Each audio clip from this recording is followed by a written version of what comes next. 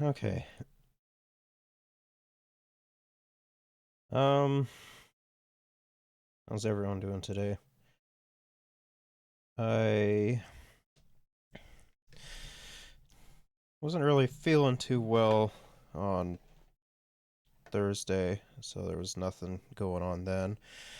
And then on and then yesterday some other stuff just kind of came up, so I wasn't really able to stream. Yeah, there's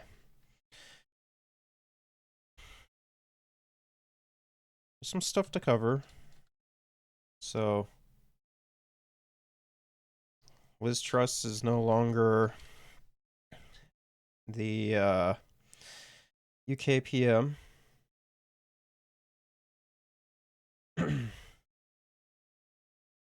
um There's been talks about uh, us freezing handgun sales, and there's also some pretty sus stuff going on in the BC NDP party right now. It looks like so that's always fun. Um,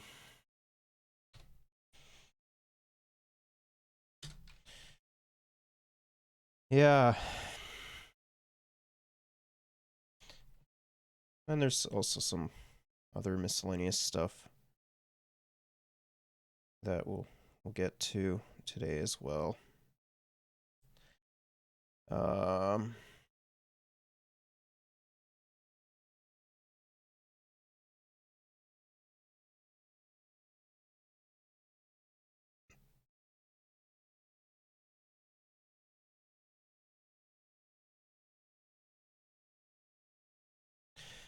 yeah, I'm just gonna update stream and stuff here real quick.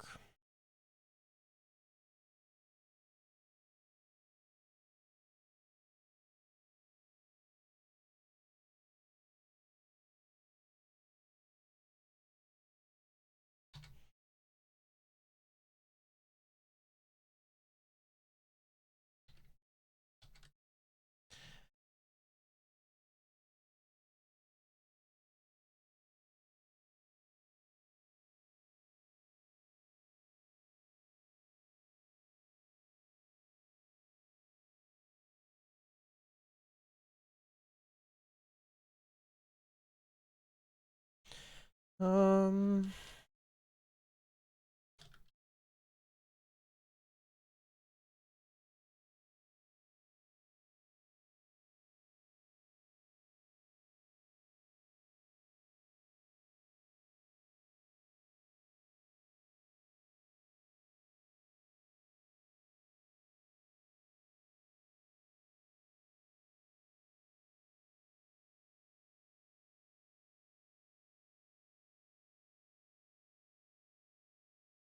yeah.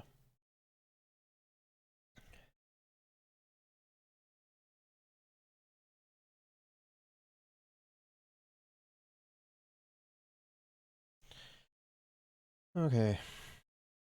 So I guess we'll just hop into the uh BC or sorry, the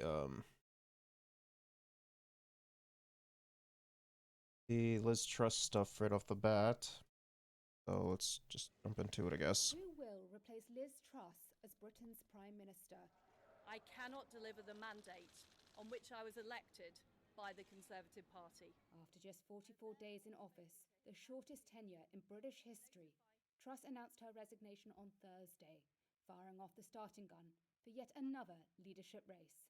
We've agreed that there will be a leadership election to be completed within the next week. Rishi Sunak, who was runner-up against Truss over the summer, is a firm favourite. The craziest thing is that Liz Truss only served, I think it was like a total of 45 days, which is kind of wild when you think about it. Because that is the lowest amount of the lowest amount of time for um, the like any PM in the UK to serve, which is just crazy. The former finance minister sounded an early warning about Truss's economic agenda.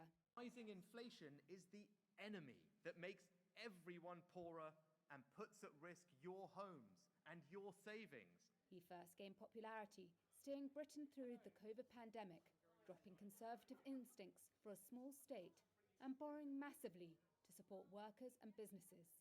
He was the preferred candidate amongst Conservative MPs in the summer leadership race, but lost out in the membership vote. Many of them saw him as responsible for Boris Johnson's downfall, which brings us to the next potential candidate. And it's perfectly true that I leave not at a time of my choosing.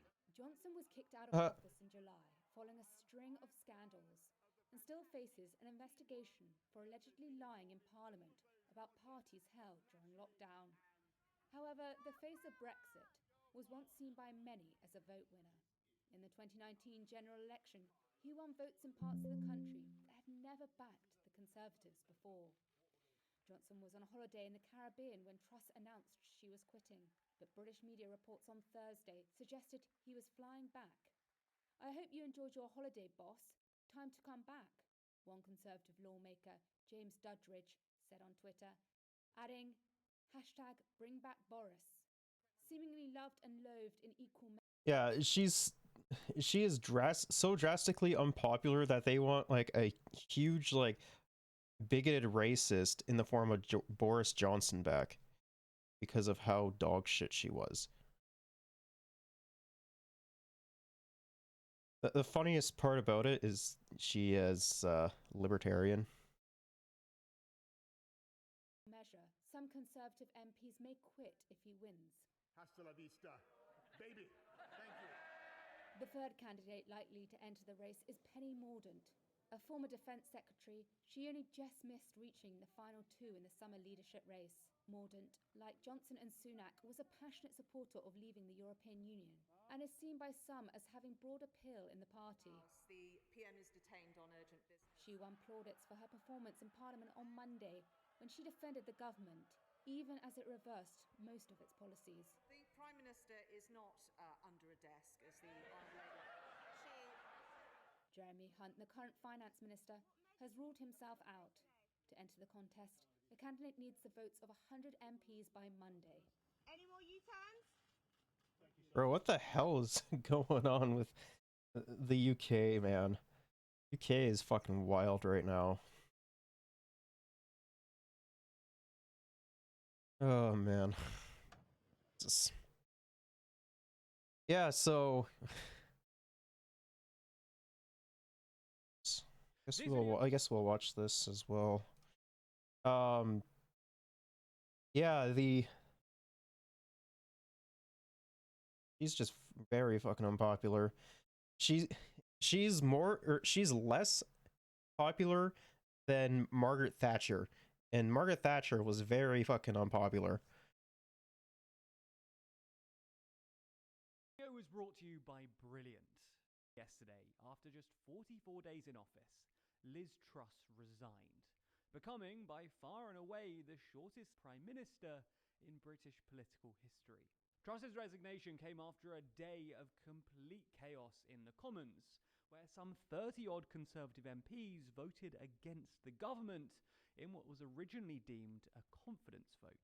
So in this video, we're going to be taking a look at the events of the last few days, how it culminated in Truss's resignation, and what happens next. Now, Truss's tenure has been turbulent from the very start. So if you want a full timeline, then you should check out yesterday's video, which is linked down below. In today's video though, we're going to be going chronologically, starting with the events of Wednesday. And Truss had a pretty busy start to her Wednesday. First, at PMQs, she claimed that the pensions triple lock would stay in place, directly contradicting what her new Chancellor, Jeremy Hunt, had said just 24 hours later.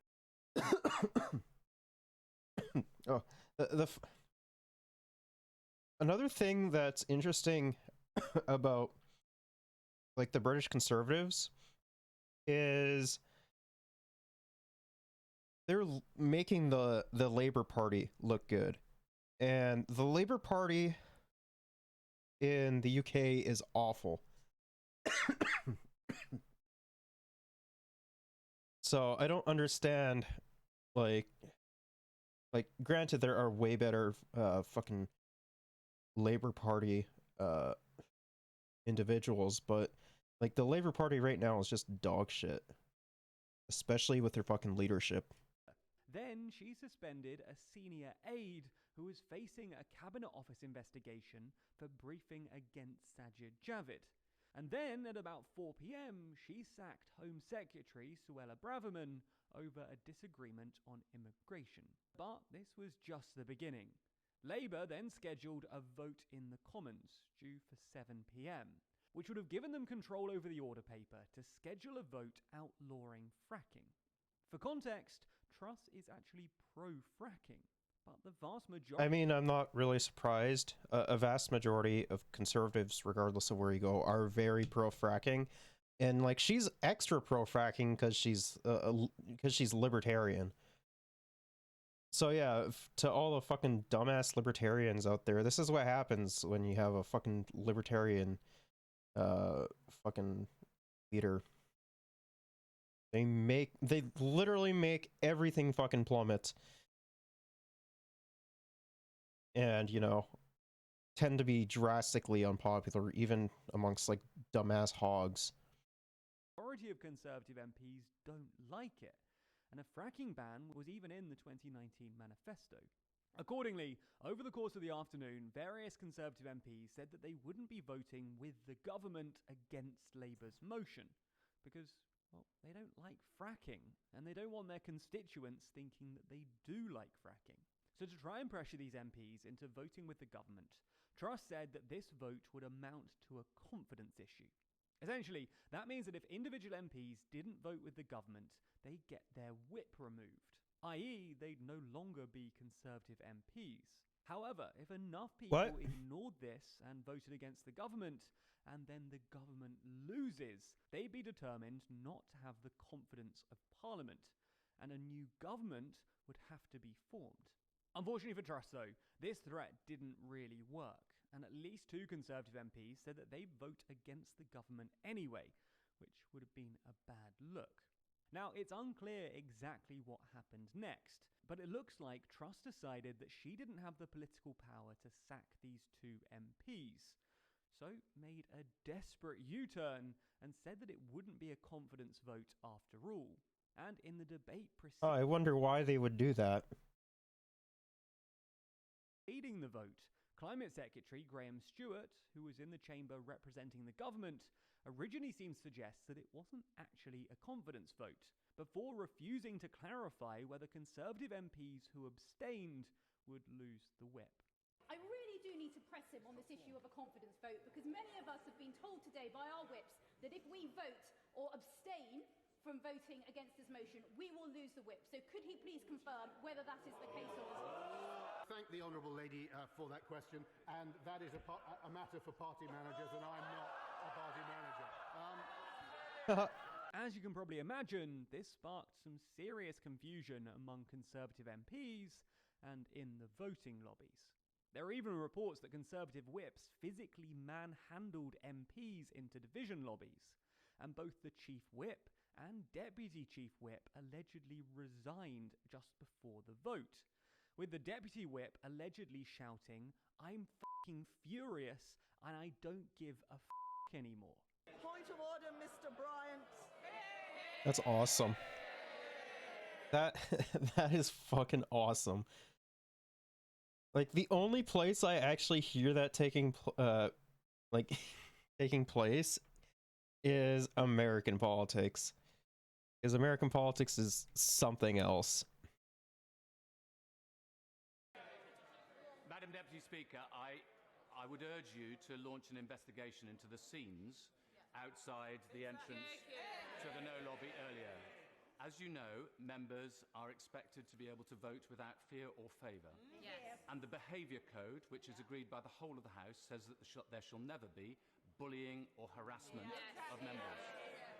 I saw members being physically manhandled into another lobby and being bullied. If we want to stand up against bullying in this House of our staff, we have to stop bullying in this chamber as well, don't we?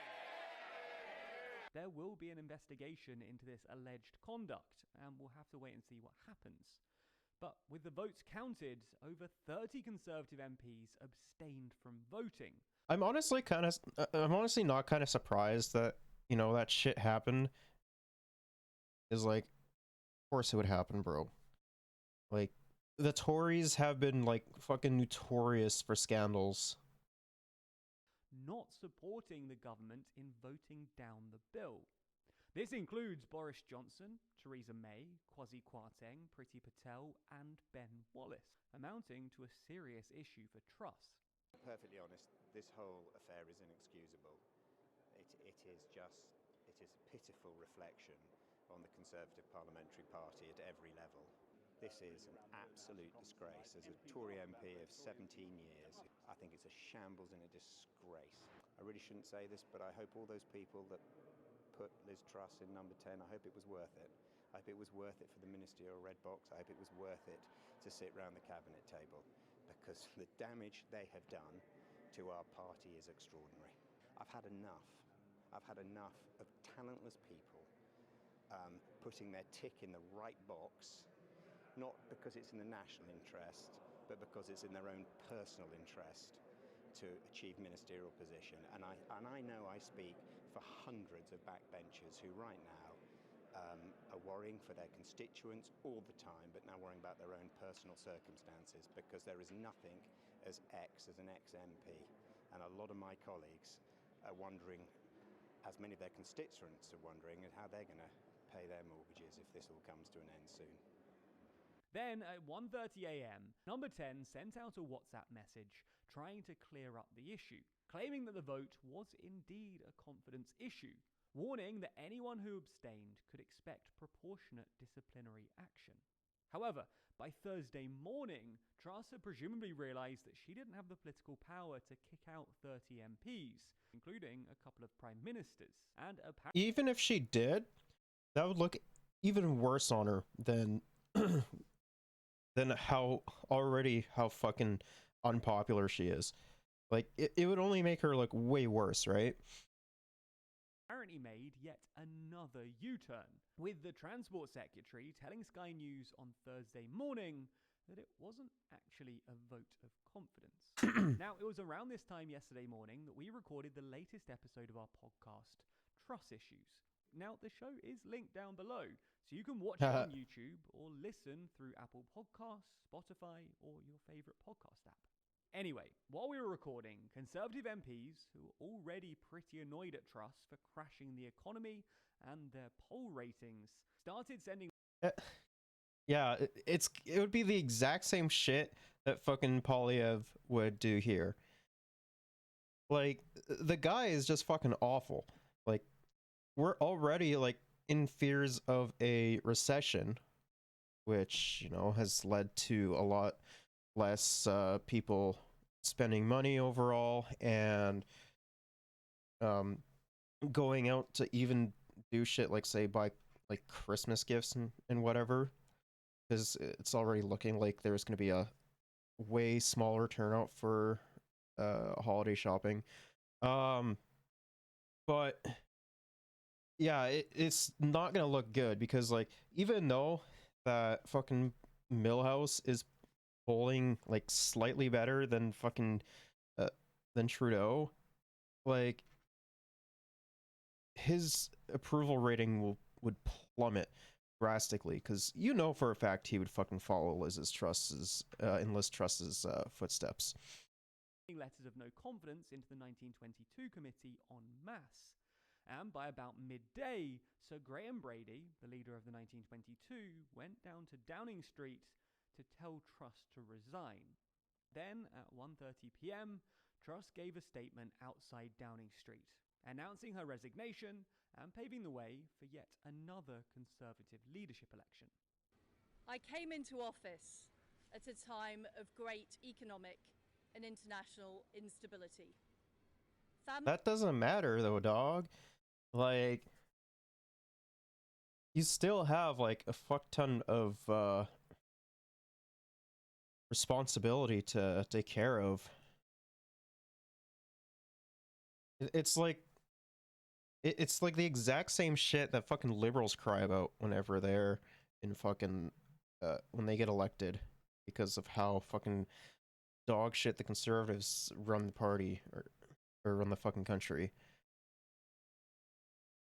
Like, they're literally just taking out of, or she's literally just taking out of the fucking liberal playbook. Families and businesses were worried about how to pay their bills. Putin's illegal war in Ukraine threatens the security of our whole continent, and our country has been held back for too long by low economic growth. I was elected by the Conservative Party with a mandate to change this. We delivered on energy bills. And you made things worse. And we set out a vision for a low-tax, high-growth economy that would take advantage of the freedoms of Brexit. I recognise, though, given the situation, I cannot deliver the mandate on which I was elected by the Conservative Party. I have therefore spoken to His Majesty the King to notify him that I am resigning as leader of the Conservative Party. This morning I met the chairman of the 1922 committee, Sir Graham Brady. We've agreed that there will be a leadership election to be completed within the next week. This will ensure that we remain on a path to deliver our fiscal plans and maintain our country's economic stability and national security. I will remain as Prime Minister until a successor has been chosen. Thank you. Yep, you heard that right. Another leadership election. And according to reports, this leadership election will include another vote of Conservative Party members.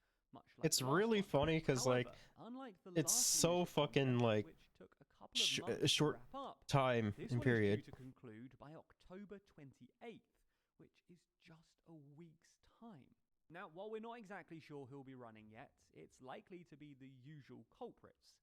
Rishi Sunak is almost certain to give it a go, considering that he came second in the last election. And Boris Johnson might even throw his hat in the ring. Yeah, it's funny because Boris he could even Boris is trying to run again. It's fucking awesome. Getting rid of him. Regardless, while we don't know exactly who will be running to be the next Prime Minister, we do know that this whole situation isn't going to go down particularly well with the public. That's because the general public overwhelmingly want an election, and a majority want a Labour government. And this new Prime Minister would likely be 2 Prime Ministers removed from the last one who actually won an election, seriously damaging this new Prime Minister's credibility and mandate. They'd also have to figure out exactly how to rebuild confidence within the party and in the be very hard to do, which would be no small task. But before we worry about all that, we need to get through the next week. We need to find out how the Tories think they're going to get a leadership contest managed and organised this quickly. And then we need to figure out who the new Prime Minister the thing is that, like, even know how dog shit the Labour Party, like, is, like, they're still, like, in favor. Like, if an election was to happen, like, tomorrow, the Labour Party would win, like, in a landslide, because the Tories are, like, demonstrably unpopular, even, like, before Liz Truss came into power. But she made the whole fucking party, like, just take a nosedive after she got into power, with skyrocketing energy bills and everything like that, and, like, huge fucking, like, Margaret Thatcher level fucking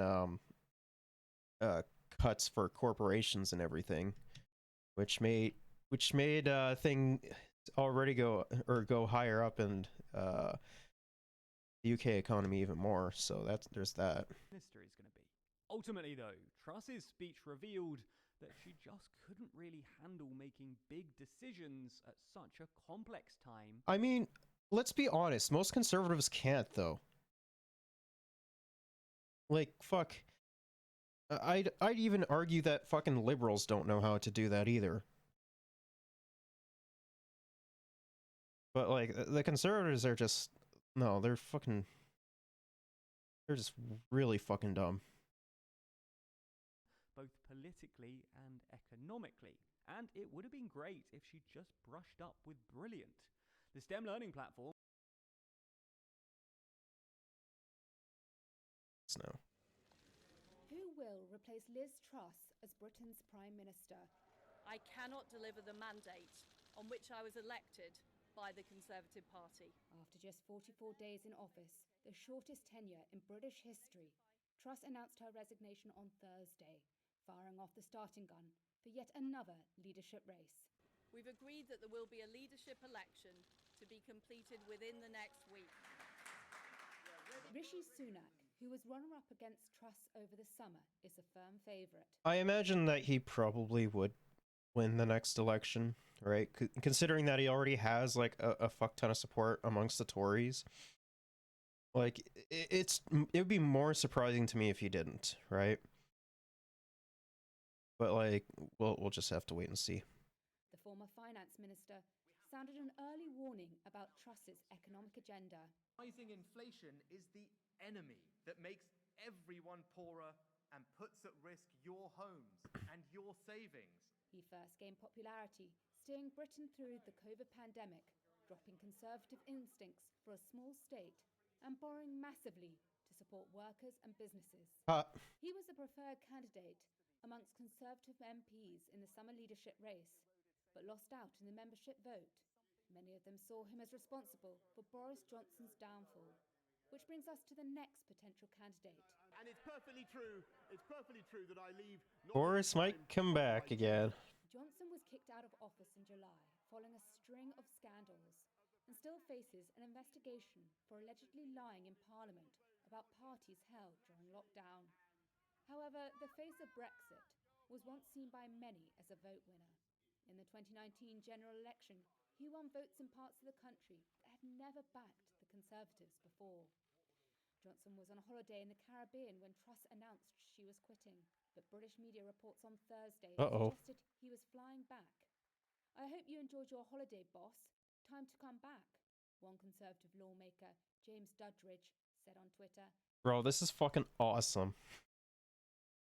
It's like it's like watching, like, I don't know, let's say Andrew Scheer was PM and then he got kicked out for having like a bunch of fucking scandals and shit, which we already know that doesn't really fucking matter. And then, like, having Polyev, like, replace him, and then having, like, other fucking conservative MPs being like, yeah, no, we actually preferred him over fucking, you know, Polyev. Adding, #BringBackBoris. Seemingly loved and loathed in equal measure, some Conservative MPs may quit if he wins. Hasta la vista, baby. Thank you. The third candidate likely to enter the race is Penny Mordaunt. A former Defence Secretary, she only just missed reaching the final two in the summer leadership race. Mordaunt, like Johnson and Sunak, was a passionate supporter of leaving the European Union and is seen by some as having broad appeal in the party. The PM is detained on urgent business. She won plaudits for her performance in Parliament on Monday when she defended the government, even as it reversed most of its policies. The Prime Minister is not under a desk, as the Honourable Lady. Jeremy Hunt, the current finance minister, has ruled himself out. To enter the contest, the candidate needs the votes of 100 MPs by Monday. Any more U-turns? Thank you, sir.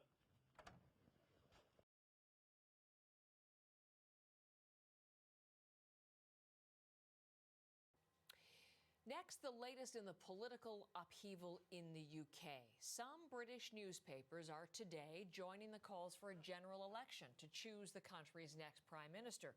Right now, MPs in the governing Conservative Party are the only ones certain to pick the successor to Liz Truss. And here's what some voters in London think about that.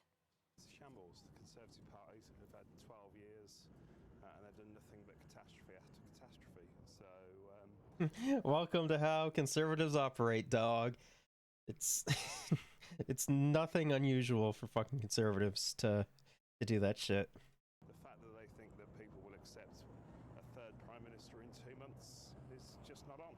But I don't think there's a way out of this. A general election causes more uncertainty.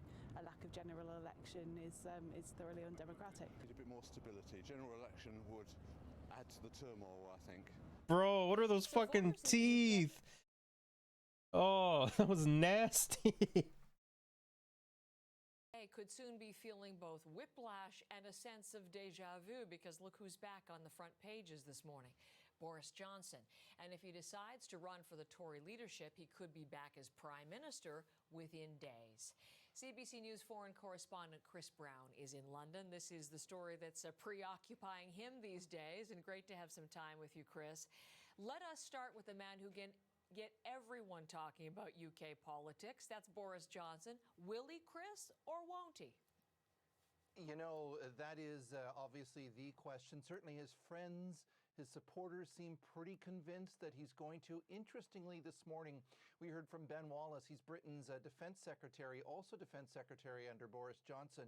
And he said he's leaning to support Boris Johnson if he chooses to run. Now, that would be a very big name, and it might signal the beginning of more MPs falling behind him. It was only like 6 weeks ago that Johnson said goodbye on the steps of Downing Street.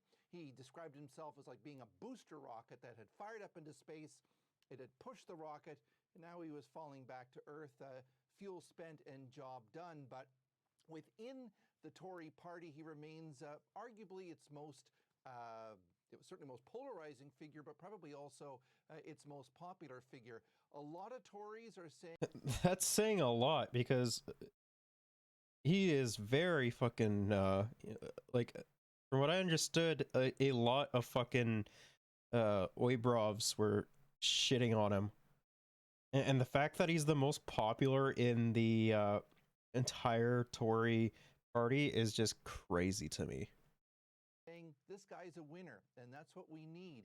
And they're clearly forgetting that it was at the beginning of the summer that he got pushed out. Somewhat 134 MPs voted against him in a confidence vote. When he stuck around, 60 more of them quit his government. All of this over ethical lapses, alleged lying to Parliament, having parties in Downing Street while the rest of the country was in lockdown. So a whole bunch of dubious ethical behavior pushed him out. But for a lot of Tories, right now, he still feels like a winner.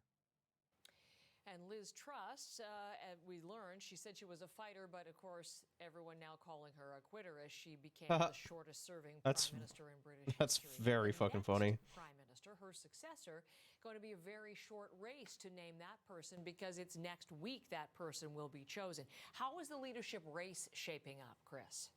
It actually feels more like a scramble than an actual race. I mean, Boris Johnson is apparently in the Dominican Republic. His feet in the sand, as one paper here called it, and he's reportedly flying back to the UK tonight to try to organize. The craziest thing about Liz Truss's resignation is that she is still going to be getting like the fucking prime minister salary for the rest of her life, which is just fucking wild to me.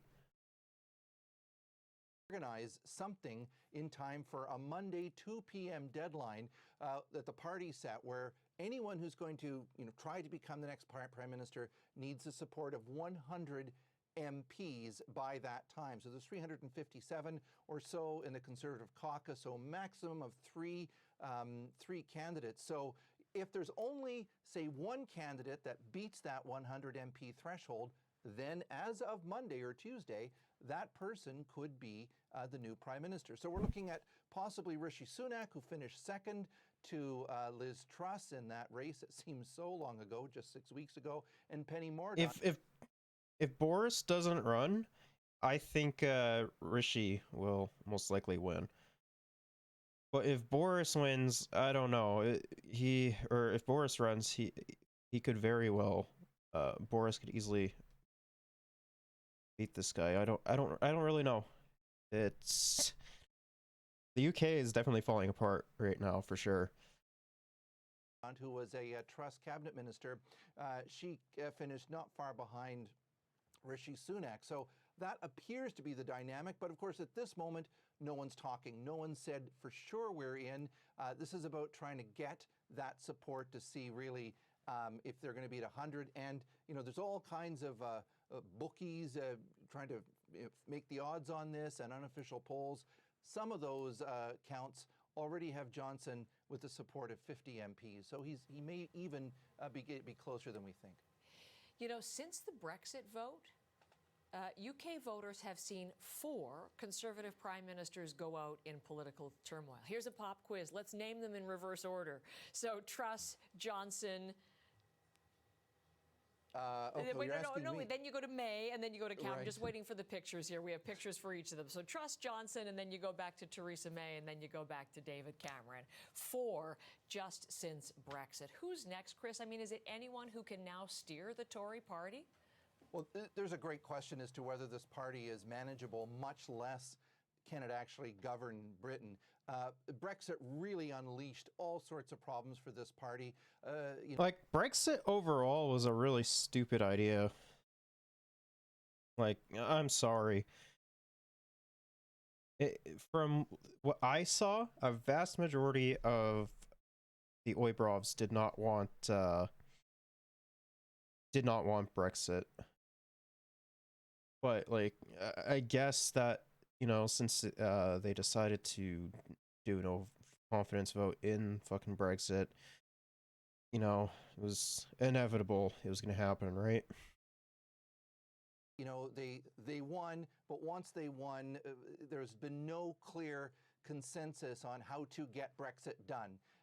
Liz Truss certainly felt she could get Brexit done by governing like Margaret Thatcher, lots of big tax cuts, And that failed. unfunded tax cuts, and the markets went berserk. People's mortgages went up. The bonds, there was a run almost on public pensions, and that's obviously what pushed her out. Rishi Sunak was, during his campaign, was saying, no, we can't cut taxes. But then, of course, so you had these two very different visions, if you will, for the Conservative Party, and no one, it seems, is willing to make a compromise. Plus, you have this idea that, you know, Truss was very popular among the rank and file, Sunak much more popular within the caucus. So the splits are everywhere, and it's very hard to see how in just 3 days any of this is going to be papered over or sealed up. And that, of course, is why, as you began this discussion, you noted that, you know, people are talking about the only way it will be solved maybe with an election. And that's certainly what the opposition Labour Party wants their way ahead in the polls. So interesting, Chris. It's going to be quite the weekend, and maybe we'll check back on Monday when we get the lay of the land there. Thanks for the time today. Chris Brown from our bureau in London. Okay.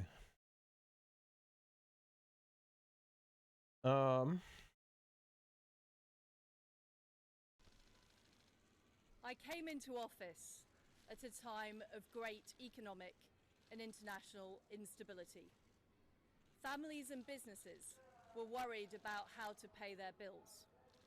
Putin's illegal war in Ukraine threatens the security of our whole continent, and our country has been held back for too long by low economic growth. I was elected by the Conservative Party with a mandate to change this. We delivered on energy bills and on cutting national insurance. And we set out a vision for a low-tax, high-growth economy that would take advantage of the freedom... I mean, like, the only way that you could actually, like, have a high-growth economy is by, you know, fucking, having higher unionization rates and worker co-ops. Because, like, you know, when people have more money, they spend more money, right? So that's realistically how you would have a high growth economy. Like, even if you want to pull back, like, to like older times, like during the USSR's like height, the USSR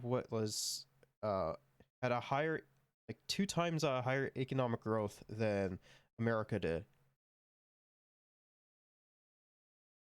So there is that, but you won't hear the fucking Tories do that. Of Brexit. I recognise, though, given the situation, I cannot deliver the mandate on which I was elected by the Conservative Party. I have therefore spoken to His Majesty the King to notify him that I am resigning as leader of the Conservative Party. This morning I met the chairman of the 1922 committee, Sir Graham Brady. We've agreed that there will be a leadership election to be completed within the next week. This will ensure that we remain on a path to deliver our fiscal plans and maintain our country's economic stability and national security. I will remain as Prime Minister until a successor has been chosen. Thank you. Uh-oh. That's not gonna look good. Faster than expected, the trappings of yet another Conservative leadership race are back outside Britain's Parliament. He's definitely got the momentum. Including the bookies and their chalkboards. Around about 30% of the money on the market has been for the former PM. Hasta la vista, baby. Thank you. Boris Johnson's sign-off in July was notably more of a see you later than a farewell forever. On a Caribbean holiday, he's not confirmed he wants his old job back, but nonetheless got a big endorsement from Britain's Defence Secretary. At the moment, I would lean towards Boris Johnson. Morning, Mr. Sunak. Rishi Sunak, a former Chancellor who came in second to Liz Truss, is probably in, say supporters, while Penny Mordaunt, a Truss cabinet minister, says she's definitely in. But it's Johnson with the buzz and the baggage. But them's the breaks. He was turfed for a myriad of ethical lapses, scandals, and truth fudging, but it now appears he has a chance at redemption. Bro, like,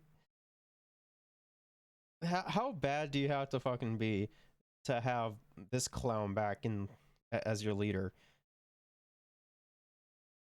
Like, bro, he was so fucking terrible. Until 2 o'clock on Monday to get 100 Tory MPs to back them. If only one does, then they automatically become the next Prime Minister. But if there's two, all Conservative members will cast online ballots with the result by Friday.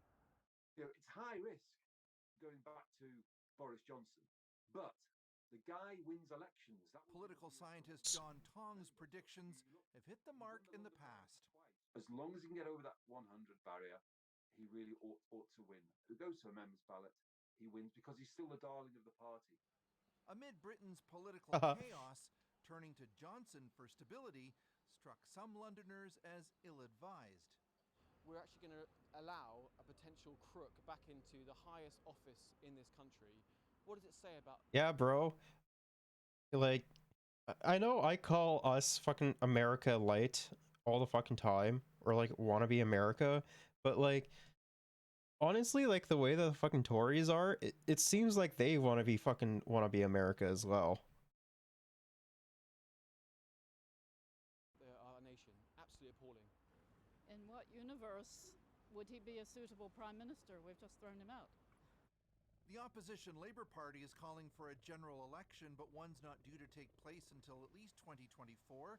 If there was a vote, Bro, that's so far away. The chaos would leave the Conservatives decimated. Chris Brown, CBC News, London. Like, after looking at how fucking dog shit the Tories are, and like have had two different PMs and going on to a third, like, how would you expect the fucking Tories to recover from that?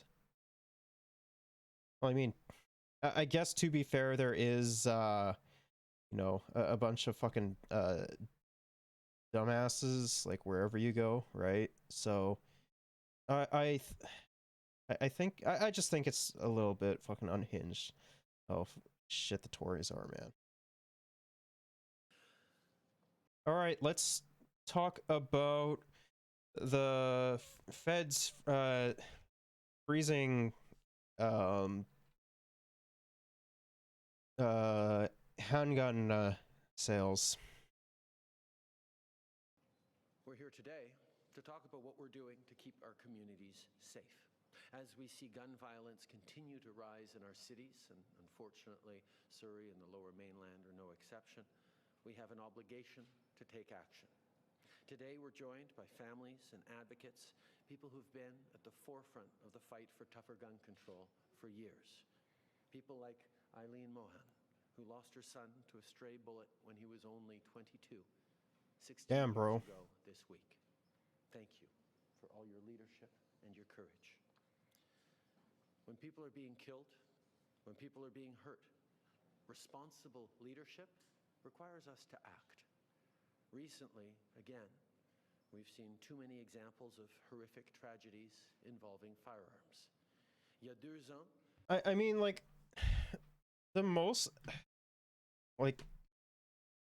of the weapons that are involved in these tragedies come from the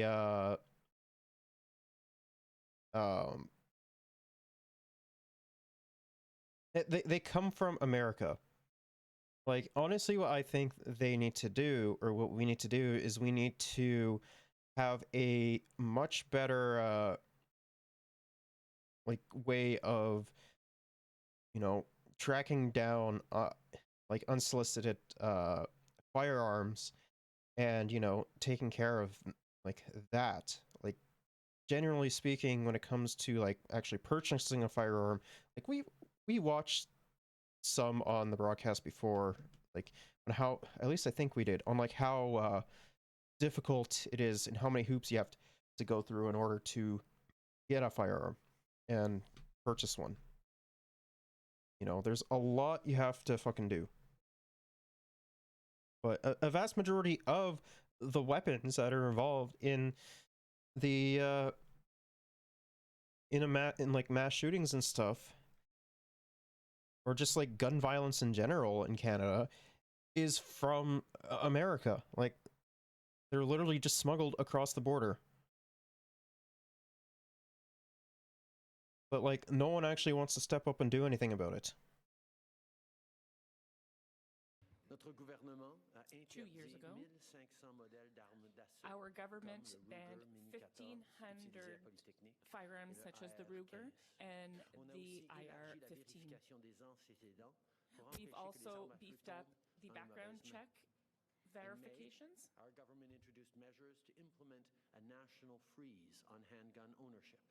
Today, our national freeze on handguns is coming into force. From today forward, it is no longer legal to buy, sell, or transfer a handgun in Canada.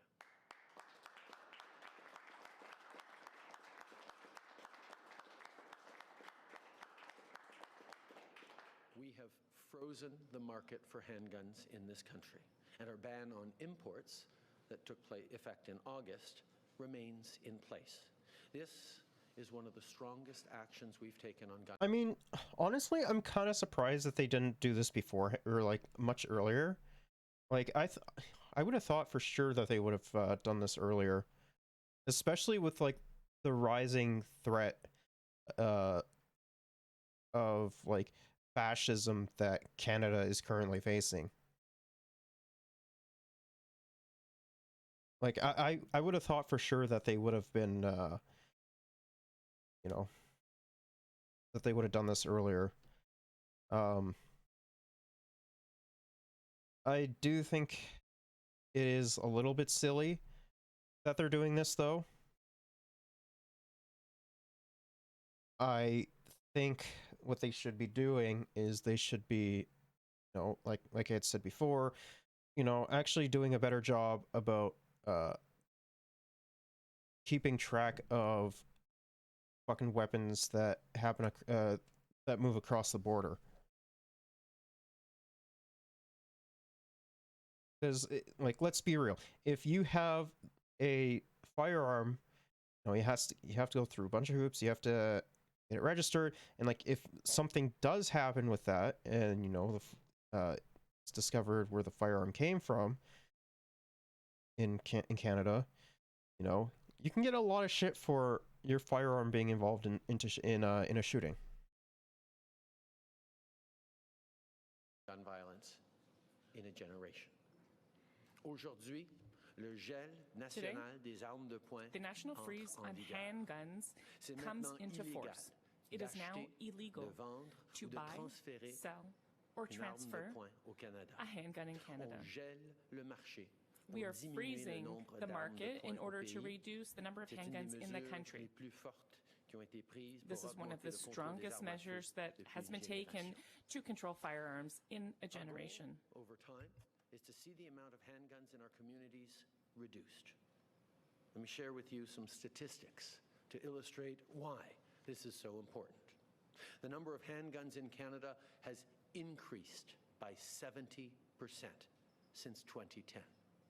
Since 2011, firearms-related homicides have gone up nearly 40%, and handguns were the most commonly used weapon. I mean, that does make sense though, right? Because when it comes to, you know, shit like suicide, guys, like men especially tend to pick more violent options, and oftentimes tend to succeed with the violent options that they have because of not only the accessibility to firearms, but they are also more likely to succeed because of how, like, I guess, like, how quick it would be, right? And they generally tend to get the results, which I imagine like a vast majority of them would regret. Which is like very fucking sad, don't get me wrong. Yeah, it's like, I understand why they're doing it, for sure. So, like, it's like not like America level problem, but it is still like a fairly big problem, right?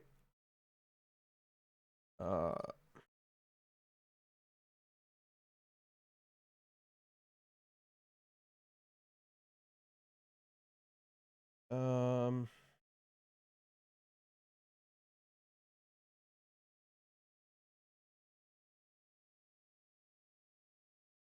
let's see here. Like, I don't think.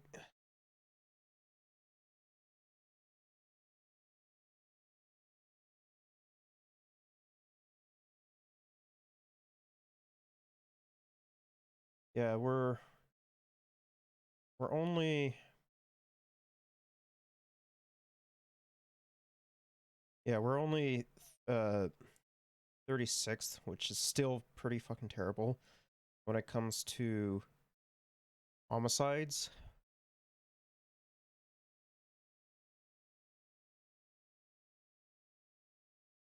Which is, you know, just really fucking sad. Like, we are, all things considered, we are fairly high up. I do think that the accessibility to weapons is a little bit of a problem.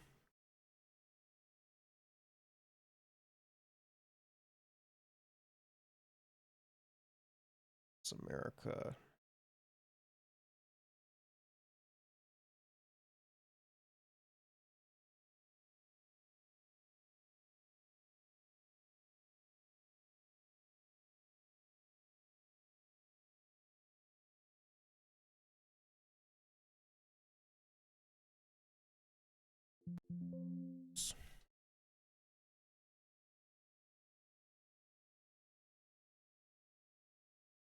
Hmm. Bro, that's fucking wild.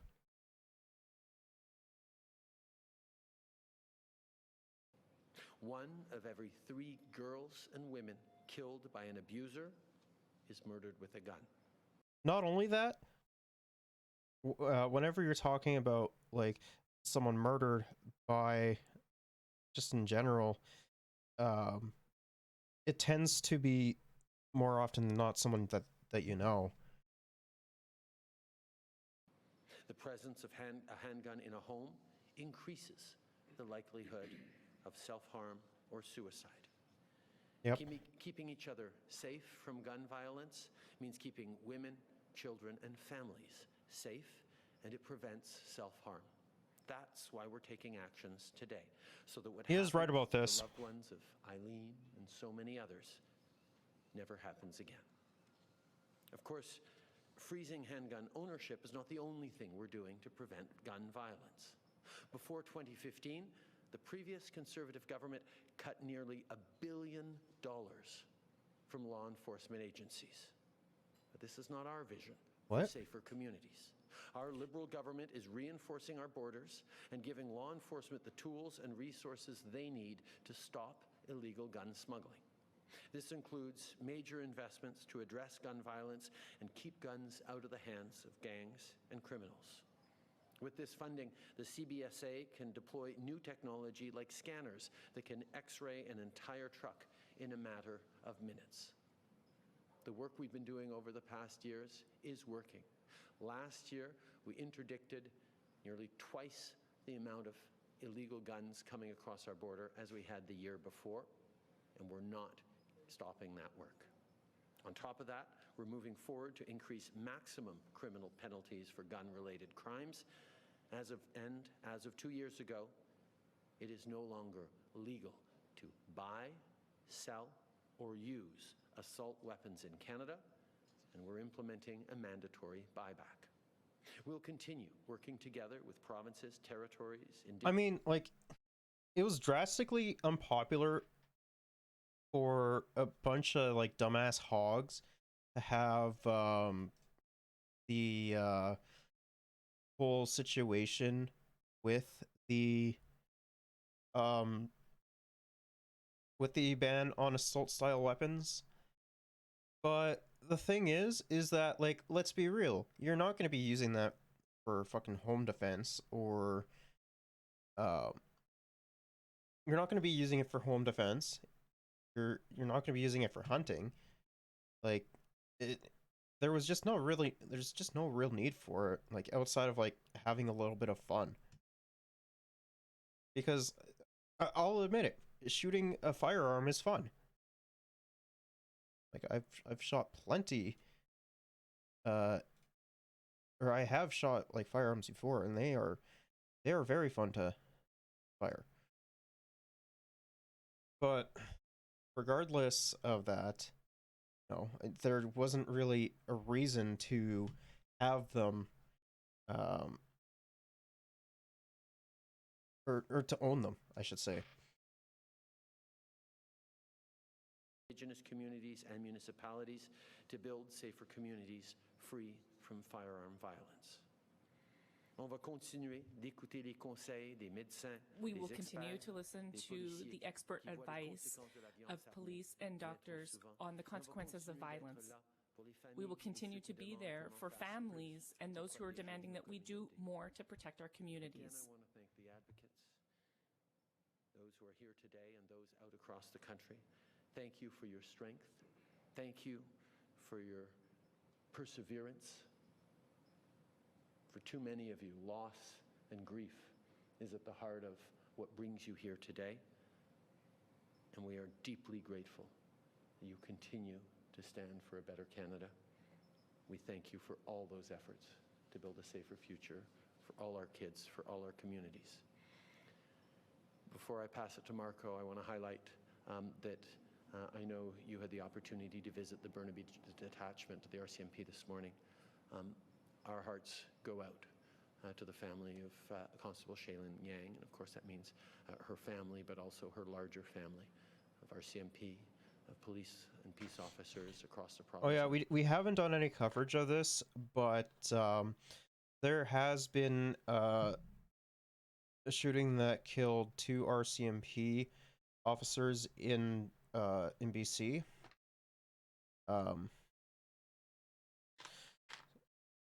You know, it's I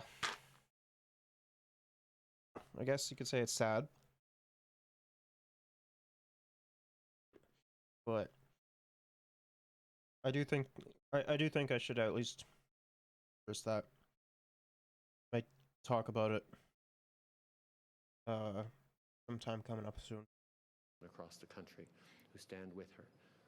We continue to remain pledged to doing everything we can to ensure that our communities are safer, to make sure that people suffering from mental health and those mental health challenges and distress and those who are on the front lines to help them and bro, then literally just have a national campaign for better funding for it, as well as, you know, making it free and universal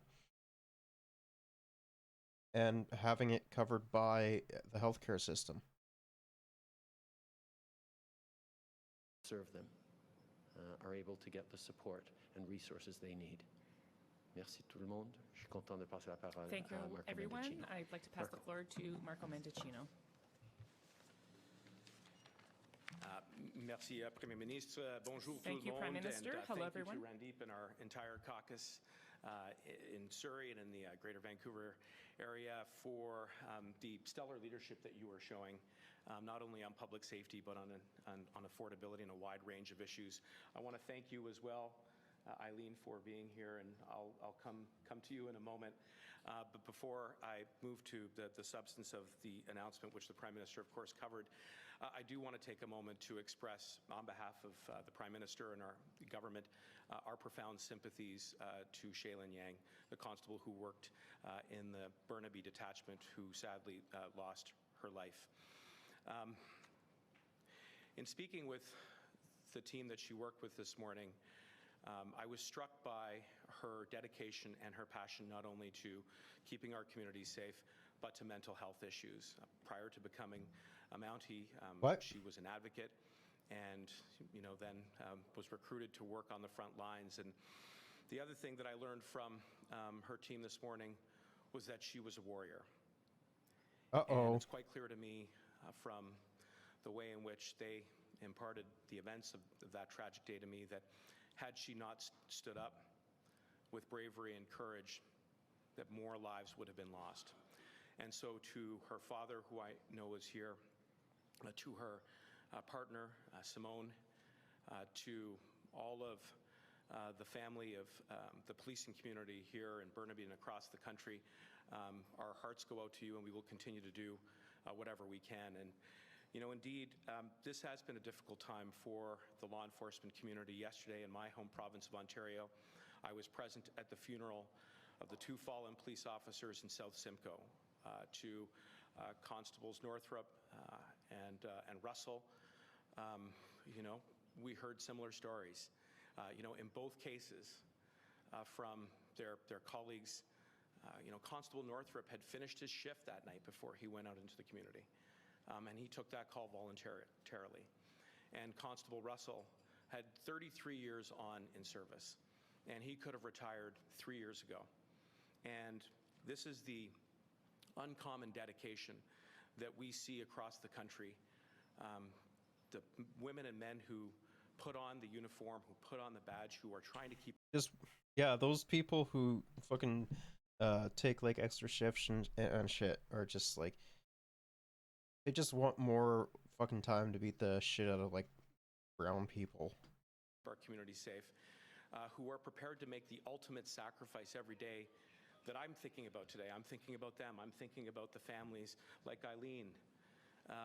And the last time we were here was in the spring, and I remember, Eileen, it was around May 31st, which was Christopher's birthday, and today we're here in and around the anniversary of his death. And even though those are two difficult bookends to a life that was tragically cut short by gun violence, it is his memory, it is you that inspires us to do the work that we are doing today. It is all of the advocates, I wish that everybody could see, but they're all here, from municipal leadership to local grassroots organizations like SAFE and Options. I cannot thank you enough. As the Prime Minister said, it is because of your perseverance through that tragedy and through that loss that we are able to do the work that we are doing today, which of course includes the national handgun freeze. And the Prime Minister has outlined the highlights, but just to underline it, going forward today, it will be illegal to buy, sell, transfer, or bequeath handguns. This is a significant stride forward towards smart. The one thing that I don't understand, or the one thing that I'm not too sure what's going to happen is with the restricted firearms license, because you need the restricted firearms license in order to like legally own a handgun in Canada, and I'm not too sure if it's going to like cease to exist, or what the case is going to be now, because that was like the main thing that it was there for. So I'm not really too sure what's going to be going on with that. We'll definitely have to wait and see what happens in that regard. Sensible gun policy to keep our communities safe. Why are we taking this decision? Because we've seen gun crime go up. We've seen handgun crime go up. 45 to 55,000 new registrations on average for the last decade, while at the same time seeing handguns overtake and become the #1 type of gun used in homicides. C'est inacceptable. Ça, c'est la raison qu'il faut. I mean, but that's also the case in America too, though. Like, you know, it's small, it's lethal, it's easier to conceal, and it's easier to operate. So when it comes to handguns, it makes a lot more sense comparatively to strangulation or like overdosing or something like that. It's just all, yeah, like it's the honest truth. Like, that's just how it is. I mean, no one's gonna like use like, I don't know, like an AK-47 or some shit like that. This doesn't make sense. Like, don't get me wrong, it's still like very fucking tragic when it happens, but I do think that when it comes down to that, we should be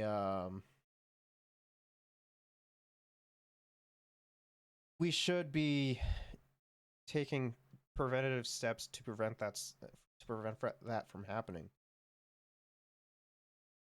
Unacceptable, and this is why we need to freeze these. This is a file that affects everyone. It doesn't matter where Canadians live, in urban communities such as here in Surrey, or even in rural communities. I want to say that the step that we are taking today is part of a broader agenda to reduce gun violence. And one of the unique features of our government is the thing is that, like, I honestly don't think that this is going to solve the problem when it comes to gun violence or homicides. I think, like, I think when it comes down to that, it will move on to, like, I don't know, say shotguns, something like that.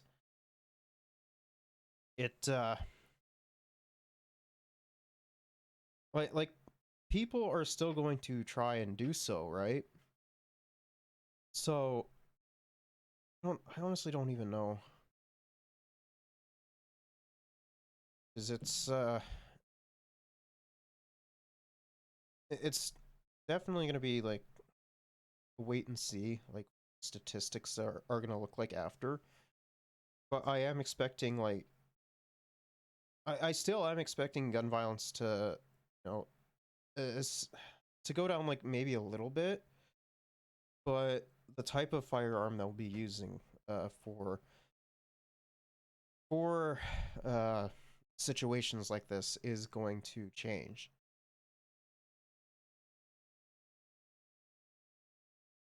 We don't believe in just picking one lane when it comes to solving this complex problem. You need smart laws, you need sensible laws, which is why even as we move forward with this provision today, we're going to work with all parliamentarians to pass Bill C-21 into law. We've got to get that law passed as quickly as possible. It will not only reinforce the national handgun freeze, it will give law enforcement the additional tools that they need to tackle organized crime, hardened criminals who are terrorists. Okay, so they're going to be providing more funding so that they can overpolice more fucking poor neighborhoods, so that they can, you know, fucking throw them in jail and shit like that for like minor fucking crimes or things that I believe should not be crimes. Terrorizing our communities through gun trafficking. And like the funny thing is that they haven't done anything, relatively speaking, to you know, fucking do anything about the fucking violence that the white nationalists do in the country. They've done absolutely nothing for it. Whether at our borders or domestically, by raising maximum sentences against those who pose the greatest risk to our communities, by giving police additional surveillance powers to bust up the organized criminal. Oh yay, more surveillance state bullshit. Criminal networks that are trafficking guns across borders. We need to pass that law. We need to make sure that we make good on our commitment to implement the buyback program on a national ban for assault-style rifles, because those guns have no place in any community. They were designed for one purpose, and that is to kill people using maximum lethal force in the shortest period of time, and with the partnership of our many stakeholders. Like those, honestly, like assault-style weapons are just like, they're just fucking like tools of murder. That's all that they are. Including provinces and territories. We're going to get that done. And, you know, finally, we need to stop gun crime from occurring in the first instance. And I'm so proud of the leadership, Prime Minister, you have... What we should be doing in that regard is we should be heightening the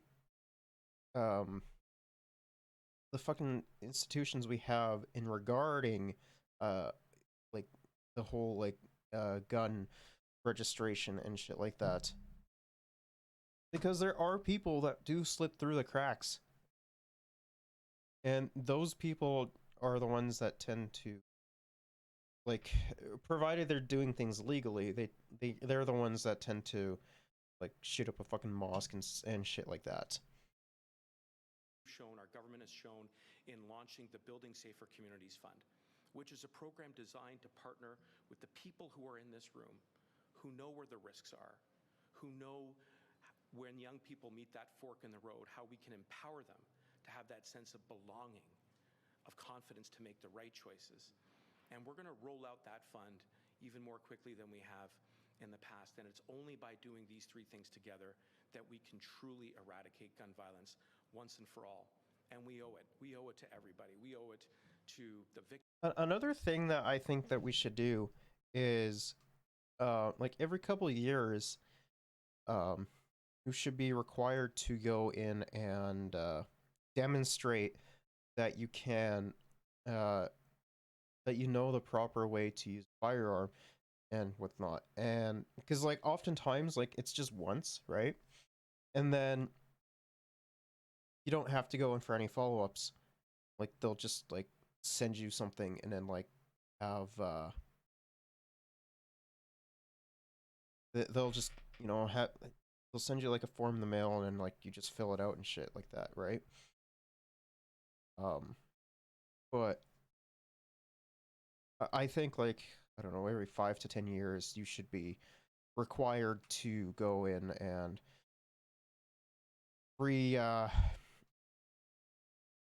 you should be re-examined when it comes to that. Because if you can't demonstrate it, I think you should be should have your fucking license revoked. Victims and families who've been touched, whether you're talking about Portapique and Truro and Nova Scotia, les familles des survivants de The la families tragédie au of Québec, survivors de la of the Polytechnique tragedy ou la mosque at à the la Vue du Polytechnique in Québec. Quebec or at the In mosque. my hometown, the families and the survivors from the Toronto Danforth shooting were right here in British Columbia with Eileen, so that there isn't another tragedy like that again. Thank you very much. Merci beaucoup.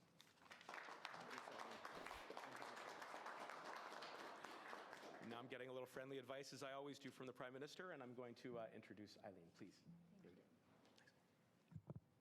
I gotta pee. October 19th marked the 16th anniversary of my son, Christopher, who was stolen from the doorsteps of my home. And during the trial of Christopher, I presented a victim impact statement, and I said, our forefathers should have first invented life before we invented death. And whenever I had an opportunity to do a rally and advocacy in my son's memory, I always said an elected official's first and foremost priority is public safety and security. And never in my lifetime I thought that I would see a day like this that would come about, that we will choose life over death. And this freeze will impact our future society. Choosing life, it takes a political will and a political courage to make it happen. It is not a popular law, a freeze. It has not made some people happy, but leaders are not chosen to make people happy. They are there to lead and to act for the future generation. And today, the Liberal government has chosen life over death. Like, I honestly don't even know what she's really talking about. Like, I understand that, you know, she's lost family to gun violence, but it's, yeah, I don't know. She's just really libbing the hell out of this, in my opinion. Death. And I want to thank the Prime Minister and his leadership of choosing life and not be... Bro, he's done so much fucking violence against, like, Indigenous communities. He is not a fucking champion of life, bro. Fucking nuts. Not taking into effect of the setbacks that this will bring. I think people in the future will bring about and talk about this aspect and this day that we chose life over death for our future generation. And I want to say that a huge thank you to the Prime Minister and to the Liberal government for bringing this legislation forward, that if tomorrow I die, I know that my son's life did not go in, his death did not go in vain. And I am rejoicing that in my lifetime I am seeing this day that we are choosing life over death. Thank you.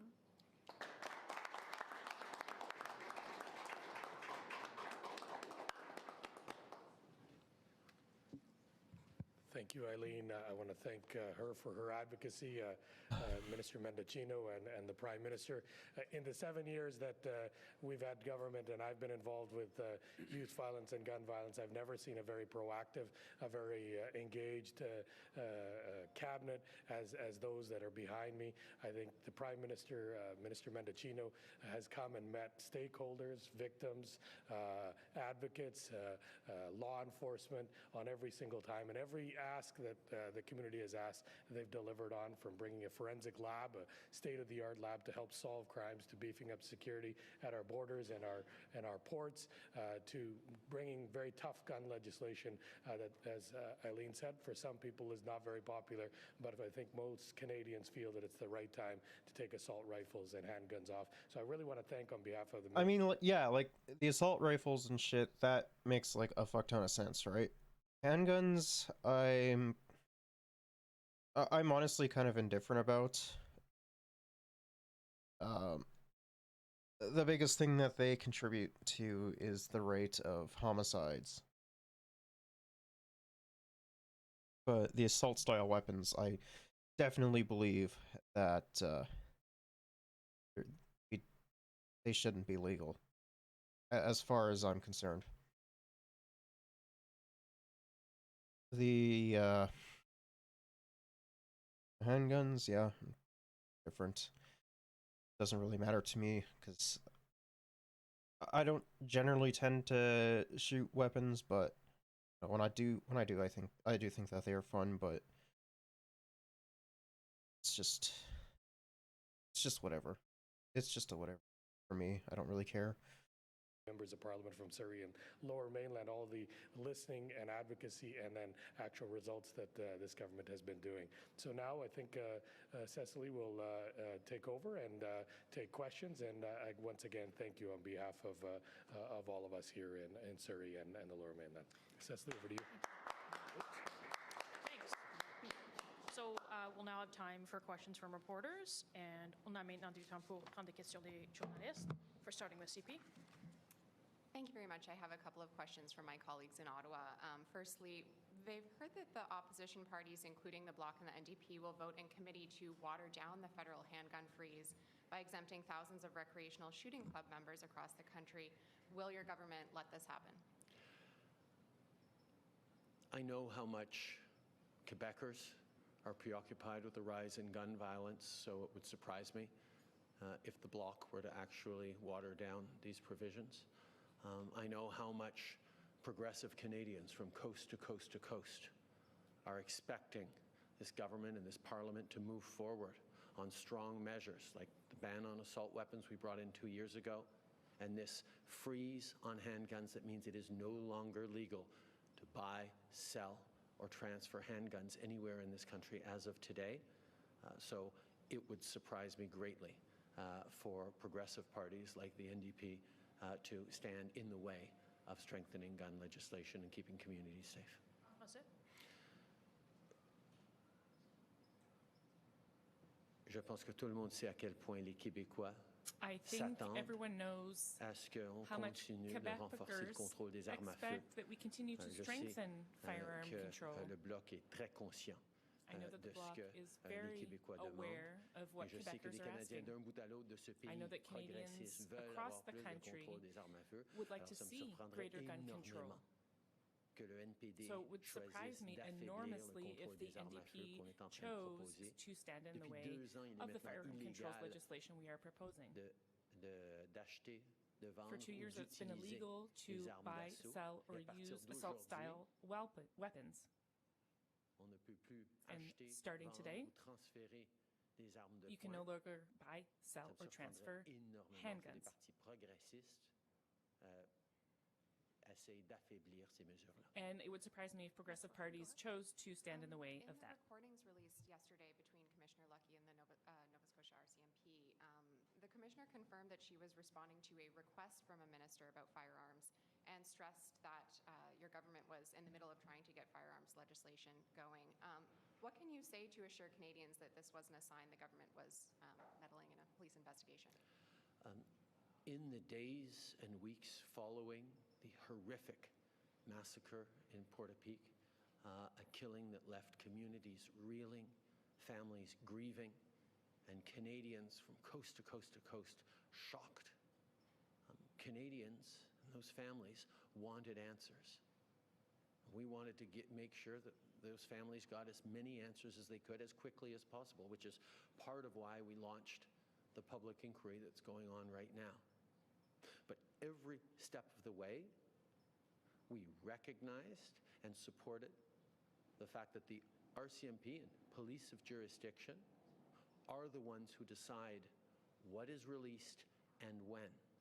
They make decisions about how to balance the need of the public to get answers and the need to protect the integrity of investigations. And as we saw in this case, it was the police that... Haven't there been like a fuck ton of scandals when it comes to like the RCMP though? So like, no, they don't really give a fuck about like integrity of that shit. Months later, made that decision to release more information. We will always ask on behalf of Canadians for more answers, but we always ensure that the RCMP and police officers can do their jobs. Okay, next question, CBC. En français, oui. Nous savons que dans les jours et les semaines qui ont suivi, we know that in the days and weeks that followed, horrible. This horrible killing in Portapique, Nova Scotia, les Canadiens voulaient des families, réponses. the community, and Canadians wanted answers. Une enquête publique sur that is why we now have a public inquiry into what happened at that event. Demandé, nous voulions voir so toute yes, l'information nécessaire. We want to see all of the information come out to give Canadians answers. But we know, and we will always respect the fact that it's only the police that can determine the response required, and to know which response is not possible in order to not endanger the conduct of the investigation underway. And we need to respect that independence of police services. CBC. Hi there. Thanks for taking our questions. The SKS rifle was used by the BC manhunt suspects, the Fredericton shooter, and most recently in the shooting deaths of 2 officers in Innisfil, Ontario, but it's not on the prohibited or buyback list. Why is that, and are there any plans to ban the SKS rifle in Canada? Happy to turn it over to Minister Mendicino, who can speak to that. Marco? Well, first, our thoughts go out to those frontline officers who lost their lives during the line of duty as a result of the gun violence that we've seen. And when it comes to the measures that we have already introduced, we put in place a very ambitious plan to ban nationally assault-style rifles and to then, by extension, launch a buyback program to get those assault-style rifles out of our communities once and for all. When we introduced Bill C-21, we said that as a government, we would be amenable to working with all parties to make sure that we had the right policies as it relates to assault-style rifles. And that is precisely the work that the Standing Committee on Public Safety is doing right now. So they will be looking at models, they will be looking at exactly the kind of examples that you have cited, and providing recommendations to the government, which we have said we will. I mean, if they really want to like end gun violence in Canada, they should just like flat out ban like all firearms in general. But I personally think that's silly.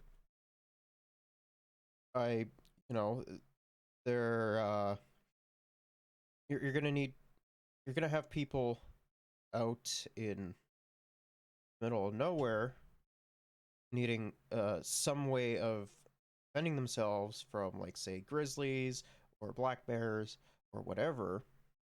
When if they can't defend themselves against that, then they're going to be in trouble. Plus, also, people like to go hunting on top of that. Which, yeah, I personally don't hunt myself, but, like, I've had Uh, I have had meat that was hunted. I think it's tasty. So I think when it comes down to that, like, or like a full on like firearms ban, I think it's silly. So like, provided that you don't have like a legitimate reason to own a firearm, I personally don't really think that you should be able to. Like, if you want to go to, like, say, a shooting range or something like that, I think that then, you know, it's okay if there's firearms there, and then have have fun, shoot some guns.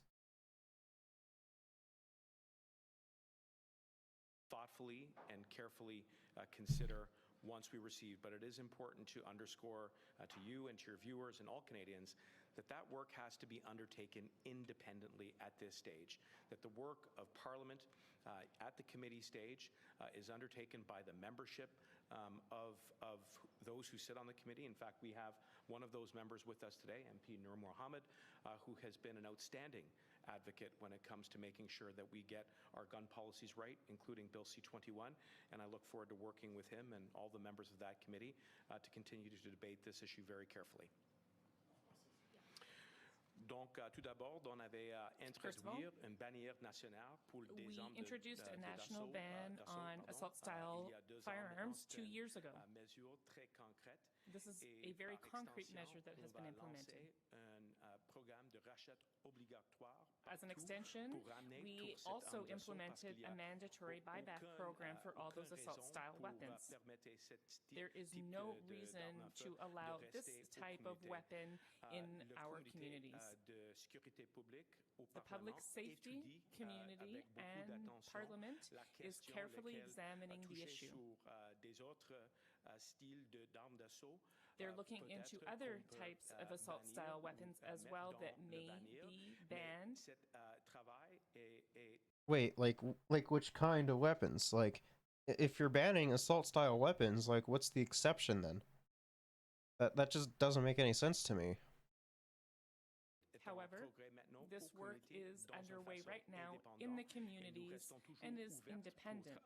We are open to opportunities to work with the community and all partners and stakeholders on this important issue. This is for the Prime Minister. You had reacted to David Eby, slated to becoming the BC NDP leader, clearing the way for him to be Premier of BC. Wondering if you could just do that. Yeah, we'll talk about that after this, because to me personally, it seemed like some really sketch shit was going on there. French, if you don't mind. Okay. But actually, I wanted to follow up on Marco's comments and on your question on the assault weapons ban. As of 2 years ago, it became illegal to buy, sell, or use assault weapons anywhere in this country. And we saw Canadians overwhelmingly supportive of this measure to interdict. I mean, the assault-style weapons, yeah, it was drastically popular, of course.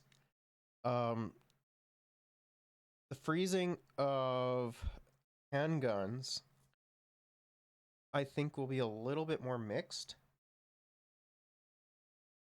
But I do think that's still going to be relatively popular, all things considered. So, yeah. I'm not really too sure on what they're going to be doing after this. I do think that eventually they might just flat out, like, ban handguns, but time will tell for sure. Guns that were designed to kill the largest number of people in the shortest amount of time possible, as easily as possible. That is something that we have done.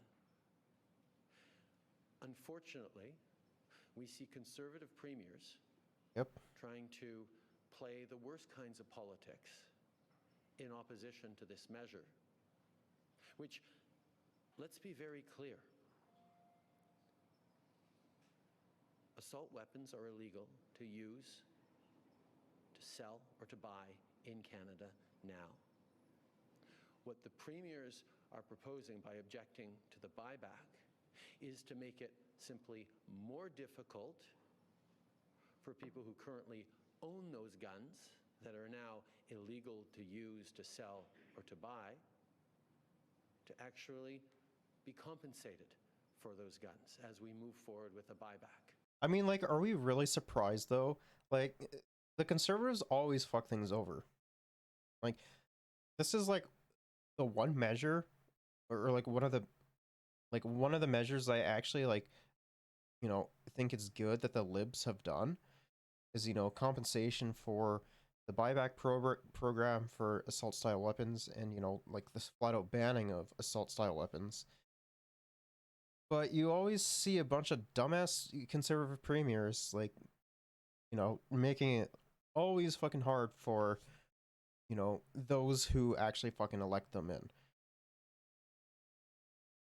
Like, it's just fucking wild to me. It's the kind of politics that Canadians don't want to see around gun violence, around moving forward on these important measures. Soyons très clairs sur ce que les premiers ministres conservateurs de certaines provinces sont en train de dire par rapport à notre interdiction d'armes d'assaut. The ban on assault weapons.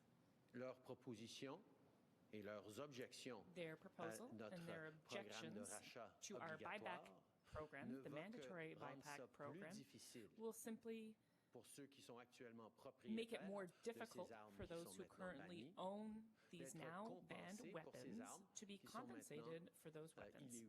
Those weapons are now illegal. It's illegal to buy, sell, or use them. It's politics, pure and simple. But we will remain focused on the job we need to do to protect Canadians. Le prochain Premier ministre de la Colombie-Britannique, David Eby. Regarding the next Premier of BC, David Eby, I would just like to say that I am very pleased to be able to continue on with the good work that we've been doing with the BC government for many years now. I always worked very well together with Premier Horgan. He's had an impact on initiatives that are important not just to residents of BC, but to all Canadians. I'm eager to be able to continue on with that work now with David Eby. I know that we share a number of issues, challenges, and solutions, and I look forward to working with him in the weeks, months, and years to come. Yeah, switching gears a little. Completely avoided the fucking BC premier shit. Minister Freeland has kind of changed her tone on the economy and warned Canadians that tough times are ahead. That came this week. And Mark Carney also told the Senate committee yesterday that a recession is likely. So I know you've mentioned. I called it. I called it. I knew that there was going to be a fucking recession, and now they're talking about it. In this announcement and yesterday, some of the cost of living relief measures. How else, is your government now operating on the assumption that a recession is likely, and what other preparations are you making? Like next to none. First of all, every conversation I have with Canadians across this country over these past weeks and months has reflected the challenges people are facing with rising costs of groceries, with difficulty around filling their tanks up with gas, concerns about the coming winter, concerns about rising interest rates and the costs on their mortgages. We know Canadians are worried. That is why we're putting forward measures to double the GST tax credit and deliver a check for 11 million households in the coming weeks. That'll make a real difference. And we're also moving forward on support for families of kids under 12 who can't afford to send them to the dentist. And we're moving forward on direct support for low-income renters as well. These are measures that we hope that all parliamentarians are going to be able to pass and endorse. Bro, like literally every single Conservative MP voted against it. Like, what? Like, it was fucking dog shit, bro. Like, do you really expect the conservatives to give a shit about like the average everyday fucking person? Like, let's be real. If you guys, if the NDP was wasn't with you guys, like supporting you guys, then like neither would you. Unfortunately, conservative politicians continue to try and block our support on dental and rental, but Canadians need that support. But let me also be very clear that that support is targeted. We know that we need to help people who need help without putting at risk. Bro, like literally all Canadians outside of like the fucking lobbyists and, you know, the people who own and like or the capitalist class are fine. For the most part, like every other fucking Canadian needs help, man. Like, holy fuck. Our fiscal stability or contributing further to inflation. That's why remaining fiscally responsible and measured in our response is essential because we have to prepare for whatever might come in the coming weeks and months. We've made a commitment to be there for Canadians as a government, and we will, with direct, targeted supports for those who need it most, and the ability to respond in case things get worse for families across the country. I mean, like, the only reason why you're actually, like, fucking doing so is because of the NDP. Like, you would not be saying... Like, you'd pay lip service to it at most if it was, like, a fucking majority government. You pay lip service at most if it was majority. Sorry, it's the truth. Like, whenever we fucking enter in, like, a recession or some shit, like, especially, like, under a majority government, it tends to be a lot fucking worse for the average everyday person comparatively. And then they have to, like, fucking sell their house and shit. Or, you know, go to fucking food banks because they can't afford, like, the price of food. Like, yeah, sure, Loblaws, yeah, Loblaws may be fucking, like, freezing, like, the fucking rate on, like, no-name products, but, like, who gives a shit about that? That's not, that doesn't change things, because, like, they're still very fucking high. And then they're gonna unfreeze the fucking prices, like, come, like, next February, if I'm not mistaken. Like, you need to fucking do something about corporate overreach. It's not gonna solve any fucking problems. It's just gonna make things fucking worse. Next and last. Oh. En français. Nous savons que les familles à travers le pays we know that families across the country are struggling. We know that there are challenges with grocery bills, the cost of energy, especially with the coming winter. We know there are issues with the costs of living and housing and increasing costs. This is why we have put forward concrete measures to help Canadians. This includes doubling the GST credit, which will be sent to 11 million households, whether that is dental care for children or help for low-income renters. Bro, literally just fucking make dental free for everyone. Just say fuck it, I'm gonna speardick this through with the NDP support, and on top of that, you know, why not fucking do farmer care as well? This way everyone has access to it, because, like, they're fairly fucking popular proposals and ideas. So it just doesn't make sense that you wouldn't pass that through. Like, just fucking do, like, the Bernie plan, bro. This way we can actually, like, be fucking proud of our national healthcare system, despite how fucking flawed it is.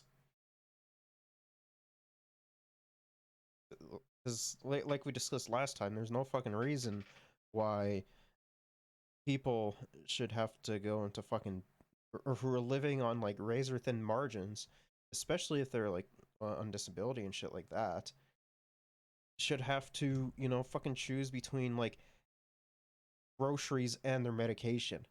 Like, it's fucking stupid.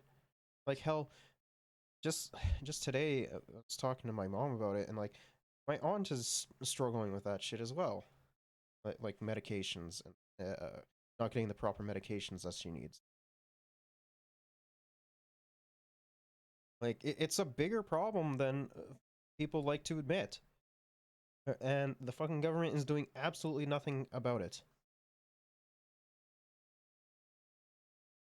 Instead, they're, you know, fucking making it easier for, you know, people to kill themselves with fucking with the help of a doctor.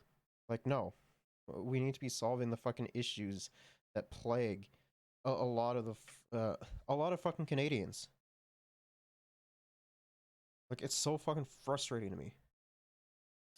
These are measures we have passed in the House, and we hope that the Conservatives will stop blocking the proposed dental care and low-income and support for low-income renters. They won't. They just flat out hate Canadians. Let's be honest with ourselves. They just flat out hate Canadians. They do not give a shit about like fucking people keeling over and dying. Like, preventable fucking options or preventable things that we can easily solve like next week. Like, you have way too much fucking faith in the Conservatives, my man. You already have the support of the NDP. Spear deck everything that will help out Canadians through. Just fucking do it. The Conservatives will bitch and moan about it, but who gives a shit? They're not in any fucking power right now.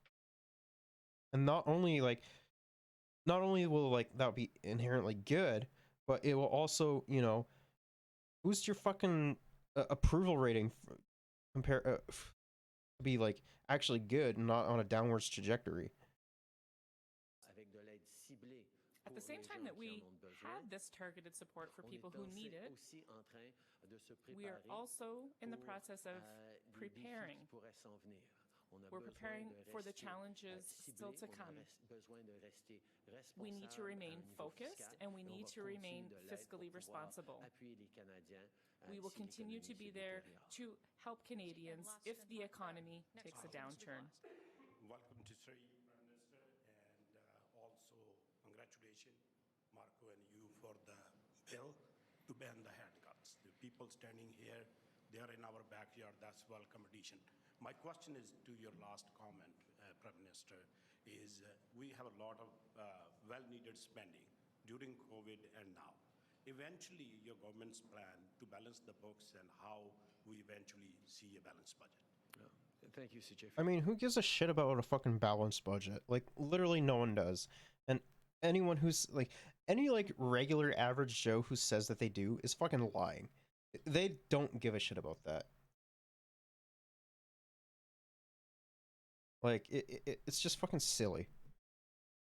No one fucking cares about a balanced budget. And if they did, then they should be fucking having higher tax, like a higher fucking corporate tax.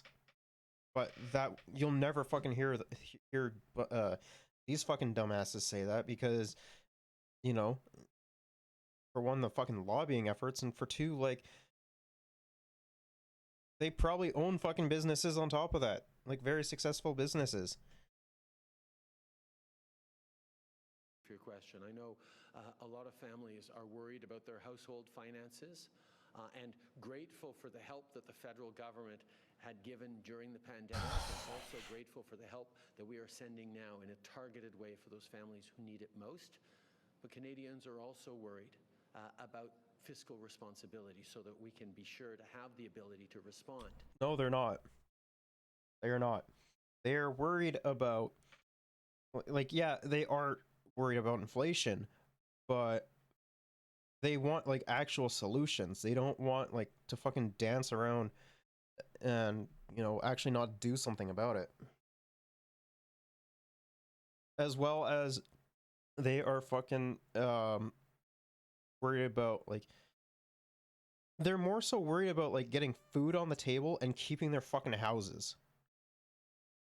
Like that's what they're fucking concerned about. Because the parasitic individuals known as landlords are, you know, fucking raising rent prices.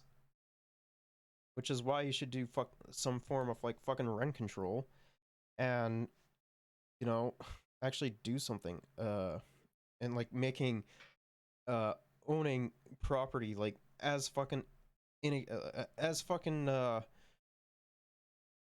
like I should say like private property in the form of a form of housing, making that like unprofitable as fucking possible. I'll use Winnipeg as an example. Winnipeg has a fairly large homeless population, and they have plenty of vacant housing, or plenty of vacant buildings, you know, not being used. You know, fucking put those people that are dying on the streets due to fucking, you know, preventable measures into the fucking housing that they need. Like, no fucking Canadian gives a shit about balancing the books right now. They care about having a place to live, having food on the table, and, you know, being actually able to purchase that shit.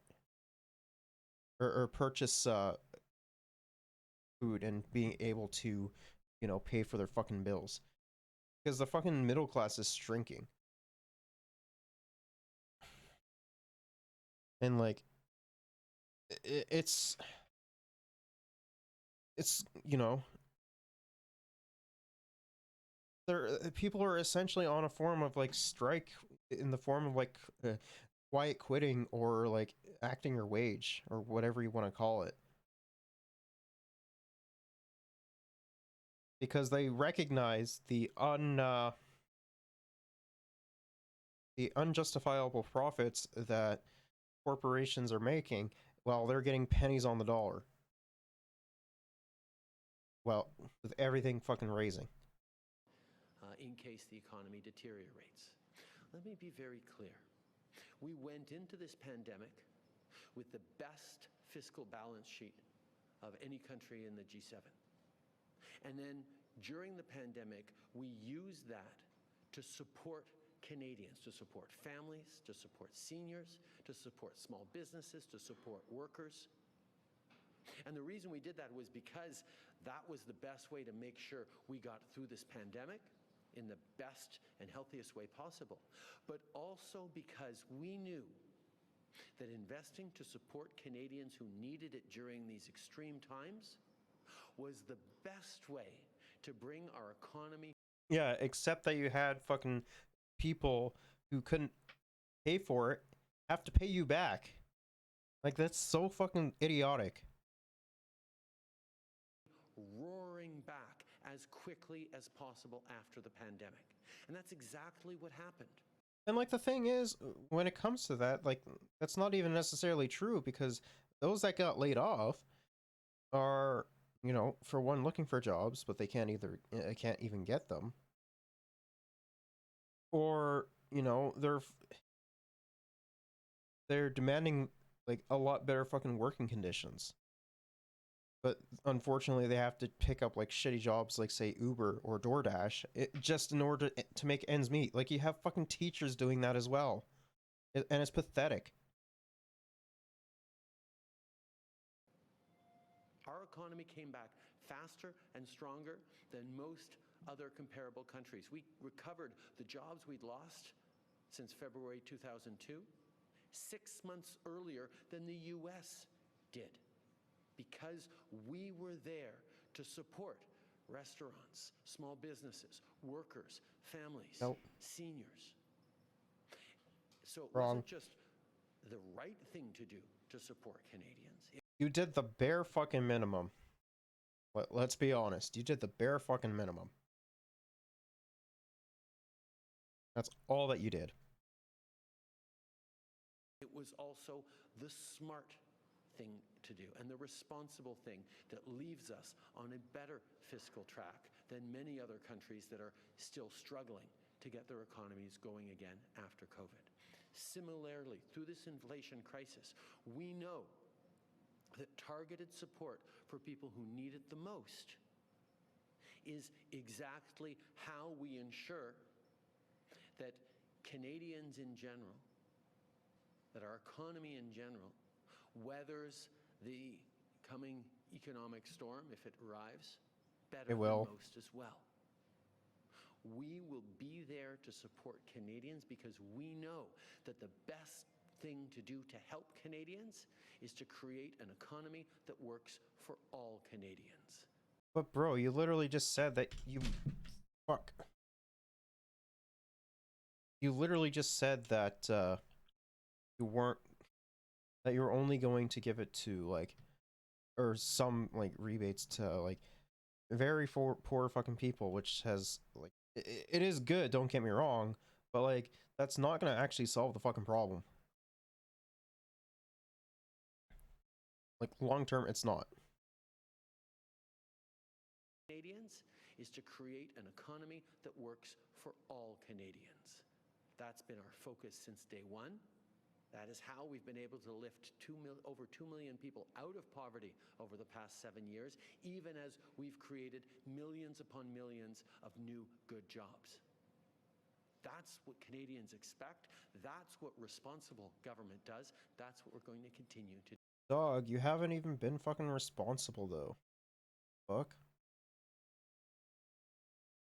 What do you make? Hundreds of firearms are now banned in Canada, but not this one. Basically, if you're a gun owner in Canada and you own rifles, you probably got an SKS. They're just that common. Originally a Soviet combat weapon, thousands of semi-automatic SKSs found their way into Canada after the fall of the Soviet Union. They were extremely inexpensive, and you had rifles coming over from former Soviet republics, and you could buy them by the crate. In 2020, the federal government banned 1,500 assault weapons. This gun expert suspects the SKS didn't make the cut because of its older design, and it takes longer to reload. But if you're shot before somebody has to reload, the result is going to be the same regardless. The SKS has a violent history in Canada. Last week in Innisfil, Ontario, a man shot a... I'm honestly kind of surprised that they haven't banned the SKS.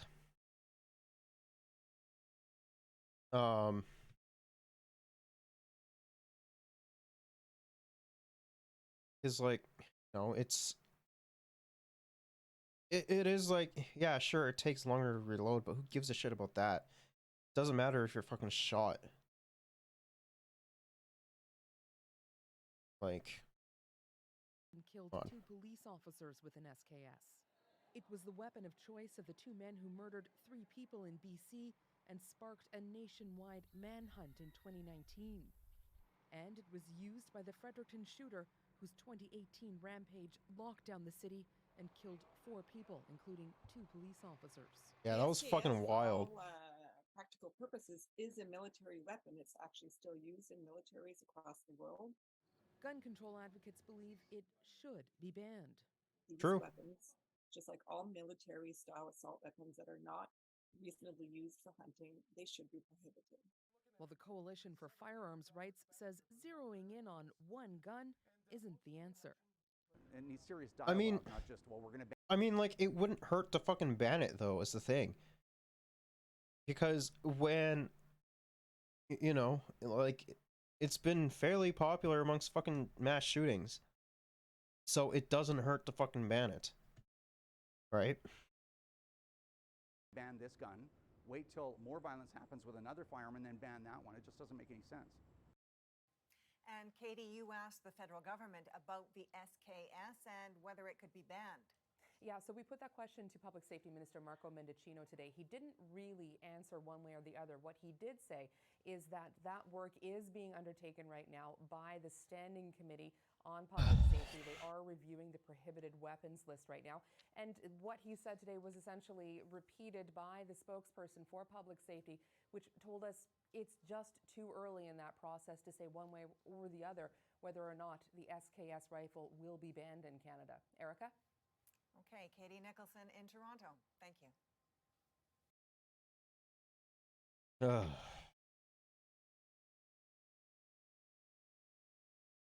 A federal handgun freeze is now in place, making it illegal to buy, sell, transfer, import, or export handguns anywhere in Canada.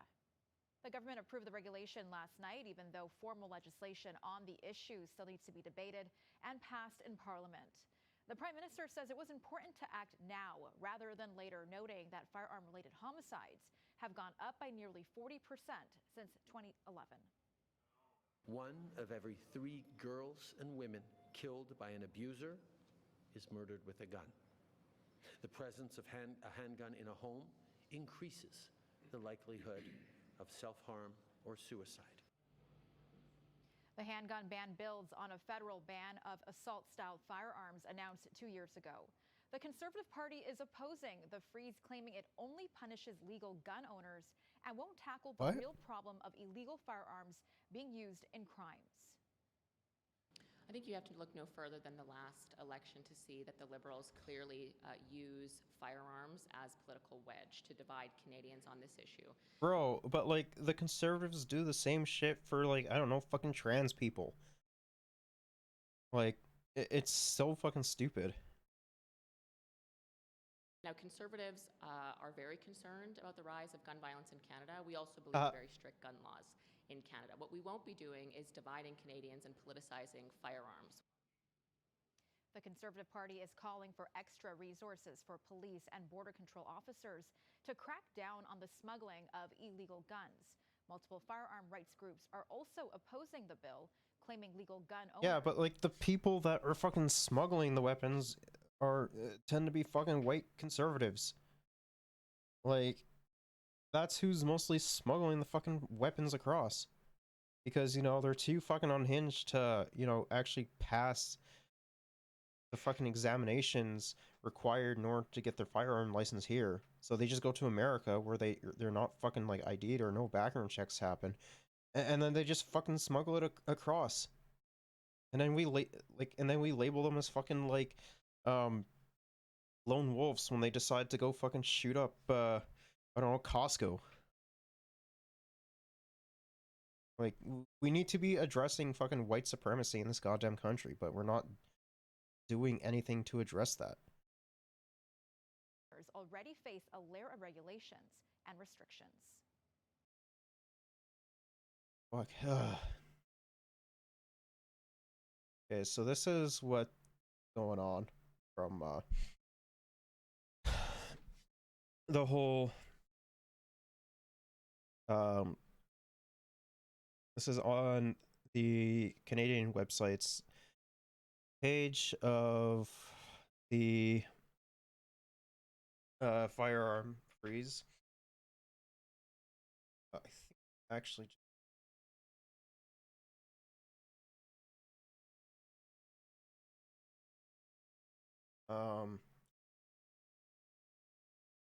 yeah, let's talk about BC NDP stuff now.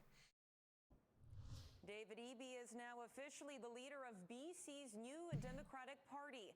The former Attorney General assumed the leadership Friday morning in Vancouver. In his first address as Premier designate, Eby laid out his plans for the next 100 days and talked about how his experience as a lawyer will shape his premiership. I think back to starting my career as a lawyer in the downtown east side. You know, I provided free legal services to people of the downtown east side. They were preyed on by predatory drug dealers. They were preyed on by speculators, by negligent landlords, exploitative landlords. And it was very clear to people in that neighborhood if I was acting in their interests and delivering for them or not, because if I did, they kept their home. They didn't become homeless. But if I didn't, then their life wasn't better, and they weren't sure why we were talking. And that training that I got in that neighborhood about staying focused, about listening to the community, about hearing their voices, what their priorities were, not what my priorities were, and delivering on those, and that if I wasn't doing that, then I wasn't doing my job. That is what it is all about for me. Eby also thanked John Horgan, who is leaving the office because of his health. Horgan said on Thursday he is pleased that Eby will lead the province after his opponent, Anjali Appadurai, was forced out of the leadership race. Yeah, which we're gonna discuss. Like we are gonna be discussing that. It was very fucking suspicious on what happened with her. She, from what I understand, she was getting people to register to vote, but like, you know, since a vast majority of the people she was getting registered to vote, like, they ended up voting for her or some shit like that. We'll get into that. But it's very fucking suspicious that the NDP the BC's NDP would fucking disqualify her, because there's something very suspicious going on.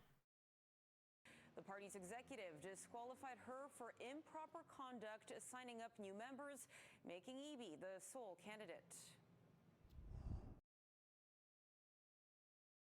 Okay,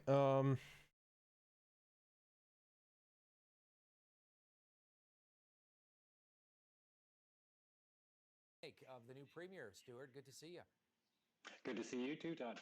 I think he's got his hands full. He is coming in what was expected to be a celebratory coronation-like atmosphere a few months ago, and then he found himself in an unexpected fight against Anjali Appadurai, an environmental activist here in BC, and now with Ms. Appadurai's disqualification under controversial circumstances, now he finds himself premier designate. But while he has the party behind him, the caucus is soundly behind him, I think he has some work to do to convince British Columbians that he is the person for the job.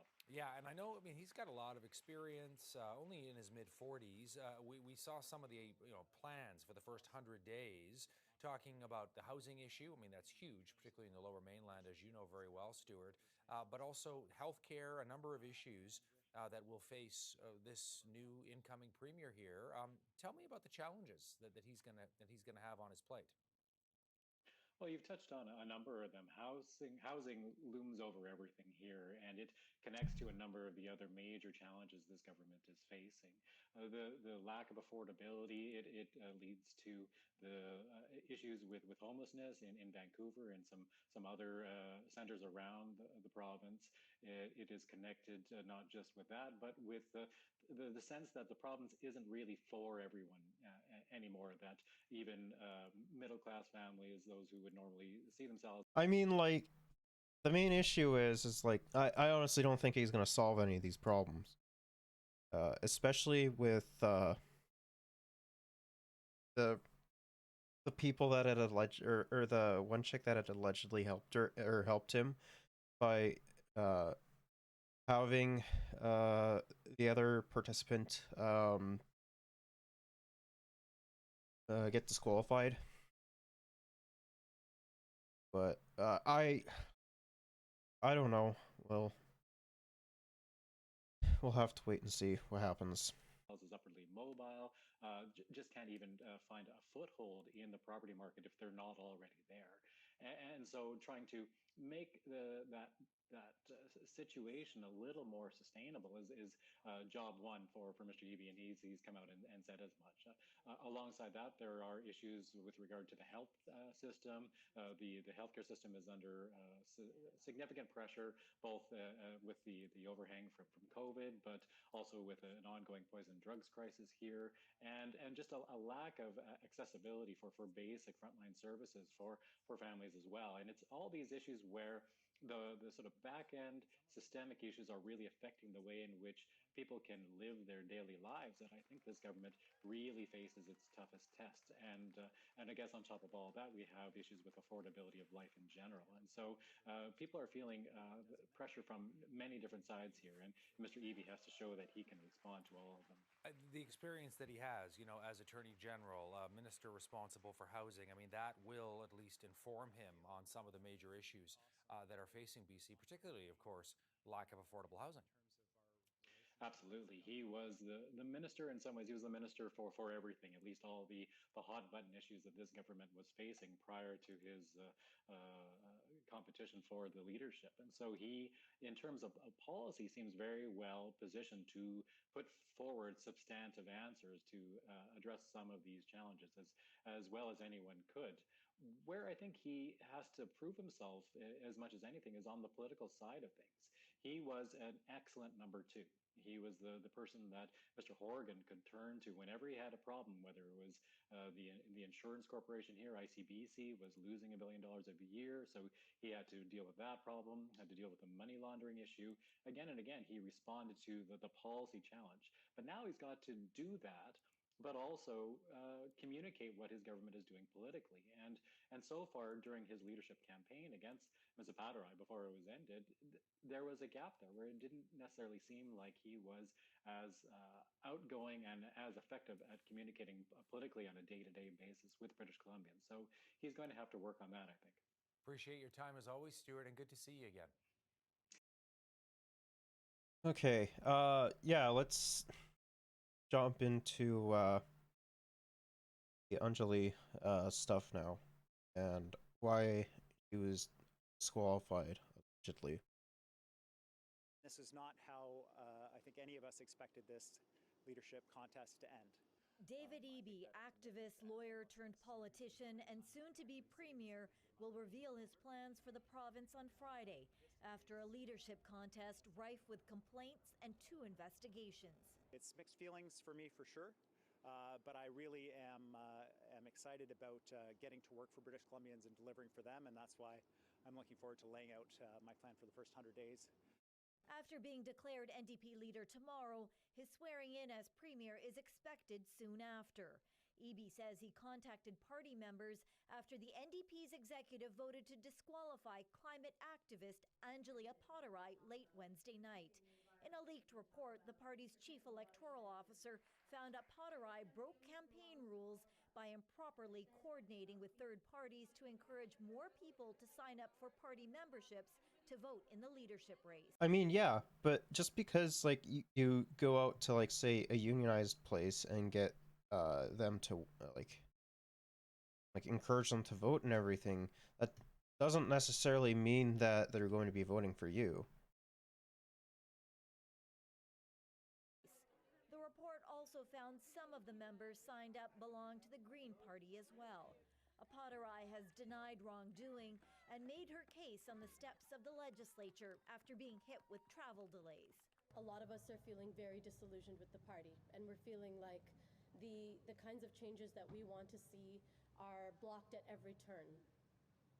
I don't think that's a reason to rip up our memberships, and I won't be ripping up my membership. I want us to stay. BC's outgoing premier has little patience for those wanting party executives to be named publicly. Because they're being inundated by people who say this is by Green Party members saying we want to take over your party. Leave them alone. They're doing their job, volunteers, and they're going to be abused by a bunch of people who cheated and want to get away with it? The opposition leader says he's sad Paterai has been tossed and aimed criticism at Eby's campaign. I have got letters from the steelworkers that have pointed out very clearly that, are saying that we need to sign up and elect David Eby in order to achieve this. We're not asking people to sign up and stay as NDP members. No, the reason they're not is they're saying just sign up so we can win. Eby says he's looking forward to focusing on housing, climate change, and healthcare. Mira Baines, CBC News, Victoria. Okay, and let's watch this. Activist Anjali Paterai held a news conference to tell her side of the story before a final decision is made tonight on her candidacy. Chief Elections Officer Elizabeth Cull is recommending she be disqualified for receiving the support of the Dogwood Initiative, an environmental group. Apotterai says rules were changed during the campaign in August to benefit David Eby's campaign. Her whole case around Dogwood rests on that. A new and controversial interpretation of the rules issued mid-campaign and applied retroactively. The report says the Dogwood Initiative acted as a third party and used phone banks, texts, emails, and paid advertisements to recruit supporters. The Dogwood Initiative issued a statement in light of the Cull report. Powerful figures in the BC NDP, desperate to avoid debate over their government support for new fracking and pipeline projects, are trying to blow up their own leadership race and smear Dogwood for encouraging people to join the party. There are claims an Apotterai supporter offered to pay for $10 NDP memberships, and some members are also members of other parties, in particular the Green Party. Her campaign held a Zoom meeting just a few hours ago and sent a text to supporters urging you Democrats to speak up. The message is, let her run. A small group of Apotterai supporters rallied in front of the BC legislature and in front of BC NDP headquarters in Vancouver, claiming the death of democracy. They don't want to see a young climate activist, woman of color, be disqualified on baseless accusations. As for David Eby, who could soon be Premier of BC and leader of the party, As for what's happening within the party will work through that process. For me, I'm going to keep campaigning, keep working. longtime NDPer and past party president Mo Sahota says people need to follow the rules and the party needs to move on. I think people sense that there is no one with a strong hand at the helm. And I think they want a leader in there as soon as possible to start giving some direction to the province to help us get through the turbulence that we're about to enter into. The BC NDP Executive Council is meeting tonight at 6 o'clock to make its final decision on Apotterai's candidacy. An Elections BC investigation into the leadership race is continuing. Mira Baines, CBC News, Victoria. Okay, there's this article that the CBC had published about the about this controversy and stuff. BC NDP executive has voted to disqualify Angela Apotterai from its leadership race, effectively crowning David Eby as the next premier of British Columbia. Apotterai's disqualification leaves Eby, the former Attorney General and House Minister, as the only eligible candidate to succeed Premier John Horgan, who is due to step down on December 3rd.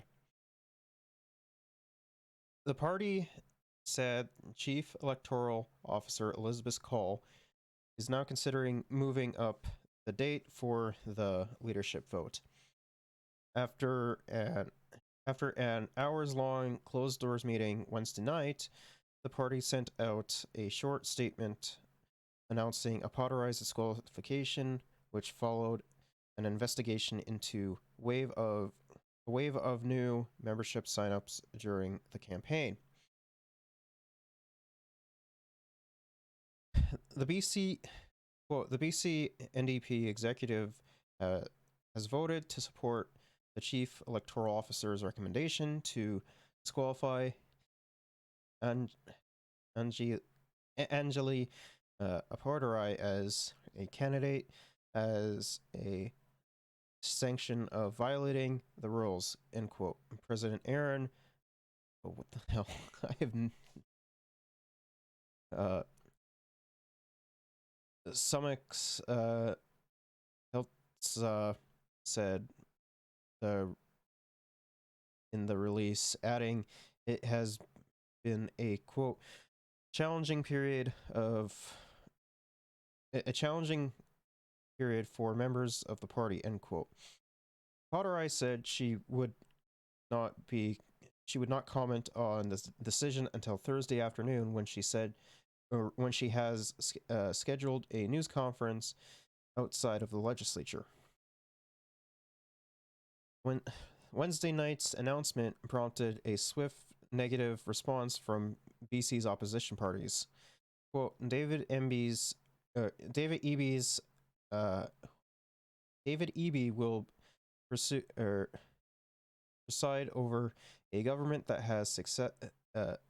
has had suppressed criticism by accountability, by making information hard and sometimes impossible to access. And the way the BC NDP has handled its leadership contest is no different, end quote. Green MLA Adam Oslin said in a writing statement. Liberal MP Eleanor Strucko accused the NDP of, quote, subverting the democratic process, end quote, and shutting out new party members who support the pottery. It's clear that in the NDP it's all about who, you know, and who you strike deals with, and has nothing to do with the merit or even the number of supporters you can sign up. David's dirty deeds have revealed that it's all a sham, said. The disqualification comes after Call recommended a pottery not be allowed to run in a report that was leaked on Tuesday. Call's investigation found a pottery 32 broke campaign rules by improperly coordinating with third parties to encourage more people to sign up for a party membership by September 4th to vote in the leadership race. Quote, because no other remedy can adequately address the failings of and breaches of the pottery campaign in this leadership election contest, the CEO has reached the difficult conclusion that Miss Pottery should be disqualified as a candidate, the report reads. The improper coordination played such a significant role in the pottery campaign that it is impossible to create a level playing field at this point, and thus impossible to restore the leadership election campaign to a state of integrity in which I could have confidence, end quote. Before Wednesday's decision was made, a pottery said that she expected to be tossed out of the race, calling it a sign party is trying to control a situation where she signed up far more supporters than Eby, who has the backing of most NDP cabinet members. It was the politics of the campaign, not the process, personal or tactics, that attracted the number of members that she did. She wrote in a series of tweets. I believe that my campaign has been treated unjustly from the start. I also want to be clear that we have followed the rules, acting with integrity, and tried to make this a contest of ideas. I believe in all of our interests to allow the members to decide the next leader. A lot of this argument comes down to the connection between our campaign and third-party organizations. So, you know, there were third-party organizations, that membership-based ones like Dogwood, that were running their own initiatives to sign up members to take part in the leadership race. they were I because we didn't have communication with those organizations, unlike what the report describes. I don't know the details of those initiatives. So what I've heard now in the public is that they were doing call banks and they were doing text banks and they were calling through their membership lists. And that was certainly not at the request of our campaign. The only knowledge that our campaign had of any of these third-party activities was things that we could see publicly, tweets and articles and so on and so forth. And so the argument really comes down to how much did our campaign communicate with those other third-party campaigns, because it's not their membership drive that was the problem. It's whether we had any connection with them and whether we accepted that help in any way. And I maintain that we did not.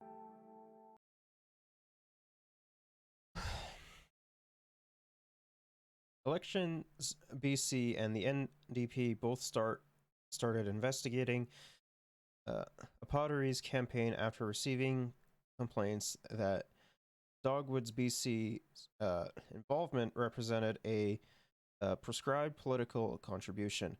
Dogwood is an environmental group dedicated to getting voters more involved into politics.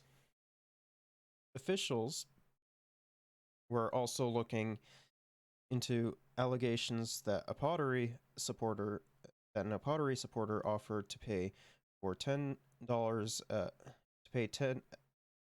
for $10 NDP memberships and that the campaign encouraged members of the BC Greens to temporarily leave their party to join the NDP and vote for Pottery. The report found that Dogwood BC used emails, paid advertisements, and phone banks in an effort to recruit supporters to the NDP in the time to vote. Something a Pottery said was not certainly not a request of her campaign. The party has their own internal process that they're going through, and I have confidence they'll be able to do that. And for me here, I'm celebrating a really important day for Indigenous people. Elections BC said it is investigating Dogwood BC's involvement in the leadership race. A spokesperson said that they don't have a timeline for the completion of the investigation, but the results will be released to the public. In a statement, Dogwood denies that it broke any rules. Dogwood's sign-up drive followed multiple conversations with Elections BC compliance officers, the statement says. Quote, third parties like unions, businesses, faith groups, and NGOs are allowed to encourage supporters to join a political party. Social movements are core to grassroots democracy in BC. And its sign-up drives are part of every leadership race. The report also said a Pottery told supporters in a Zoom call on August 6th the organizations would help her sign up hundreds of new members with a goal of 1,000 new registrations in less than 2 days. A Pottery said that the call was with her networks and she was trying to determine the level of support for a potential campaign that at that time she had not yet launched a campaign. A Pottery said the issue comes down to her campaign connection and communication with third-party organizations. It's not like their membership drive that was It's not their membership drive that was the problem, she told On the Coast host Gloria Macarian.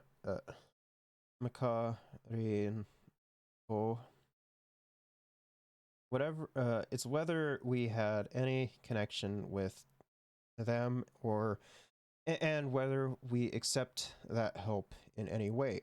I maintain that we did not.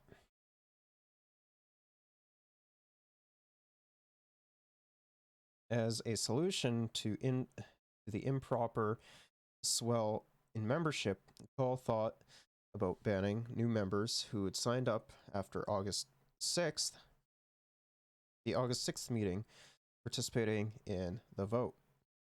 She decided against it after determining the move would also disqualify voters who signed up properly. Quote, this potential remedy does nothing to address the CEO's serious concerns about Ms. Pottery's failure to take responsibility for the violations committed in relation to her campaign and her distressingly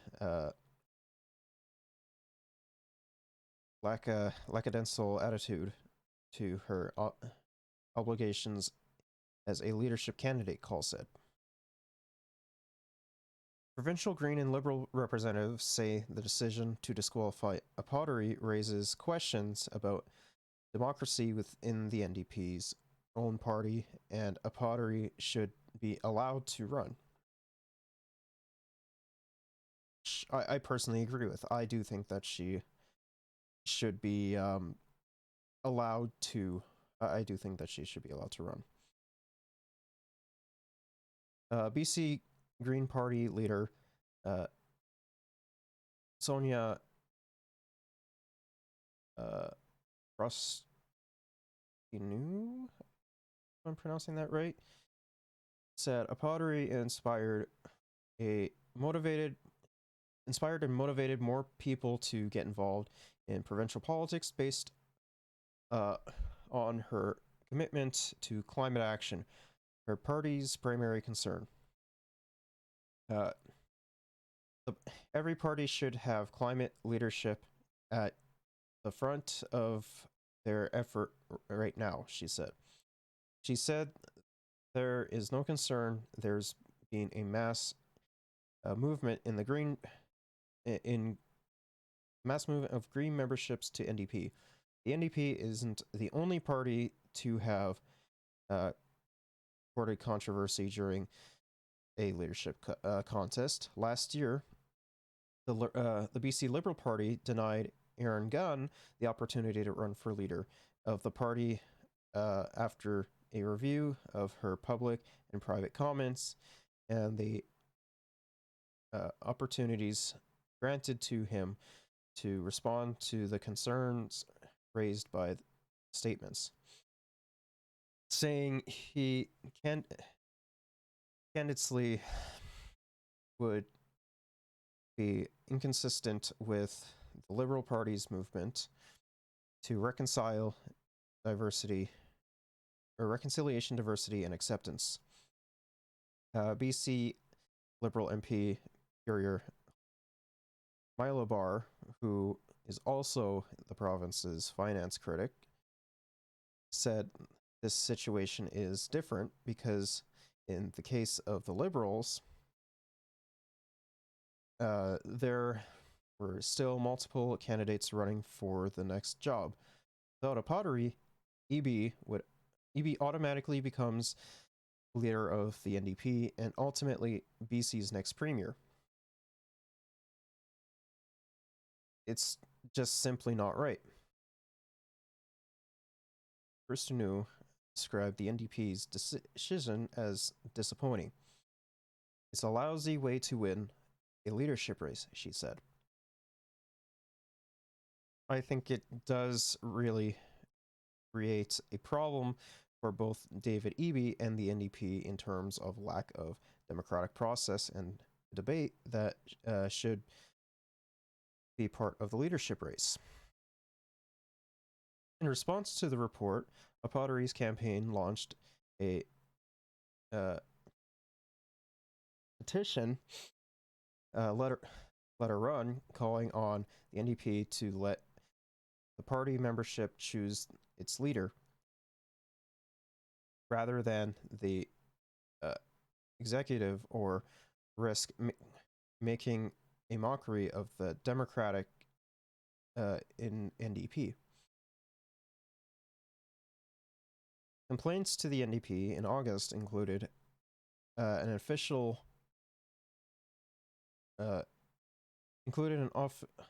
official one by MB's campaign. That report said.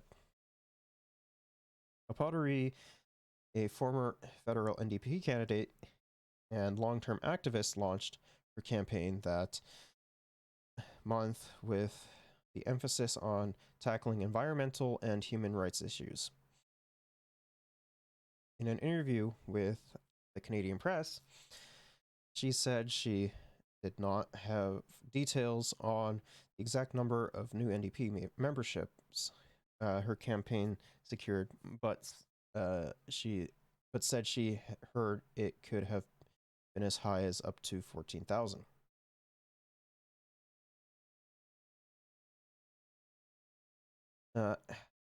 Hamish Telford, a political science professor at the University of the Fraser Valley, said he was shocked by the report's recommendation despite the seriousness of the allegations. Quote, I am a little surprised that they've decided to go with the maximum punishment here. That is, expelling her from the race. Rather than exposing some lesser sanctions such as disqualifying memberships, fining her campaign, or perhaps something else, Telford said during an interview with the CBC's The Early Edition on Wednesday.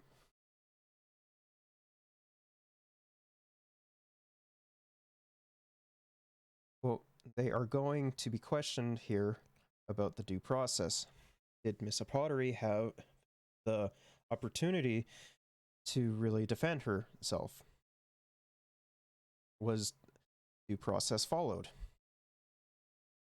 What was the methodology of the audit that led to the conclusion that there were a lot of fraudulent new members in the party? If Miss Pottery's legal team finds that there were problems in the process that was followed, then I think we could perhaps see this being taken to the courts.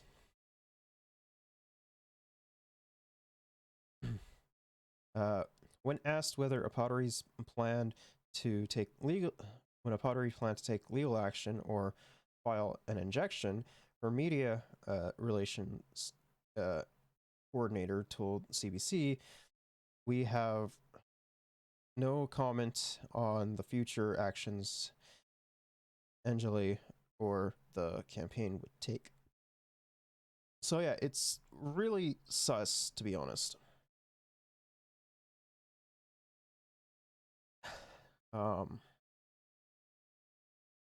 It's very, very sketch.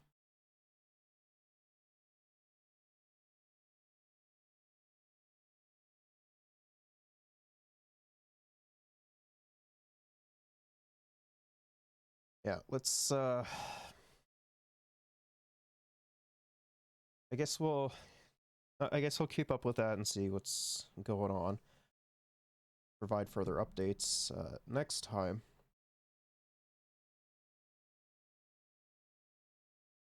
But let's move on to some other stories and some other updates. In Ottawa, a routine meet and greet with candidates vying for a seat on the local school board takes a turn. It is not just race. I'm talking about those kids that are transgender. Everybody needs to be treated equally. Okay? That's exactly what I'm saying. No, you're not. Chanel Fall is running on a promise to roll back protections and resources for transgender students. I think a lot of people are waking up to the fact that schools are teaching what's essentially, well, I guess, how do I put it? They're indoctrinating and not educating. A CBC News investigation found at least 20 trustee candidates across Ontario have expressed anti-trans views in public or align with anti-trans lobby groups. I can't really say that I'm surprised. Like, honestly, I can't really say that I'm surprised. Like, bro, fucking trans people just want to be, like, regular fucking people.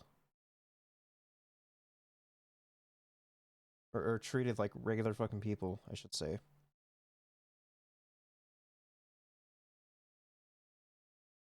Others in BC and Manitoba are opposed to gender-inclusive sex education. A decade ago. But, like, why, though? Like, it doesn't make sense not to, right?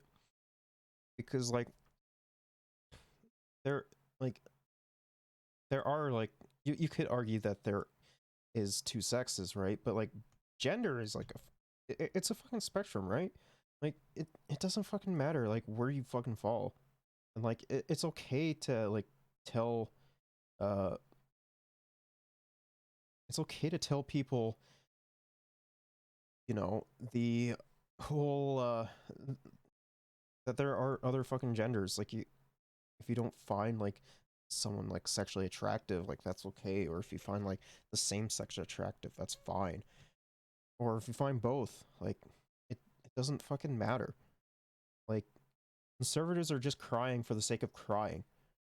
Oh, you might have expected, one anti-trans candidate to be running in a small rural community. We're now seeing concentrated efforts to get more of those candidates to put their name forward, and we're seeing more connection between them. Behind the surge of candidates running on near-identical platforms are several conservative groups who offer training to rookie politicians running against gender-inclusive education. This Christian... Okay, so what's next then? Are we gonna be like the fucking dumbass hogs that are in America and being like, oh, fucking CRT is making fucking white kids feel bad or some shit like that? Like, I have unironically heard that come from, like, fucking Danielle Smith, but, like, what else is fucking new with her?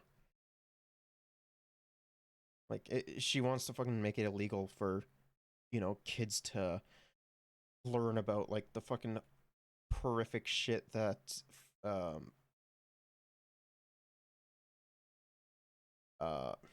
she wants to make it fucking illegal to learn that, like, indigenous kids were fucking brutalized and fucking killed in residential schools. So I can't really say that I'm fucking surprised. Group, for example, partnered with strategists from the U.S. Republican Party to give a session to around 60 candidates in August. There it is. Trans advocates are worried that social conservatives here could try to copy anti-trans legislation from the U.S. I do really think yeah, like the Don't Say Gay bill in Florida. This is a concerted push we're seeing this year.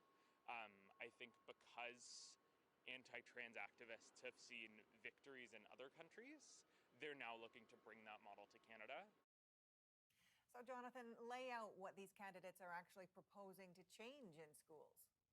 Well, one common promise is to end the privacy policies that protect trans students from being outed against their wishes. Many candidates also support pulling books from school libraries that deal with gender and sexual minorities.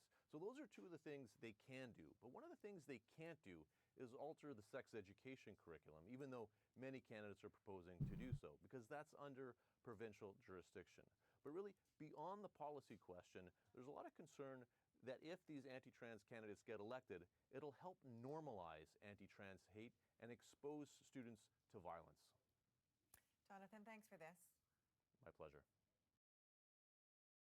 Well, yeah, because, like, the thing is, like, if it actually, like, fucking passes and shit, like, you're going to have a higher fucking rate of anti-trans shit going on.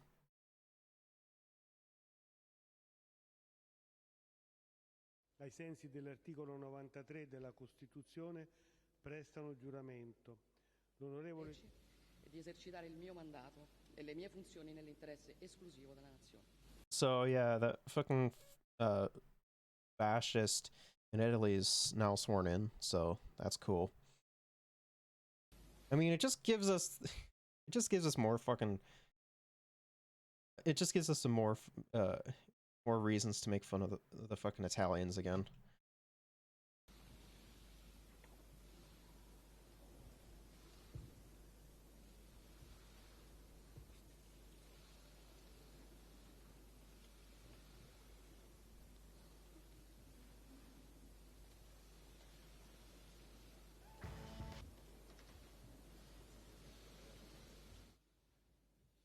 Giuro di essere fedele alla Repubblica, di osservare la Costituzione, lealmente alla Costituzione e alle leggi ed esercitare le mie funzioni nell'interesse esclusivo della Nazione.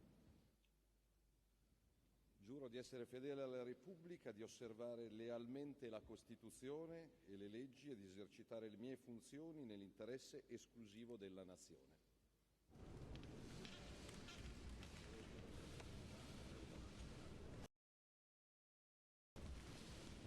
Yeah, I'm kind of curious to see how these fucking fascists will take care of like a lot of the economic fucking struggles and like the war in Ukraine and shit like that, right? Like there has been like a very big fucking spike in fascism, just like even globally. So I can't really say that I'm surprised.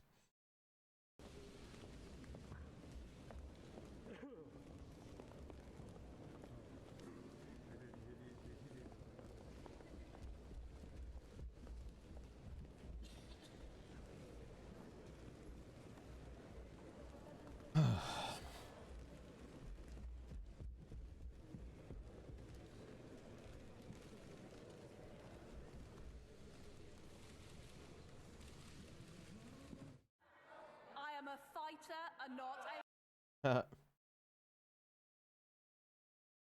Yeah, so that's fun. She's fucking she's now sworn in and everything. It's gonna be interesting to see how that plays out.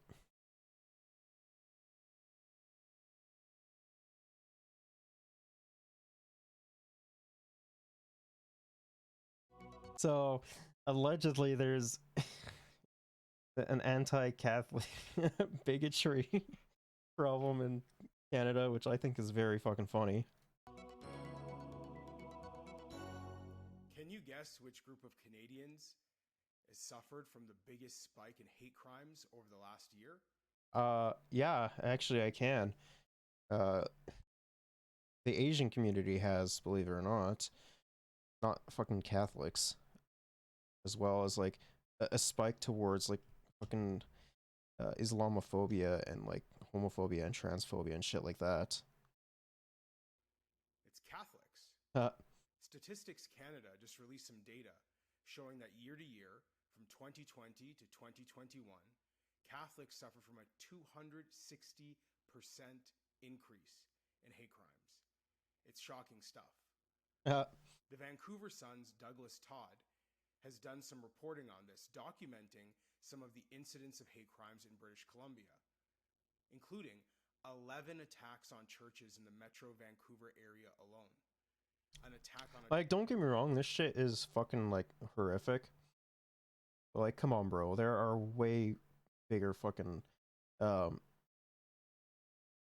are way bigger communities that are fucking more like have more problems than this. Like, it's fucking awful. A church on the Penticton First Nation Reserve, and what he calls scores of attacks on churches, cemeteries, and shrines in BC. Now, Todd also makes an important observation, which is that Canadian and international media outlets aren't talking about this. He also points out that some of the media coverage... Yeah, because, like, it's not even fucking... Like, they're, like, the least... Or, like, they're the fucking least, group, or they're the group that faces the least amount of fucking uh like actual fucking problems within Canada, or like one of them, because they're still underneath the like fucking Christian broad strokes, so it doesn't really fucking matter.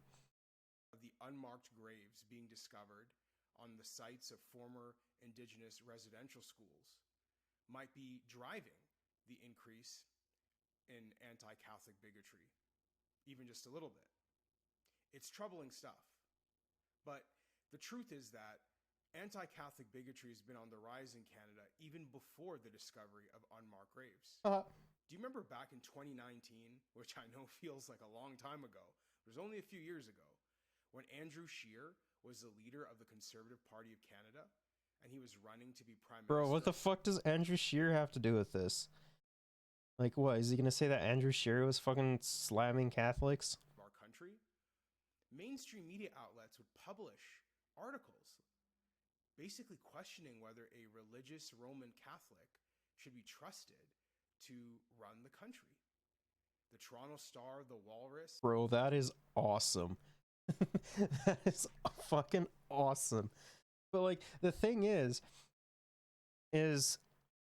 generally speaking, like Catholics and like I would even argue like Christians tend to be a lot more fucking right wing than any other fucking like religious group in Canada. Like honestly, it was more like even here, like the rising political influence of the Catholic right. Like, that's not saying like all fucking Catholics are right wing, but a vast majority of them are. And, you know, due to like a vast majority of people, you know, seeing the fucking horrific shit that the right tends to do, is like, yeah, you're gonna fucking call into question you know, the fucking stances that he had. It's the same. It was the same shit with fucking O'Toole as well. Like, he tried to be like not as religious, but like, bro, come on. I mean, these are mainstream outlets openly questioning whether a person of a certain religion can have a place in Canadian politics. Bro, conservatives do that all the goddamn time. Like, they probably don't even want like a fucking gay person running either.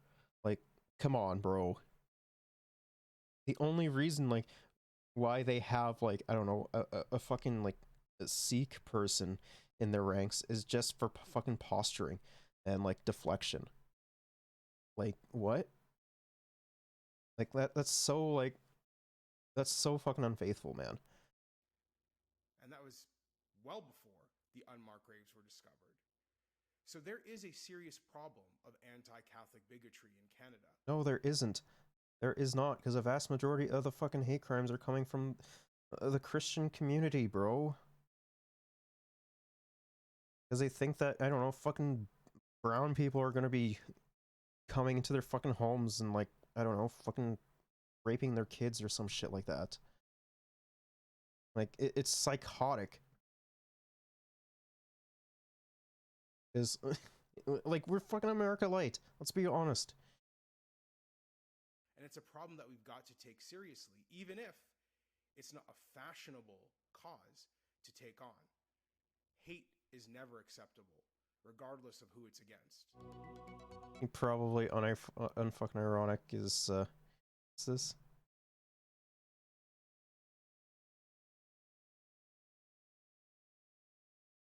Yeah, it's just a bunch of hogs, which I find is fucking hilarious, man. Yeah, so Liz Truss, or no, not Liz Truss.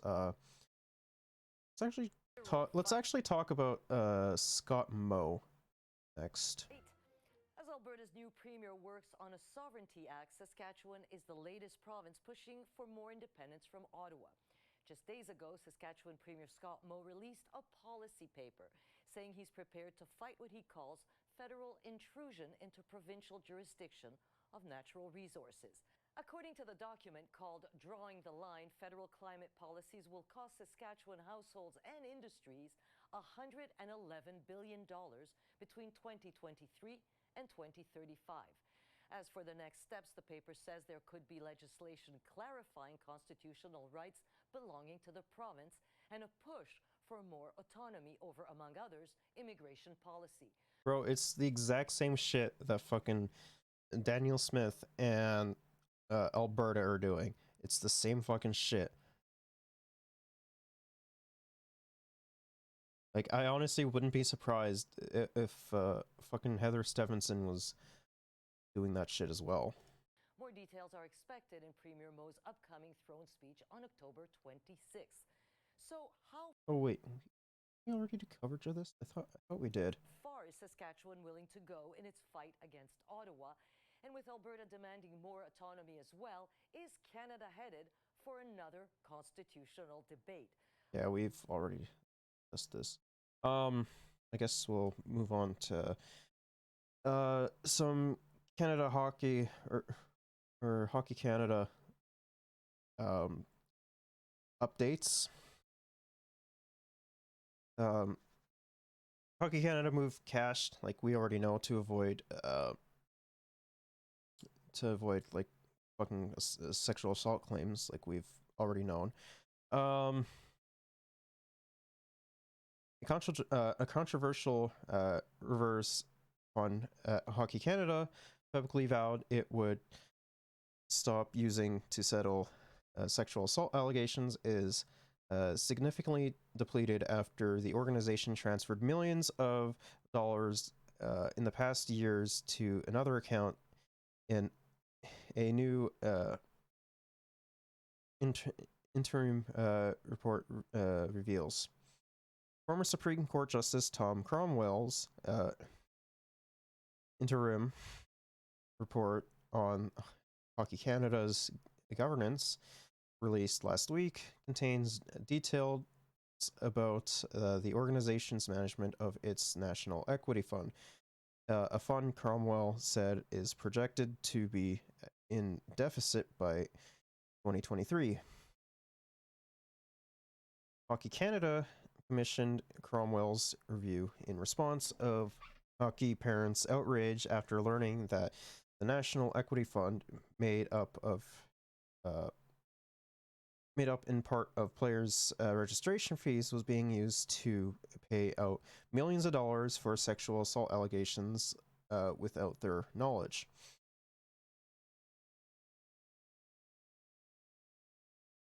Cromwell learned of the existence of the third fund, to which Hockey Canada's board of directors approved the transfer of $10.25 million in reserve funds from the National Equity Fund in 2016.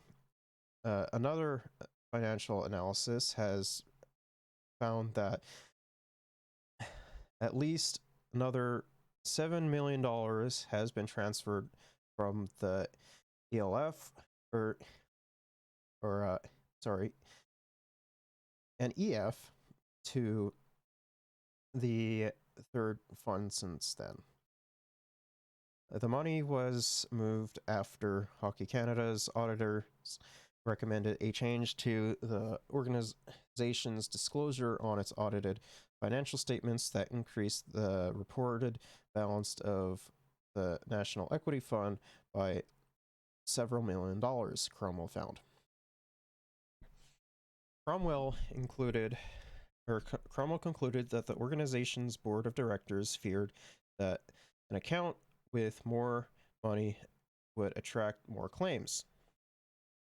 Quote, Hockey Canada became concerned that this change on the financial statements inflated the NEF balance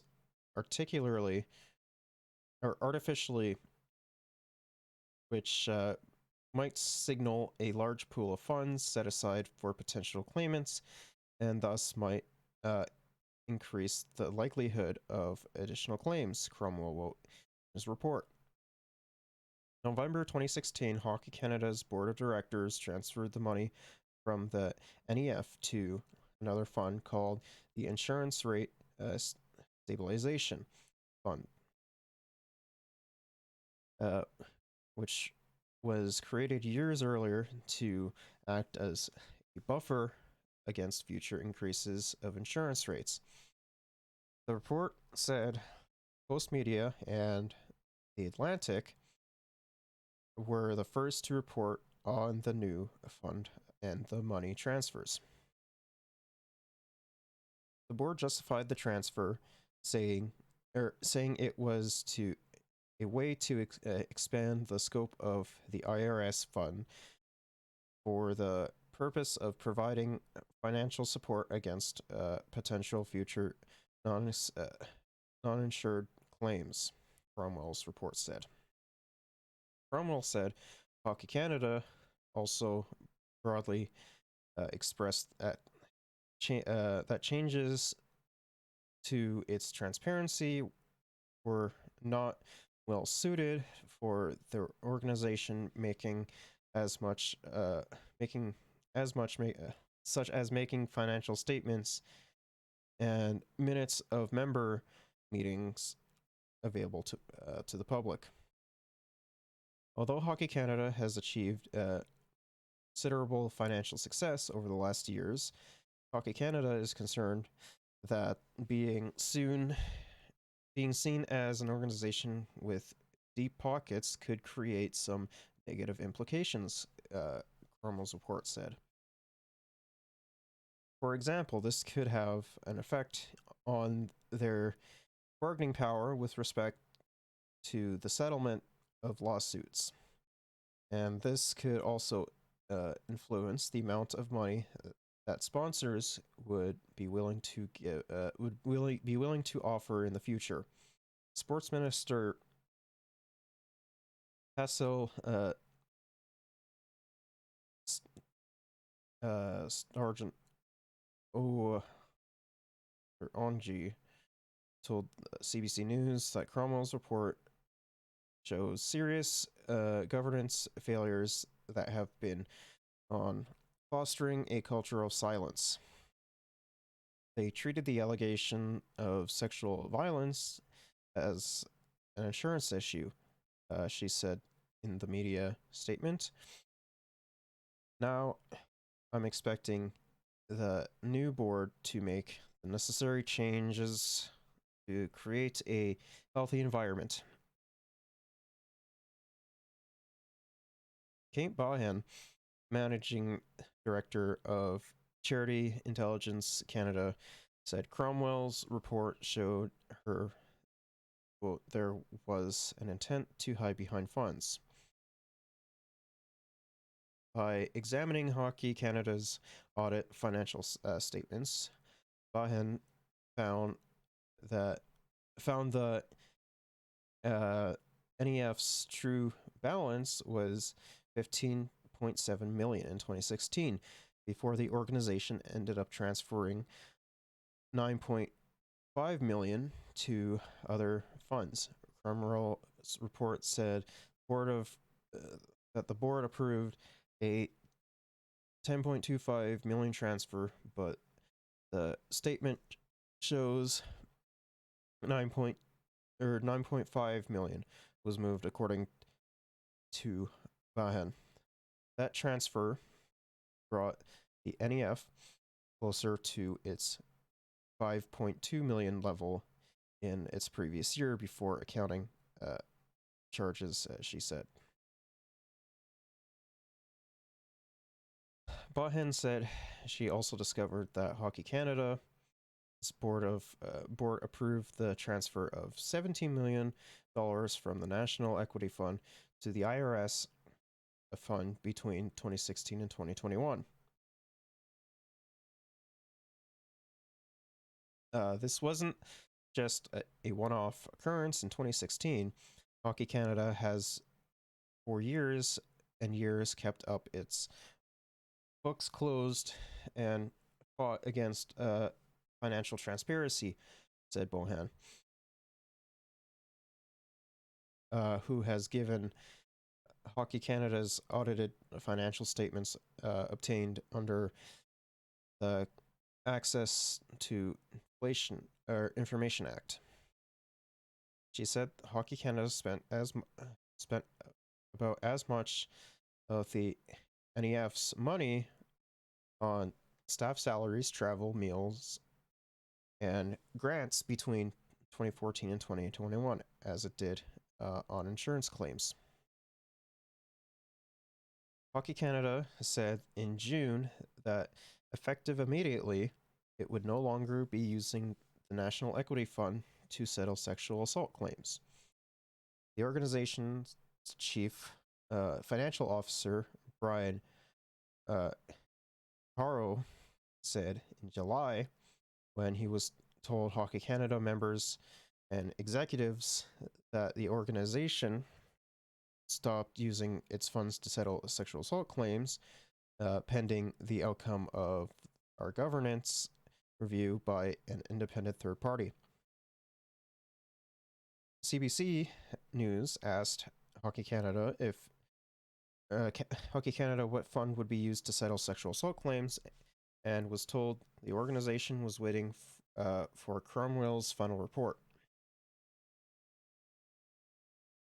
Bahen said the audited financial statements show that the NEF balance of June 2021 was $9.6 million. Since then, the fund has paid about a maximum amount for a $3.5 million lawsuit alleging a group sexual assault in 2018 involving 8 hockey players, including members of the World Juniors team, she said. The new balance of the NEF, which Cromwell said is depleted, will be released at Hockey Canada's annual general meeting on December 17th. NDP MP Peter Julian sits on a parliamentary committee that held public hearings on Hockey Canada's handling of sexual assault allegations. Quote, the funds transferred proves, once again, this labyrinth of funds was designed to avoid public scrutiny and accountability, he said. Sebastian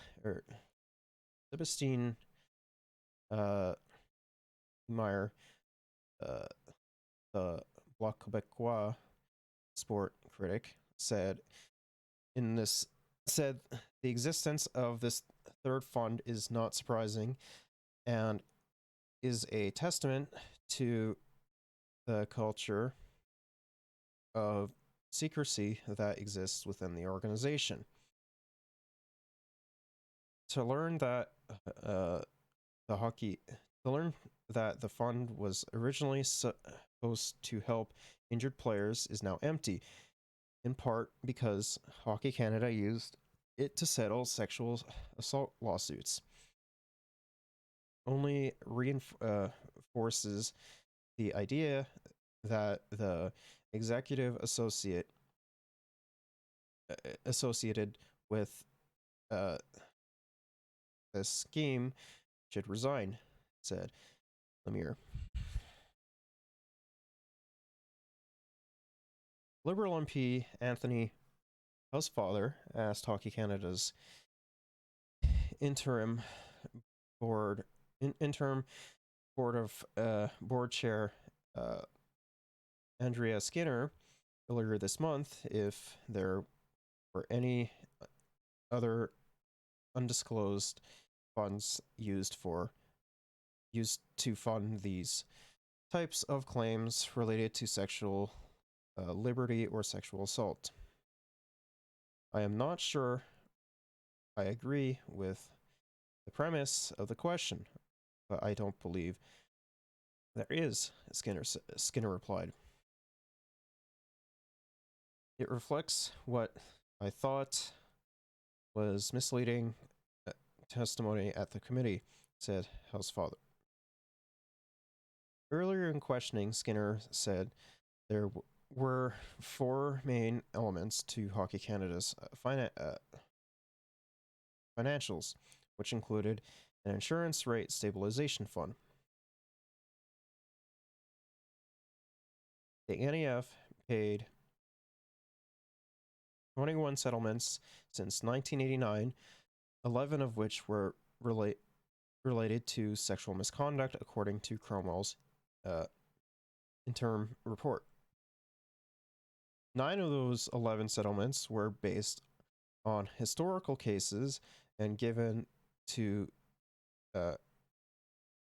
complainants against the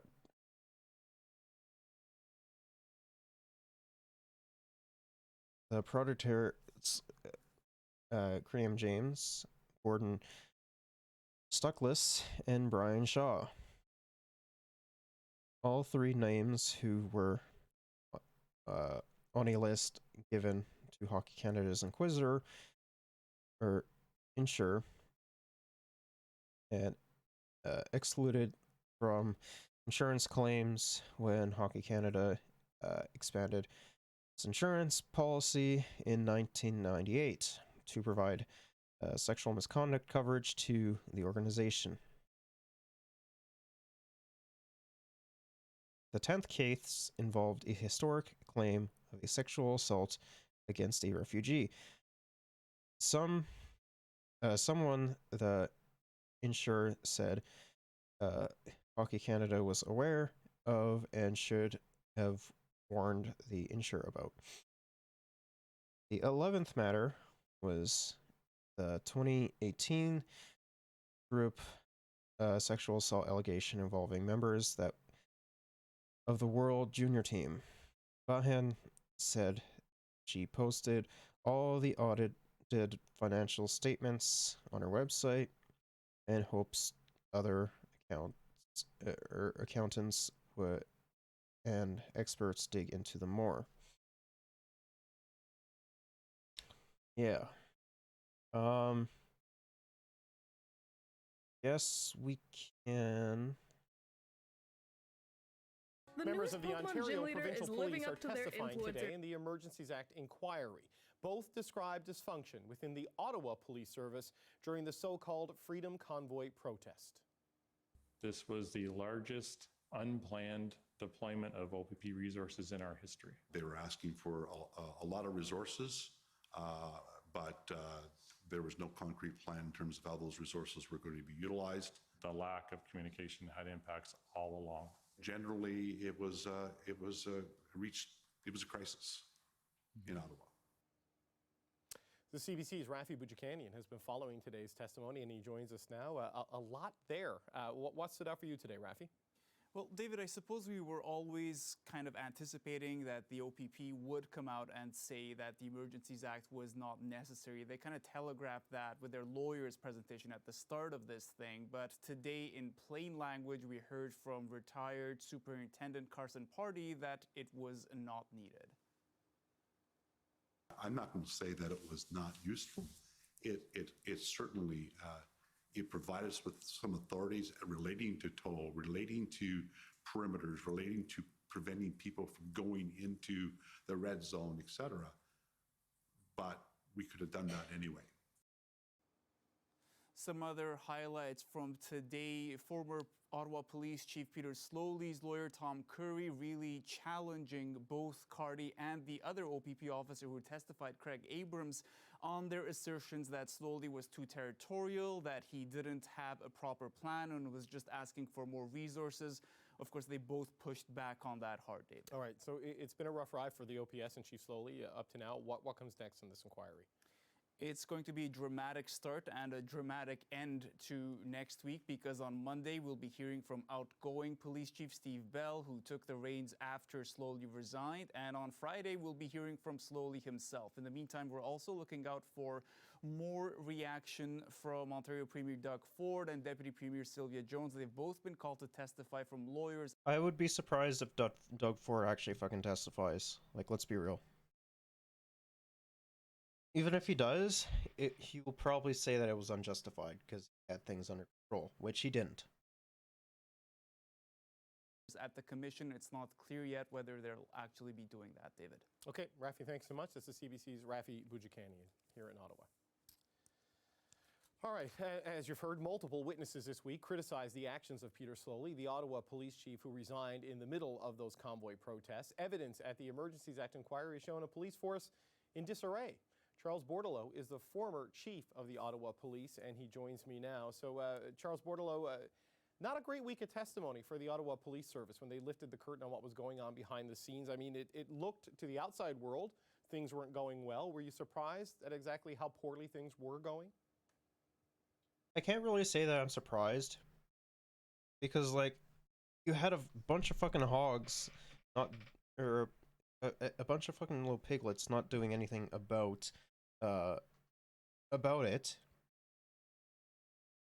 and like you also had those in fucking support of the hogs as well. So I can't really say that I'm surprised that this has all happened.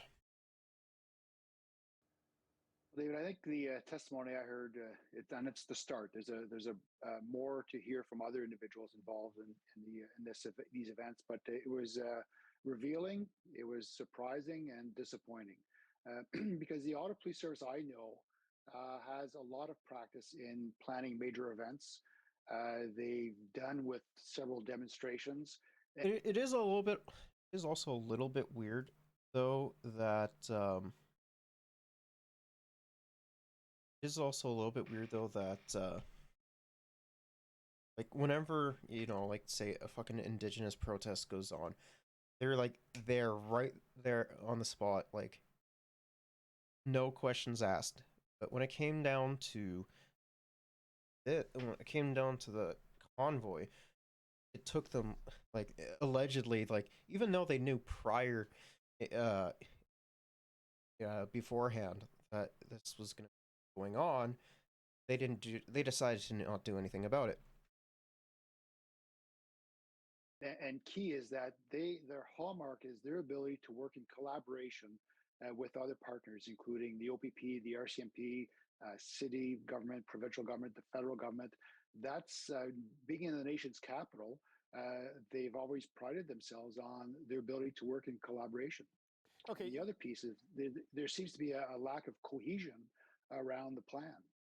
Right. So I want to pick up on that because you talked about how they want to work in collaboration, but we've heard testimony that the OPP was giving them intelligence reports and bulletins, and Chief Slowly in particular was kind of just rejecting them and not paying attention to them. I mean, is it common for the OPS to ignore this sort of shared policing intelligence from a credible force like the OPP?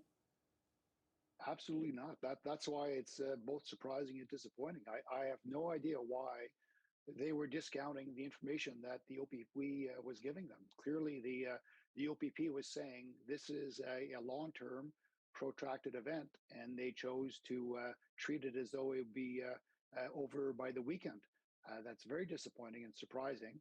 And so that's why I'm looking forward to hearing more from Chief Slowly as to why they took that approach and disregarded, to that extent, the intelligence being provided by the organization, which Ottawa sits on this intelligence group.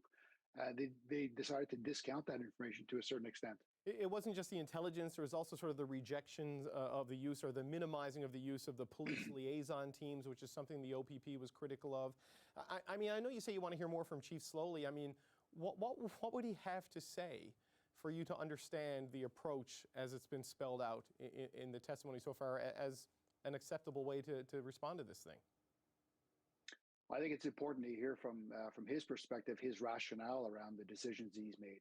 And, the use of the PLT, again, very surprising because Ottawa police have been leaders. And I'll go back to 2009 when we had over 30,000 Tamil demonstrators in our city where they blocked the city. There was not one arrest, no charges were laid, and everything went peacefully because we used the police liaison team. We worked in collaboration with the Canadian Association of Police to make that a best practice across Canada. So the PLT is a tremendous valuable tool to be used in any demonstration. So to see that they weren't used to the best ability, and that there was conflict between what they were doing versus the operational side of the house. That doesn't make sense to me. We've heard from the Ontario Provincial Police in their open written arguments and also in the testimony that they felt the legal mechanisms existed to deal with this protest and that they didn't need the Emergencies Act and that they eventually got to the point where they had a plan. How do you reconcile? But dog, they were there for like 3 fucking weeks. If they couldn't get their shit together within a week, like, of course it was something like that was gonna happen. Like, bro, it was almost a fucking month. And the fucking cops didn't really want to do anything about it. All that with the total lack of action, for weeks and weeks and weeks, that it wasn't until the Emergencies Act was invoked that we actually saw demonstrable police action. I mean, if those legal powers existed, why were they not used? I think what we're seeing is a police service that was overwhelmed, overtaxed, and had an inability to deal with the situation that they were faced with. And they knew they needed bodies, but didn't come up with a plan in order to be able to articulate to the other police services what these officers were going to do. And they were under tremendous pressure here in Ottawa to resolve this matter. So it's disappointing to see how things turned out, but you're starting to see now the friction that existed with the partners that were there to help them, and there was some distrust around their willingness to help. So that's why I think that's one of the areas I want to hear from Chief Stoley as to why, it appears to me that the message is being sent that they seem to be distrusted, that they weren't really there to help, that it was the government that was trying to interfere. That has never been my experience as a chief of police, working both with the OPP, other municipal police services, and the RCMP. Always a willingness to work together towards the common goal of keeping our community safe. So I think that's an area that needs to be explored, and we need to hear from Chief Stoley as to what does he have to say around all those comments that are being made right now. Look, I know we're only a week and a bit into this, and we still need to hear from some key people, but when you look at this breakdown in trust and the inability to mobilize police force to take action, does that in any way justify the use of the Emergencies Act in your view? If all the lower orders just couldn't get it together well enough to do something, did it take the federal government to unclog this pipe? Well, I think it's clear that there were some tools that were provided under the Emergencies Act that were very useful to the police service. Well, whether they could have done those actions without the Emergencies Act, I think that is still being debated. But clearly, access to tow trucks. I mean, like, it easily could have been fucking resolved without the Emergencies Act. Just that, they didn't want to fucking do anything about it. Preventing people from coming to the red zone, being able to mobilize other resources. Those are key pieces of tools that were useful. Also, in the financial piece is to close off the tap that was funding this. There are mechanisms in place to do that, but those take a long time. So the immediacy needed, to me, they needed those tools. Now, whether those tools were justified, I think once we connect all the dots, hear the full story, I'm hoping the commission will be able to make that determination. Okay, one last quick topic to touch on before we let you go. Today, Ottawa appointed a new chief of police to replace Chief Stoley on a permanent basis. I don't want to speak to the merits of the individual candidate. It's more the timing. There's a municipal election coming on Monday. We don't have the results of this inquiry. We still need to hear the full story of what happened inside the OPS. Was it right for the Police Services Board here in Ottawa to move ahead with picking a new chief with all of these questions and processes still unanswered? I've always supported the board's decision back in July to start that process, because the police service would have been without a confirmed chief of police for more than a year and a half if they waited for the election or a new board. So I'm pleased that they were able to make that rigorous selection process, and I want to congratulate Chief Stubbs on his selection. And I think it's important to acknowledge the great work that Steve Bell did as the interim chief in a very difficult time for the police service. Okay, Charles Bordelot, thank you so much for joining us. That's former Ottawa Chief of Police. Charles. Okay.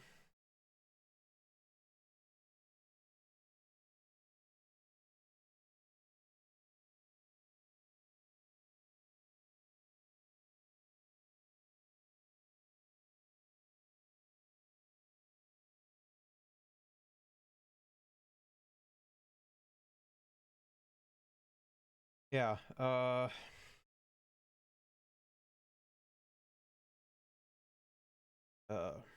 Very time. Let's. But we begin with the freeze on federal handgun sales. It takes effect today. Will this reduce gun crime in Canada?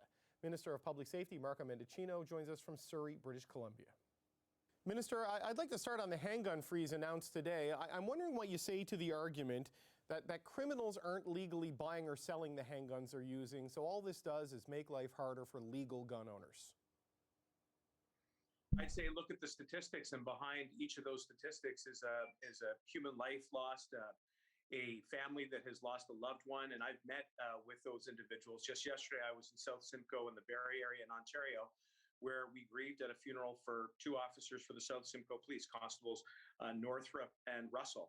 And today's announcement is a historic and a significant step forward when it comes to responsible gun control in the form of the national handgun freeze. Now, what is the practical impact of that? It means going forward. Like it will definitely be interesting to see what will happen with the national handgun freeze. Like, is it going to like decrease the amount of weapon or firearm related deaths and injuries, or not going to change anything? I personally don't. I personally don't think it will change anything. It will be illegal to buy, sell, or transfer handguns.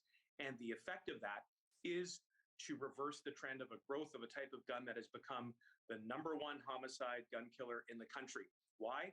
Because for the last decade, we've seen 45 to 55,000 new registrations per year. So we're aiming to reverse that trend, and we're doing a lot of other things as well, like investing at our borders, giving CBSA additional tools, also advancing a prevention strategy through the Building Safer Communities Fund, working in close partnership with organizations like the ones we are with today here in Surrey, BC, along with the Prime Minister. So a long way to go, but we owe it to victims to not accept the status quo and to keep pushing forward. You know, the Parliamentary Committee studying this move and studying your firearms legislation, they were hoping you will accept amendments that will have carve-outs for members of sports shooting clubs and things like that. I mean, is this something you're willing to consider in amending this handgun ban? Well, I'll come to the amendments in a moment, but first, let's just take a step back. David, we're the government that has done the most progressive reform when it comes to introducing smart, sensible gun laws. 2 years ago, we introduced a national ban on assault-style rifles because they have no place in our communities, and we're going to make sure. But you still have like semi-automatic weapons in circulation. Like you may have banned like shit like bump stocks, but that doesn't really matter. And it all depends on how fucking fast your trigger or your trigger finger is. Like, come on, bro. Or like ban the SKS already. Sure we get them out once and for all with the buyback program. Today, we introduced a national handgun freeze. So when it comes to the amendments, the potential amendments of Bill C-21, what I've said is that I'm prepared to work with parliamentarians of every political stripe and will allow the committee to study the issue. Dog, you already know that the Conservatives won't be with you on that. Like, they are like America level of like gun control when it comes to shit. Like, they don't give a shit about gun control at all, bro. Carefully, independently, and we'll keep an open mind about what recommendations are put forward. Okay, but on the assault style ban, I mean, you know, you've got the premiers of Alberta, Saskatchewan, Manitoba, New Brunswick. I think it's Yukon that has also said they're not going to enforce this. They don't want their policing resources to go to it. And today, the Prime Minister said they're engaging in the worst. I mean, like, of course it was like every single fucking prairie province, though. Like, it's not surprising in the slightest. And like New Brunswick and Yukon, like I could see them as well. Like that doesn't really surprise me either. But like, we'll just have to wait and see what fucking happens, because there's been a lot of fucking contention between, especially the fucking prairie provinces, federal government. Kinds of politics by opposing the use of the RCMP and municipal police forces on this? I mean, is the Prime Minister politicizing things with language like that? How do you get around this and actually get this enforced? Well, first, let's just recognize that the vast majority of Canadians actually support this policy because these guns were designed with one purpose in mind, and that's to kill with the maximum amount of lethal force in the shortest period of time. We've seen that happen in Canada, in Portapic-and-Truro, in Quebec, in Montreal, and we owe it to those victims and the families to make sure that. Come on, bro. Just fucking ban the SCS already. Like, they have been responsible for a fucking increase, or they have been responsible for an increase in the fucking mass shootings, bro. Come on. Like, fully automatic weapons, yeah, sure, fine, that doesn't matter, but like, still need to fucking ban like semi-autos as well, bro.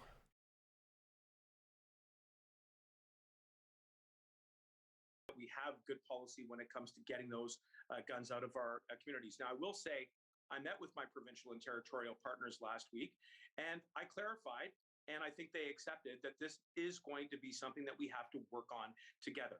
Firearms is a matter of federal regulation. The RCMP, with whom we are working to implement the buyback program, is a federal entity, and I am sensitive to the concern. Yeah, but you'll already have fucking premiers saying that they're going to be either like blocking the buyback and like pocketing the money, or you have fucking premiers saying that they're going to be doing that. Like, come on, dog. Doesn't fucking matter at this point. Around operationalizing it and resources, but let's make sure that we are, in step with where I think the government is at and where Canadians are at, which is that assault style rifles have no place in our communities. We've got to work together to get them out once and for all. Right, but if these provinces don't want the contract police... Yeah, you want to know who has the fucking assault style weapons? It's fucking like white supremacists and Nazis. That's who owns them. So while you're at it, why don't you fucking tackle like the white supremacy and the fascist uprising that's going on in the fucking country while you're on top of it, instead of just fucking dicking around not doing anything about it. God, I fucking hate liberals. Forces, the RCMP, to do this. Are you going to pay for extra police resources? Will the federal government pick up that additional tab? Look, we already have robust relationships and cooperation in place when it comes to supporting provincial and territorial governments. And what I have said is, look, I'm all ears. If the provinces want to talk about ways in which we can provide support, then let's get down to the nitty-gritty of that. But let's also be clear that there is complete and total consistency with saying we want to maintain public safety and getting assault-style rifles out of our communities once and for all. That's where I think we're going to have the most amount of constructive space, is making sure that we launch this program in an effective way. And again, we want to make sure that we're preventing another tragedy from occurring, the likes of which we've seen caused by assault-style rifles in this country. Okay, I want to get into... Remember, it's not fucking white supremacists that are causing the fucking tragedies. It's fucking lone wolves that are doing it. Totally not like they were fucking influenced by the fucking radicalization that happens online in places like 4chan or fucking Reddit, or even like YouTube as well. It's totally like that doesn't play a part in it or anything like that. Into the nitty-gritty of the Emergency Act inquiry, if I can, and I want to go to some documents and testimony. We've seen documents on a February 6th CSIS advised officials that there were no foreign actors identified in the supporting or financing of the convoy, and we heard from Bro, that's not even true. Like, you had fucking conservative circles and fascist circles in America literally fucking providing fucking funding towards the convoy. Like, that's such a big fucking fat lie. Like, we know this.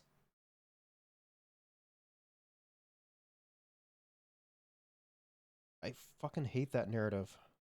Oh, they weren't receiving any financial support from any bad actors or anything. That's a bunch of bullshit.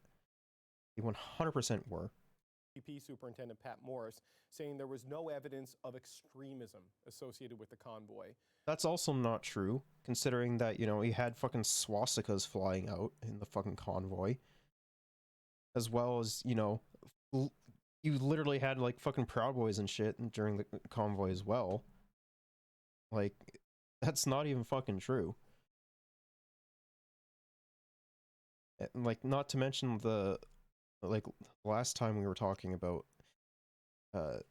this, you know, there was also that fucking incident where, you know, you had fucking this, like, white supremacist fascist who said he was gonna kill a bunch of fucking cops, you know, if they forced him to fucking move from blockading the fucking border and shit. Like, come on, bro, that's so fucking bad faith. Don't those findings undercut a central argument your government used to use the Emergencies Act? Well, first, I think it's important for you to remember and everyone to remember that finding This just goes to prove that fucking fascists and the police are on the same fucking side. Despite the fact that there was clear evidence against, like, completely against, like, that position that they hold. Will be made by Judge Rouleau, and he is in the course of hearing from evidence not only from law enforcement actors and national security actors, but from various officials and government officials, including ordinary people. And I want to underline that in the early days of this commission, what we have seen is robust evidence about the extensive damage that the illegal blockades caused right across the country to workers, to families, to young children who were trying to get access to chemotherapy, who suffer from cancer. And it is because of those. Yeah, and, like, that's, like, one of the most fucking disgusting parts of it is, like, you know, kids couldn't go to fucking chemo because of these clowns. Like, it's fucking pathetic. Those factors, and that we were confronted with an unprecedented public order emergency that we had to invoke the Emergencies Act. Now, the commission will take a look at those circumstances, and as I've always said, the government will cooperate, and we'll take whatever lessons that we can from Judge Rouleau once he makes those findings and recommendations, so that ideally we never have to use the act again. But, you know, you, the Prime Minister, others cited foreign money and cited extremist ties in making the case for using the Emergencies Act. And we now have a senior superintendent in the Ontario Provincial Police and CSIS, your own national security agency, saying that neither one of those things were a significant factor at play. So how do you square that circle for us? Bro, it literally, like, the whole fucking convoy shit literally started from one fucking woman on Facebook who was American, nonetheless, saying that fucking shit. Like, if that doesn't prove that this was, like, fucking, like foreign collusion, I don't know what the fuck does.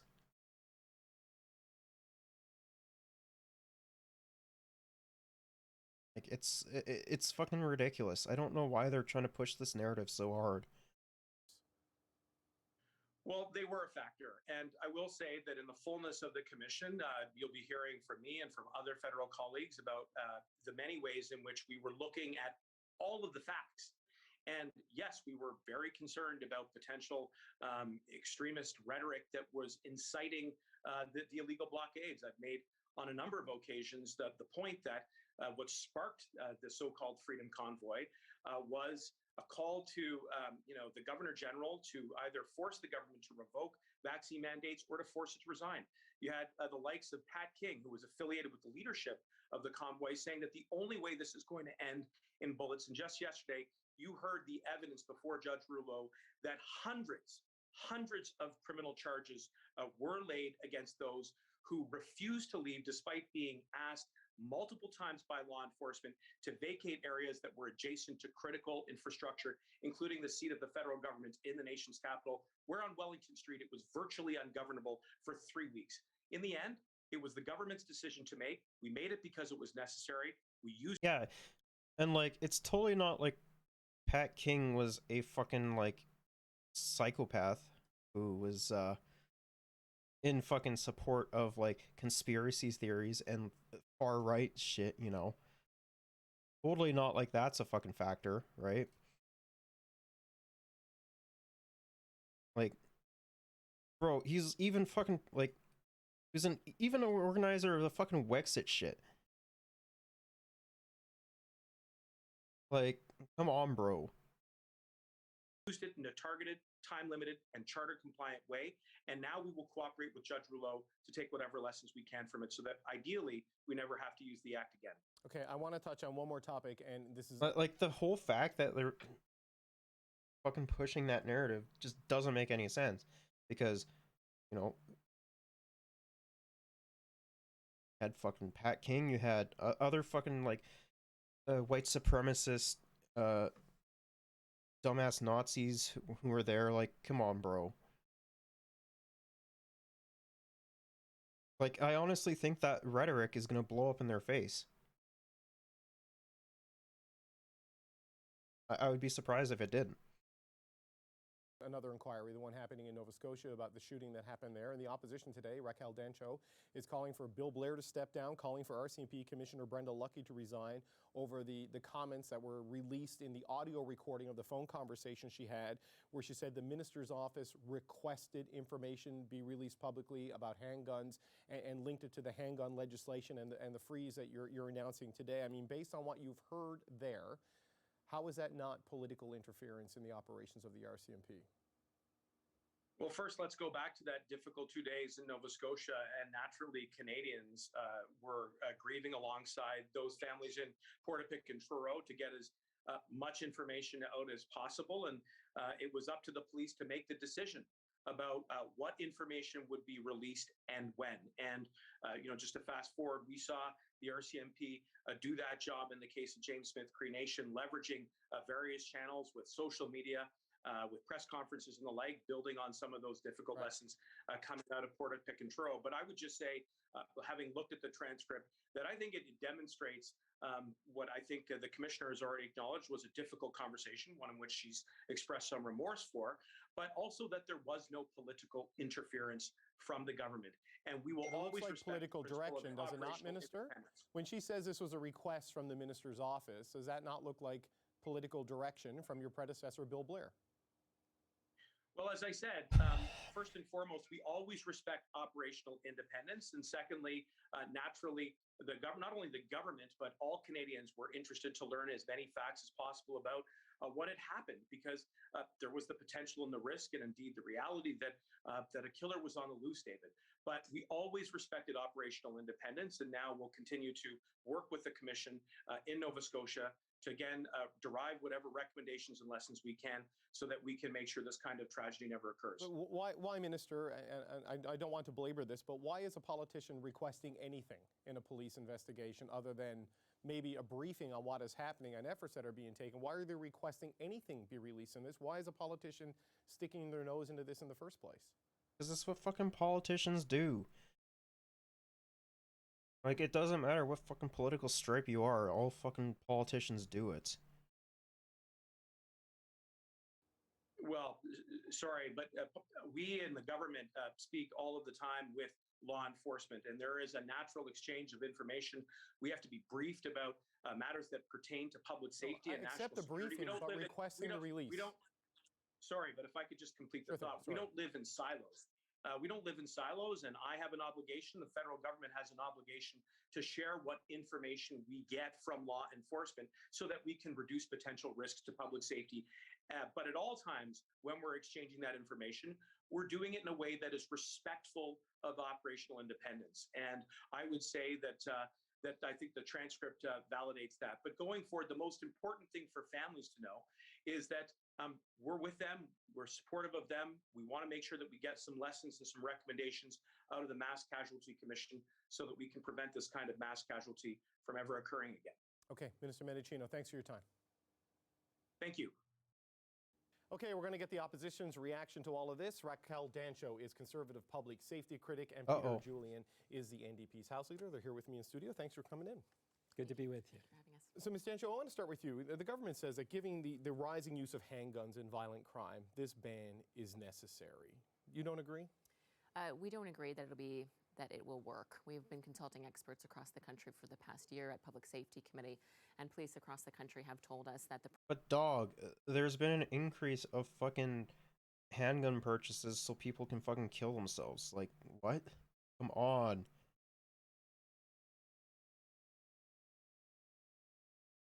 Problem is not with legal gun owners, it's with those who smuggle guns in from the United States to use in criminal and gang activity. So this bill only impacts legal owners. It does nothing to attack the problem, which is illegal gun ownership from the U.S. smuggling. But on that point, the Prime Minister said today, and Minister Mendicino did, they put $300 million in the last budget to help the border service agents with that. They've intercepted twice as many guns last year as they did the year before. So they are doing something about that part of the problem. They are spending significantly more money. The latest estimates for their confiscation regime, for example, put it at $5 billion that it will cost the taxpayer. They're putting a fraction of that amount of money, as you've just mentioned, in the border and at the community level to support at-risk youth, which is where the Yeah, it's totally like the Conservatives fucking give a shit about that, right? Totally like not. It's totally like they don't fucking, you know, pocket money themselves or anything. Of crime comes from. So we would be putting that money at the border, in policing, and at the community level to support at-risk youth. Mr. Julian, what do you think of this freeze? Do you think it goes far enough? Well, we think it took far too long, absolutely. The Liberals promised to do this years ago, and the fact that they're finally putting it into place is welcome. Safety has to be our primary concern as Canadian parliamentarians for Canadian families. So safety has to be paramount. It is one tool among many, and the reality is we still have the flood of illegal weapons coming across the border, and the Liberals have done very little about that. They do talk about the money they invest, but as we found out in so many other files, I mean, that's just fucking posturing. That's all it is. They say that they're gonna, like, they're like, look, we're putting this amount of money into fucking making sure that illegal weapons don't come across the border. Look at us go. Like, it's all just a fucking political ploy. That's all it is. they put money that doesn't actually ever reach the frontline workers, frontline border safety officers on the border. And so that is something where the Liberals have to act. And we will continue to push because we believe safety has to be paramount. One initiative is good, but there are a number of other initiatives that they should be following up on. Okay, Danielle Smith has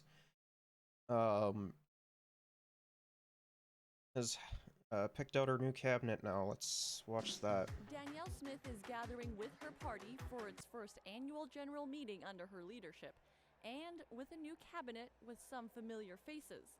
Among them, her main leadership rival, Travis Toews, who will remain finance minister. She understands that she doesn't have strong support within the caucus or within the cabinet, and so she has decided to stick with Kenny's core people in order to try to Totally not like their fucking Jason Kenney's fucking cabinet was great or anything, right?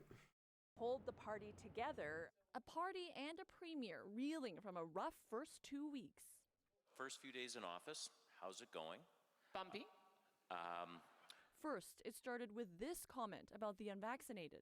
They have been the most discriminated against group that I've ever I witnessed love in my life. the fact, like, I fucking hate the media, but I love the fact that the media just keeps playing this fucking clip. It is awesome.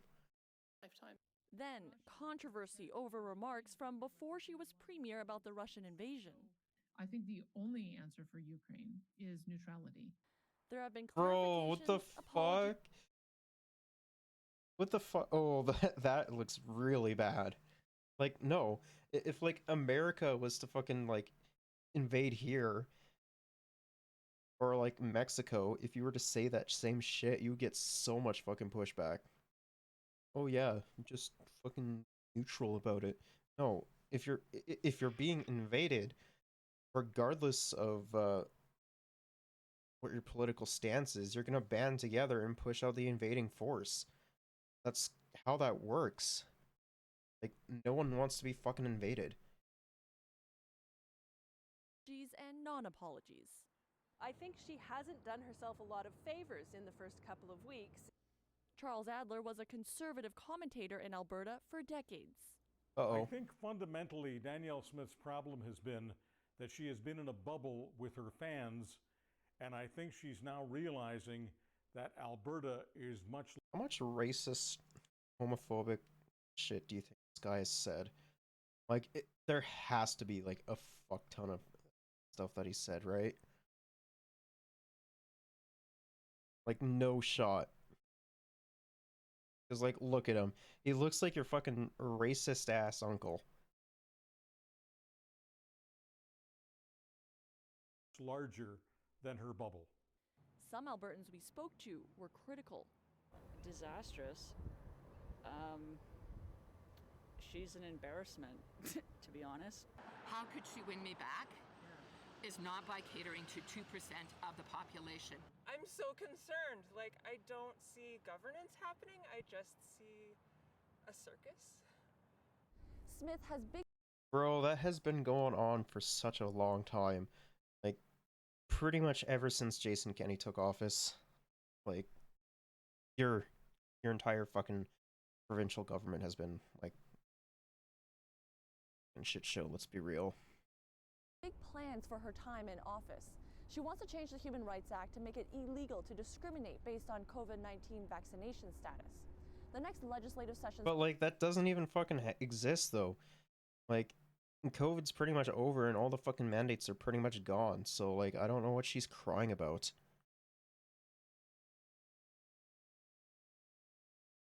God, fucking fogs never change. I swear to God. Starts at the end of October, but we won't know until a by-election next month whether Smith has a seat in the House. Julia Wong, CBC News, Edmonton. Oh, man. It's been an eventful start to Danielle Smith's tenure as Alberta Premier, between walking back comments related to discrimination against the unvaccinated and the war in Ukraine, to preparing for her party's AGM and announcing her first cabinet. We'll get into that and more on today's Under the Dome. My guest today, Calgary Sun columnist Rick Bell, Edmonton Journal political reporter Lisa Johnson. Thanks very much for joining me. There's a lot to talk about involving new Alberta Premier Danielle Smith. We will jump into it right away here. Lisa, it has been a fairly eventful, I guess for lack of a better word, first week and change for the new Premier. She was sworn in just after the Thanksgiving holiday and kind of all instantly stepped in controversy. This is a politician who's known for past controversies. I'm just wondering if you can... I am at... She's gonna have, like, a fuck ton more controversies on top of what she already has. I can just see it coming. Like, there is no shot that she doesn't face any other controversies. It all depends on what. Can walk us through the first week or so of Danielle Smith's term as Premier. Yeah, Dave, there certainly has been a lot of controversy. There's been some clarifications. There's been at least one... There's been pedaling back, you know, the classics from Conservatives. One full-throated apology from the new Premier. But I want to go back to her victory speech back in Calgary when she won the leadership on October 6th. This was 2 weeks ago now. Now, friends, in the months ahead, we must recognize that there are those in Ottawa and the establishment, even some in Alberta, that don't want to see our party be unified. They don't want us to succeed.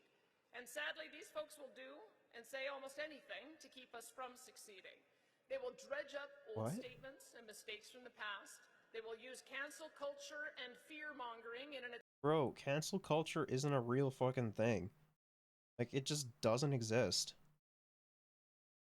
And, like, the whole fear-mongering shit, like, bro, you do that way fucking more than, like, any other PM that I've seen. Like, what? Attempt to scare and dissuade Albertans from supporting our MLAs and me. That, to me, just seemed like an interesting foreshadowing of some of the stuff that became, the main topics of discussion in Alberta politics since she's taken office. In the first week of her being sworn in, she, announced that she was running in a by-election in Brooks, Medicine Hat, which wasn't uncontroversial on its own.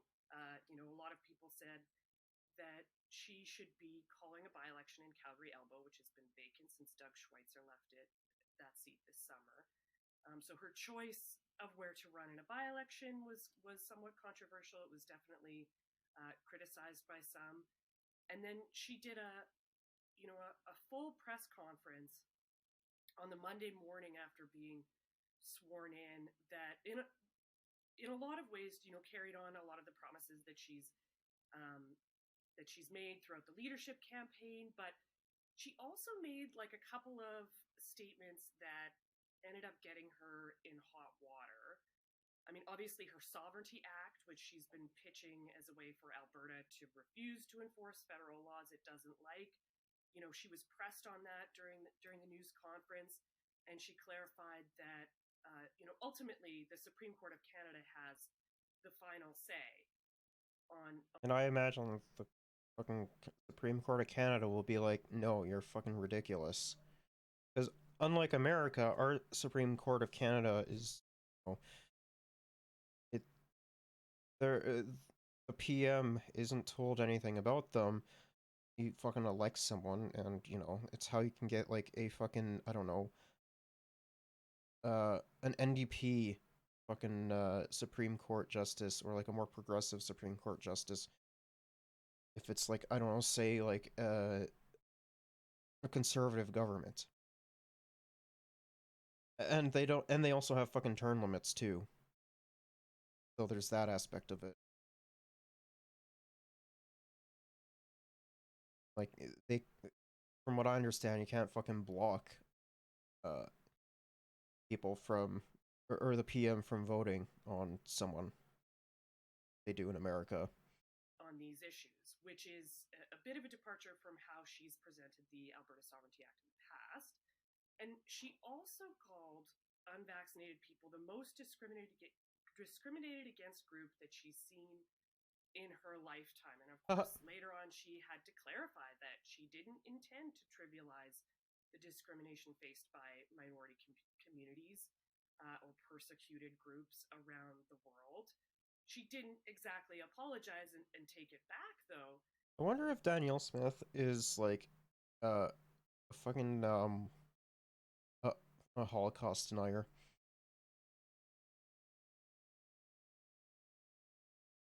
It didn't fucking happen, despite, fucking Jewish community literally said that they were more fucking discriminated against than white evangelicals who think that they're fucking putting microchips in the vaccine. So that was coming right out of the gate. And that's not to mention the fact that she said she will replace Alberta's Chief Medical Officer of Health, Dr. Hinshaw, and recruit an entirely new team of advisors in public health for her to get advice from. I don't think that's so that's happened. Just some of the things that happened in the first week. Yeah, and Rick, what do you make of that? This idea that in her speech, as Lisa said, when she won the leadership, she's talking about people who are trying to divide the party and using cancel culture and all of that. And then she kind of just walks into these controversies around comments that I don't think anyone necessarily wants to cancel the premier. She is the premier. Some people, I imagine, want to vote her out come springtime, but she instantly hit with these controversies where you have her having to walk back comments because they're very the notion that the unvaccinated are the most discriminated against in her lifetime is just kind of beyond the pale, right? What do you make of this politician who self-admittedly has no quote-unquote crazy radar? At least that's what her staff tell her. And bro, her staff tells her that so she doesn't like go unhinged and say some fucking shit. She just loves hearing the fucking the echo chamber that she's in with all these fucking conspiracy theorists and shit like that. Has a knack of kind of fomenting this kind of controversy. Well, I guess the way I look at it is that the community that faced the most restrictions on their freedoms in the last year were those who made a choice not to be vaccinated. I don't think I've ever experienced a situation not even true. in my lifetime where a person was fired from their job or not allowed to watch their kids play hockey. Bro, like, you're talking about a very fucking small minority of people, as well as, like, there wasn't even really anyone fucking following that, let's be honest. What, you think fucking dumbass hogs are gonna go, or not gonna go to like fucking, I don't know, Smitty's or some shit like that? Come on, bro. Like, it's just ridiculous. Or not allowed to go visit a loved one in long-term care or hospital. Or not allowed to go get on a plane to either go across the country to see family or even travel across the border. So they have been the most discriminated against group that I've ever witnessed in my lifetime. That's BC's COVID-19 response has been fucking disastrous.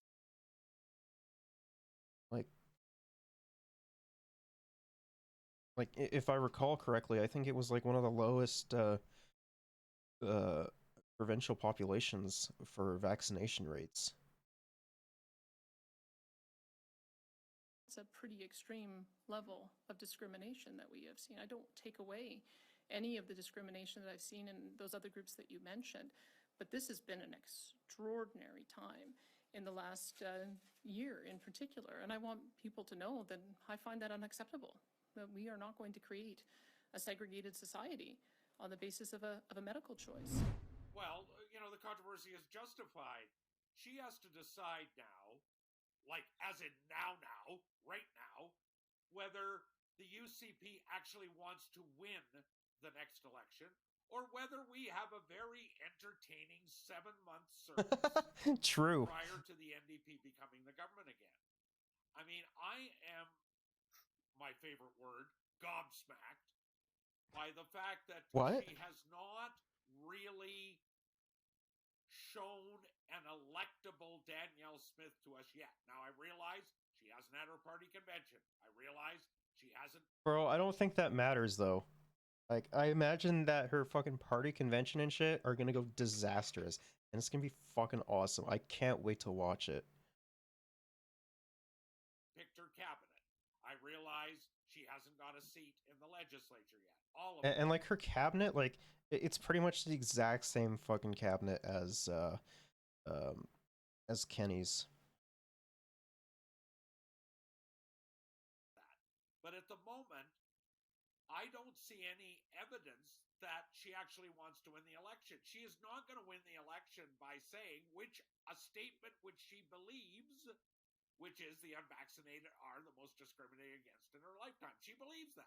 That's why she didn't. There's other reasons why people wouldn't want to vote for her as well. I honestly believe she probably has a view on Ukraine that is different than the majority of Canadians. She did have to apologize for that.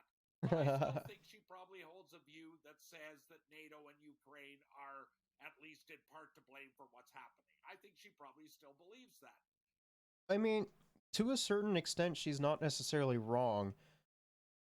At least for like the escalation in war, for sure, because there were talks about having Ukraine join NATO, which it that definitely didn't help things. So yeah, it's I mean the war in Ukraine, the Russia-Ukraine war shit has been very, very complicated, especially since like you have like since they're ex Soviet nations, and they have like a lot of internal turmoil in that region, as well as Crimea is there as well. So that also makes more things complicated. Like it's a very complicated situation, and fucking NATO butting its nose into shit definitely didn't help at all. Because her followers believe it. They email me and tell me that they believe it. They tell me, Danielle Smith, hang in there. Don't let the woke left crazy lame-brained dupes of George Soros in the media get after you. Don't cave. Don't cave. So that's happening. So as long as she wants to stay the candidate for the people who voted her in, then we're going to have a problem. She's going to have a problem. And it's going to be this sort of chaotic stuff. She has to make a decision. Does she say, yes, I got elected. Yes, I'm going to do a few things for you. I'm going to do a watered down Sovereignty Act. I'm going to protect. Which is still going to be dog shit, regardless of what angle she takes. The unvaccinated and human rights law, and I'm going to get rid of the AHS board. Are you happy now? No, they will not be happy. They will not be happy. Trudeau, and I'm going to punish AHS for being nasty during COVID. But I also have to move on now and actually win the election. Instead, what she told me was her strategy is keep the rural folks happy. 39 seats. I only need 44. I just need 5 more in Calgary or Edmonton. So she is really... Except that she's like fucking clowned on all the goddamn time in Calgary and Edmonton. Like even in like some rural places in Alberta as well. Like there's a very small majority or very small minority of people that actually support her. At the moment, unless she changes in the next couple of days, on keeping her core supporters happy and keeping rural Alberta happy.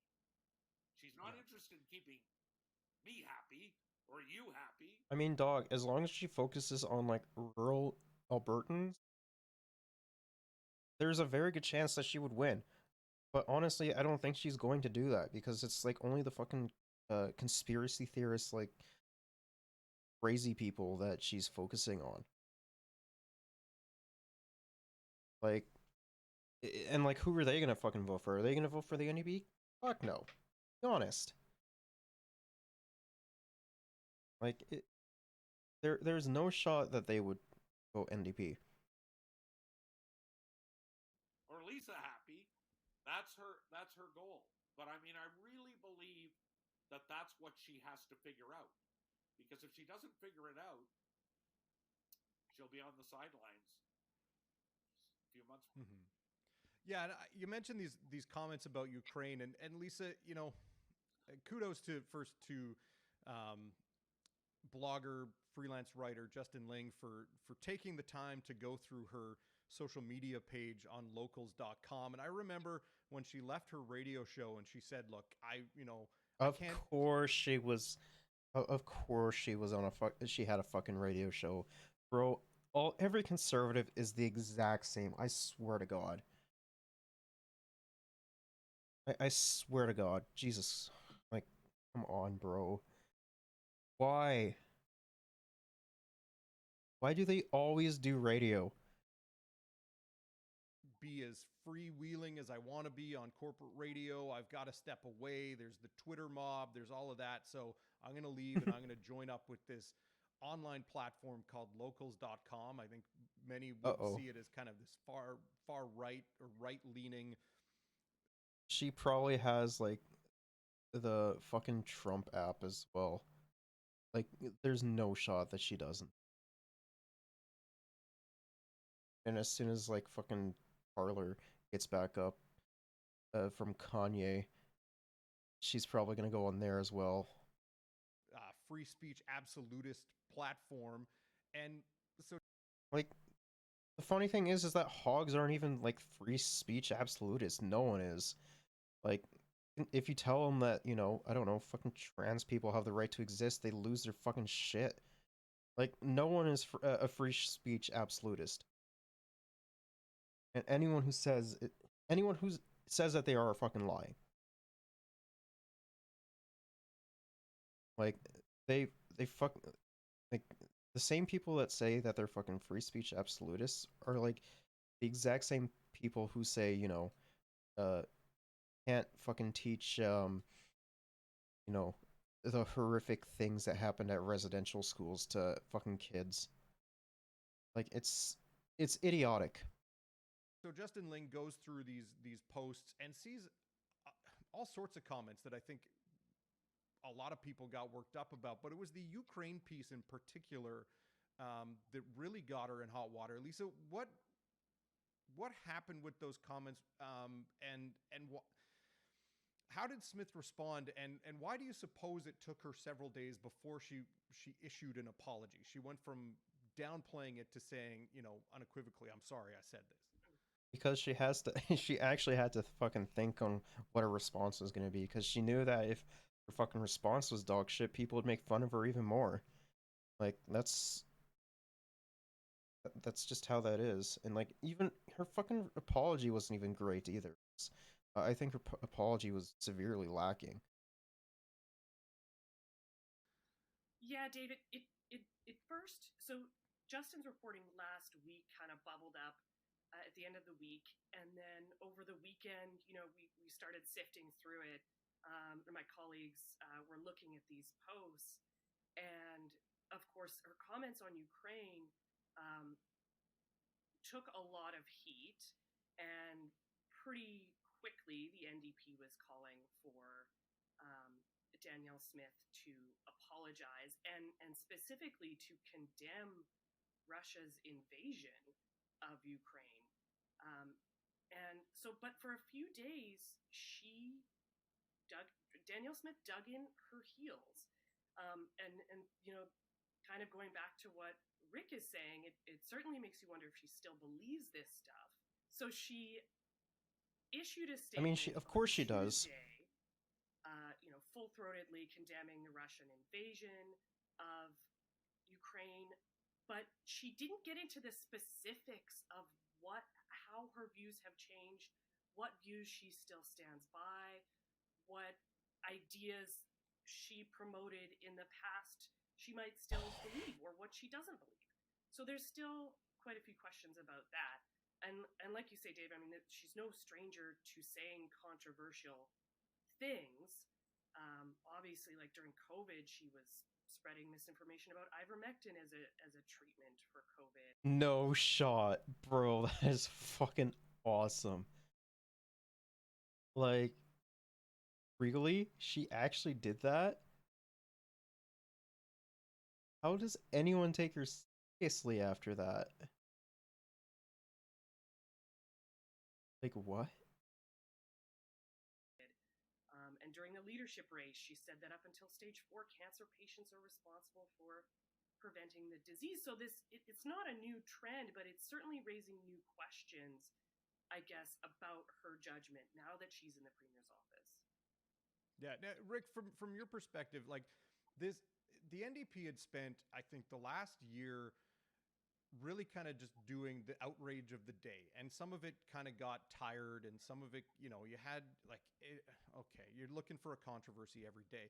Does Danielle Smith give them a gift that allows them to really kind of hone in on presenting her as not a great premier, and look at what the things she's saying, and she won't apologize for the vaccination comments or the Ukraine comments? Does that help them in places like Calgary, where they need to win seats to potentially unseat the UCP?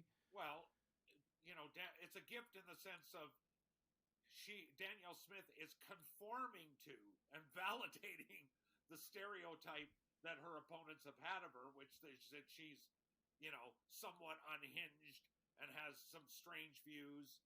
I had breakfast with Rachel Notley a few days ago in Calgary. I have never seen her so relaxed, so happy, so energized, so invigorated. I wonder why. And that was before the Ukraine, the latest chapter in this three-ring circus. Of course it's going to help them. They could just watch this and see what happens. I mean, again, there's got to be, I look at that and they say, well, she was a radio host. Well, there's lots of radio hosts. I've written thousands upon thousands of columns. I've never gone to any of these blogs she's talking about that she's going to. I'm not linking to any of this. And I've said lots of controversial things. Yeah, it's totally not like you had other fucking premiers doing the exact same shit. Like oh, I don't know. Fucking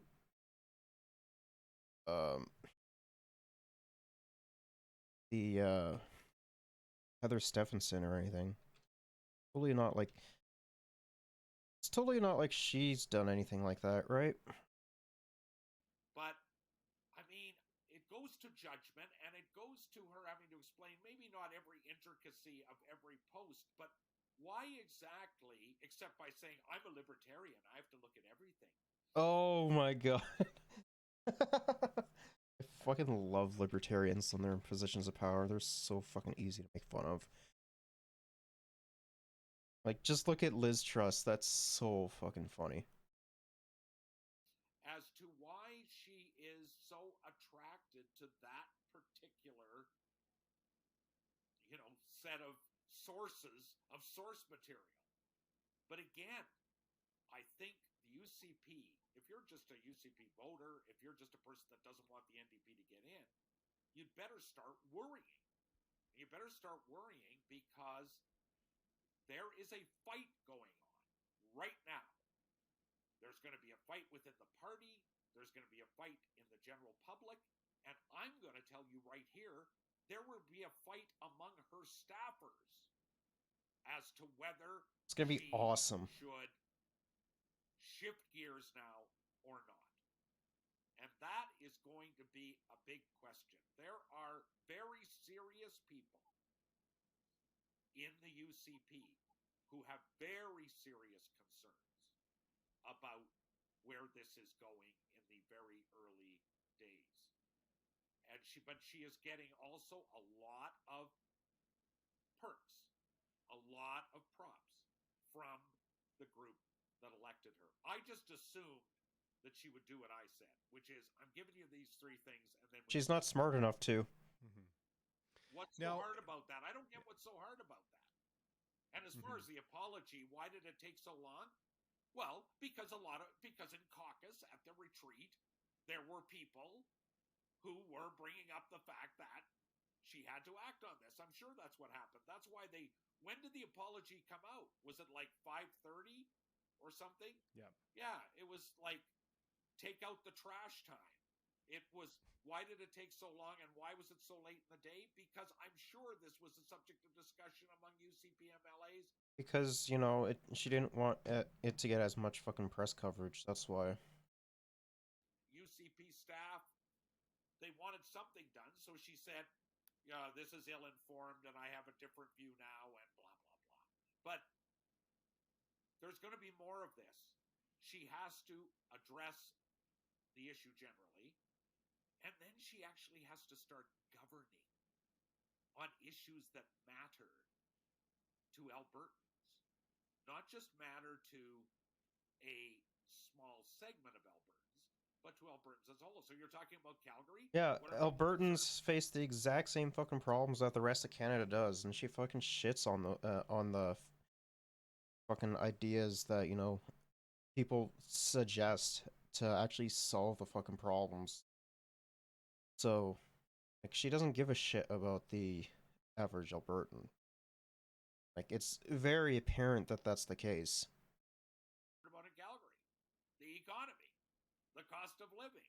She always talks about Pierre Poilievre. Oh, she's a big pal of Pierre Poilievre. Pierre Poilievre, yes, he's talking Yeah, I'm not about surprised. Freedom Convoy, but he spent most of his time getting those big crowds talking about what? The economy, the cost of living, inflation.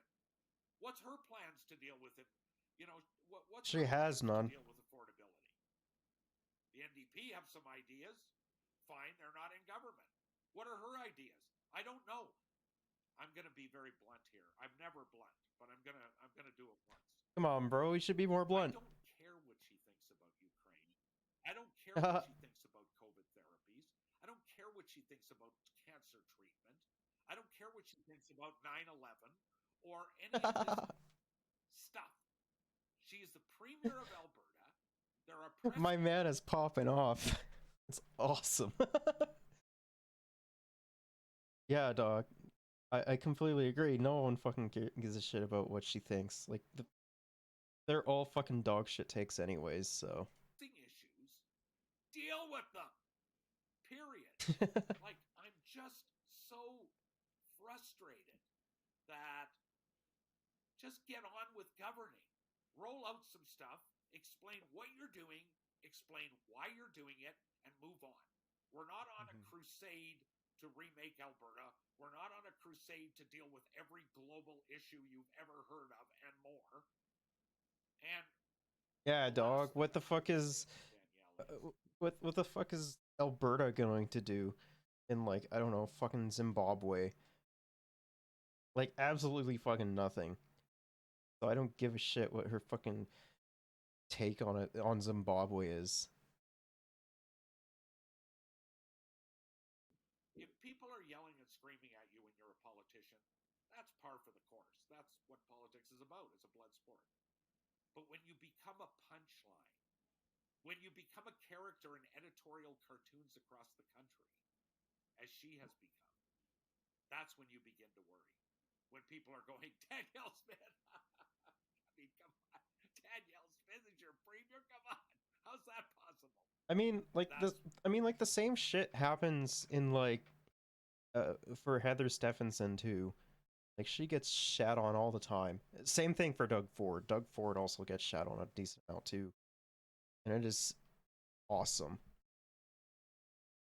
When things get really bad. And she's on the edge of that. And that's why at the convention. And I imagine, like, EBs might be in that same boat too, with the amount of fucking controversy that's been going on with the NDP.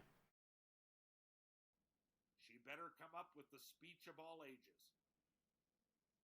So, yeah, to wrap up on that, Lisa, you know, we talk about kind of getting on with it. This is, you know, we've had the swearing in and a couple controversies, but this is the opportunity for her to get on with it. On Friday, she's set to announce a cabinet, and then there's the convention this weekend. What do we expect from her this weekend, and what are kind of Ban on teaching anti-racism, diversity included in Alberta UPC policy resolutions. Bro, with she is fucking preaching CRT bullshit. Bro, I swear to God, Alberta is the fucking Florida of Canada. I swear to God, man. Like, what the fuck? kind of the next steps for her as, you know, we have a by-election, we get into the legislative session? Yeah, well, she certainly needs to present a serious focus, I think, at the AGM this weekend. It's also going to be a litmus test in a lot of ways to figure, like, in terms of some of the policy proposals that are being brought forward, is this firmly Danielle Smith's party? Are the people from Take Back Alberta who are really eager to make their mark on the party, are they going to make their mark this weekend in terms of stacking the executive of the board? Of course. In terms of what policy proposals get approved. But Danielle certainly has to put forward a very serious,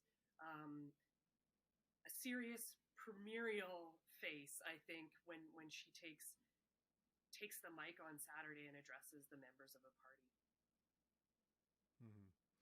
All right. Well, we'll leave it. Let's move on to the Jeffrey Dahmer news. Jeffrey Dahmer's inmate killed him, apparently. From our investigation, we strongly feel this individual has been involved in other homicides. We have taken evidence out of the building to be examined. Why Jeffrey Dahmer's inmate killed him. The dust had settled in one of the most gut-wrenching cases in America. That was the moment the infamous Milwaukee cannibal Jeffrey Dahmer was sentenced to 15 consecutive life sentences, February of 1992. He was locked up in the Columbia Correctional Institute. The victims and their families could at least take some form of respite, knowing that he'd suffer for long.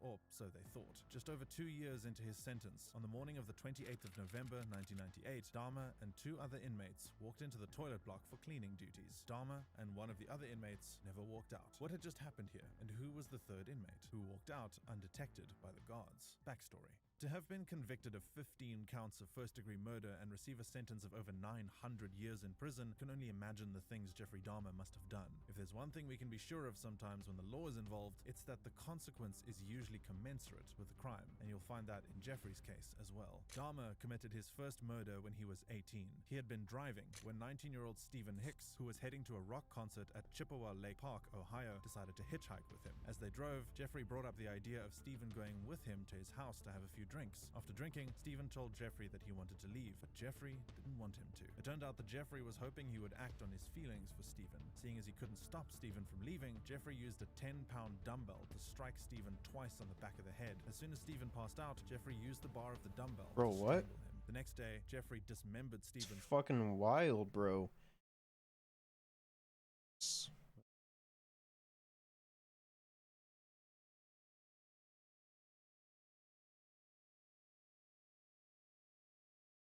Not sure TOS or not.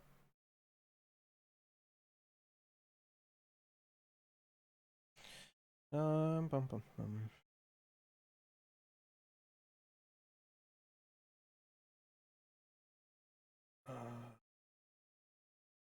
That looks like we're good. Buried the parts of his body in his backyard, but because he didn't want to leave the evidence behind, he dug up Stephen's body weeks after, peeled the flesh off the bones, and dissolved it in acid. He then flushed the output down the toilet before crushing the bones with a sledgehammer and spreading them around his backyard like mulch. After Jeffrey killed Stephen, he went on to kill his next 4 victims. Bro, this is fucking wild. Stephen Tuomi, 14-year-old James Doxtator, 22-year-old Richard Guerrero, and 24-year-old Anthony Sears. This was between 1987 and 1988. In the years of 1989 and 1991, Jeffrey met and murdered his remaining 12 victims, and his last victim was 25-year-old Joseph Brederhoft. Jeffrey's MO for all of his victims were in this order: strangulation, dismemberment, and decapitation. But as they say, everything Bro, comes to an end. that's fucked.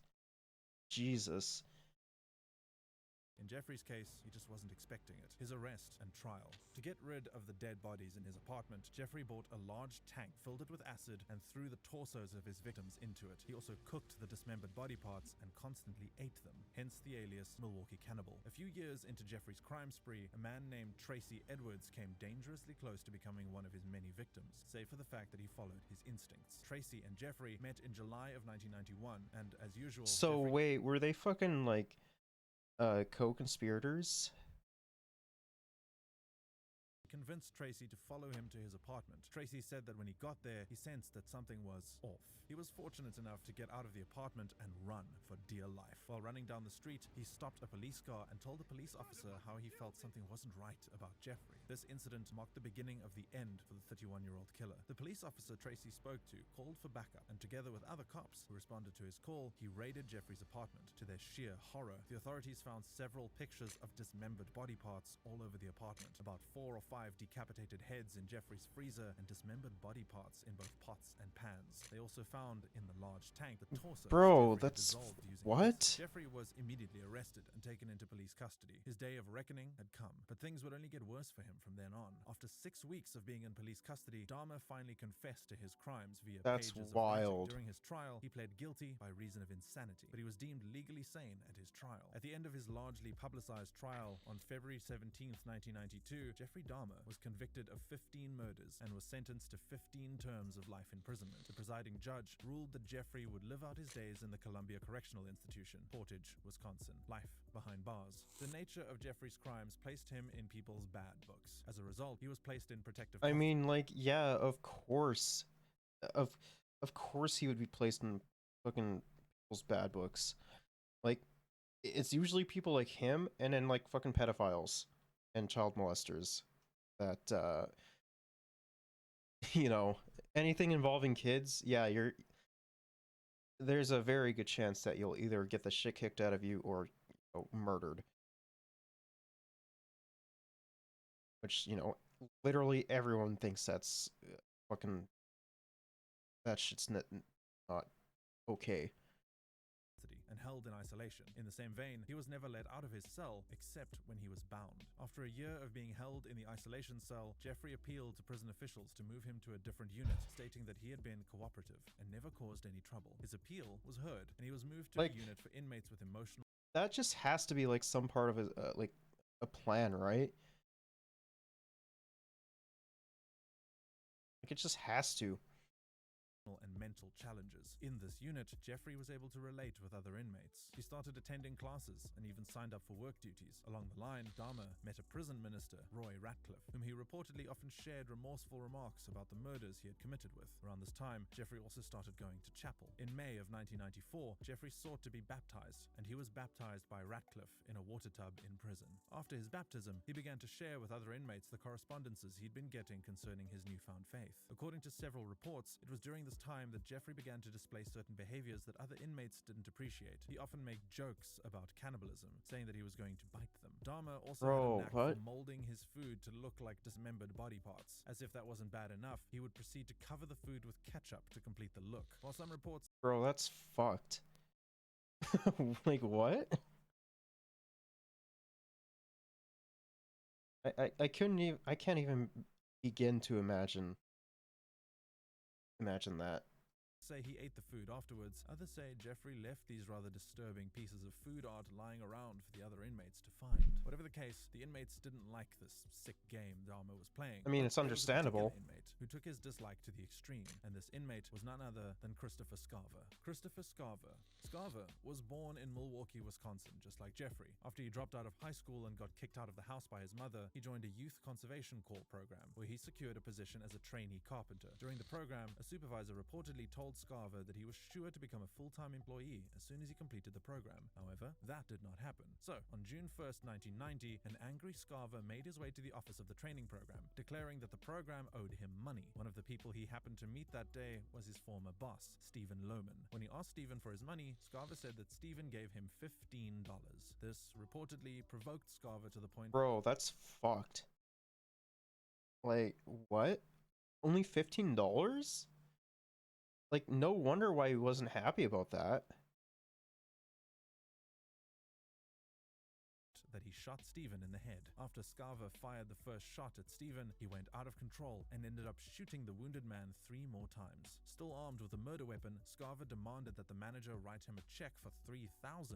He then proceeded to steal the manager's credit card before heading to his pregnant girlfriend's apartment. The police found Scarver outside his girlfriend's apartment hours later, and since the murder weapon was still in his possession, the authorities had him arrested. By the time of Scarver's sentencing, his girlfriend had already given birth. Scarver was sentenced to life in prison for his crimes in 1992, the same as Jeffrey, but according to Scarver, despite the few similarities that they shared, he stayed away from Jeffrey while in prison. Aside from the fact that Scarver didn't like Jeffrey due to the gruesomeness of his crimes, he also didn't like how he was usually causing trouble. While speaking on the issue, Scarver pointed out that many of the other inmates shared his sentiment, and he even recalled how a fellow inmate, Osvaldo Dorothy, had attempted to cut Jeffrey's throat with a razor he hid inside a toothbrush. Despite his obvious dislike for the serial killer, Scarver pretty much didn't mind Jeffrey and did his best to stay away from him, up until 1994. What changed, you ask? You're about to find out. On November 28th, 1994, Scarver, Jeffrey, and another inmate, Jesse Anderson, had been assigned to clean the bathrooms in the prison's gym. Scarver said that while they were cleaning, someone poked him at the back, and when he turned to look, he found both Jeffrey and Jesse laughing under their breath. Although this greatly angered Scarver, he didn't do anything and decided to wait until Jeffrey went to the locker room. Moments later, Scarver removed a metal bar from a piece of exercise equipment in the prison weight room and followed Jeffrey into the locker room. In the locker room, Scarver bludgeoned 34-year-old Jeffrey Dahmer to the brink of death. He then went after Jesse and did the same to him. Jeffrey died as he was being rushed to the hospital, while Jesse died 2 days later. When Scarver was asked why he did what he did, he claimed that he was the chosen one and that he had to do it. Scarver also— Bro, that's wild. People will just say anything.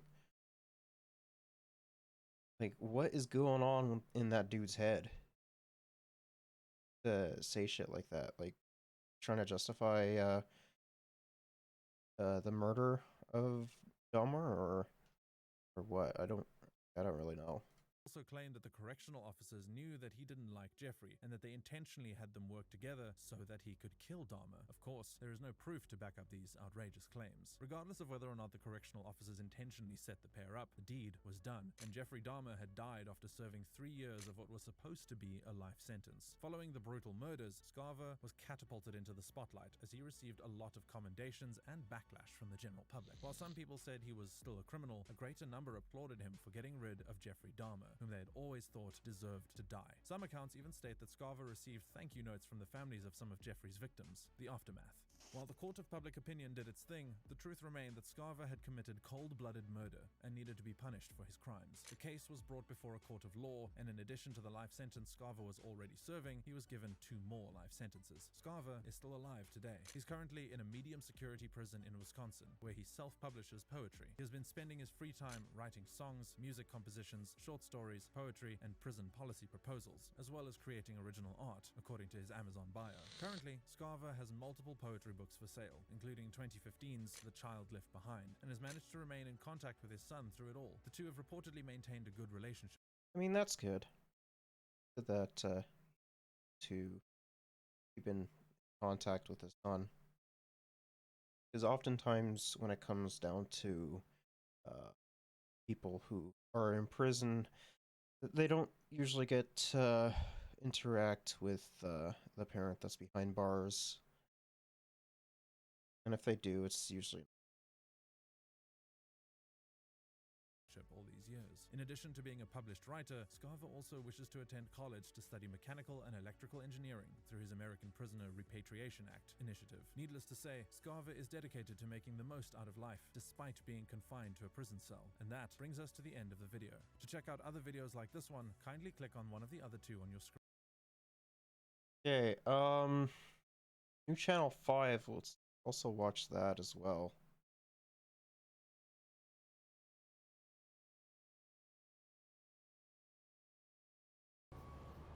Ask me what we're doing. What are we doing? We're here in Sacramento, California at the World's Strongest Man contest. We're gonna talk to some strong guys, figure out how much they can lift, what makes them so strong, and hopefully meet and develop a relationship with the world's strongest man. Yeah, my man is caked up.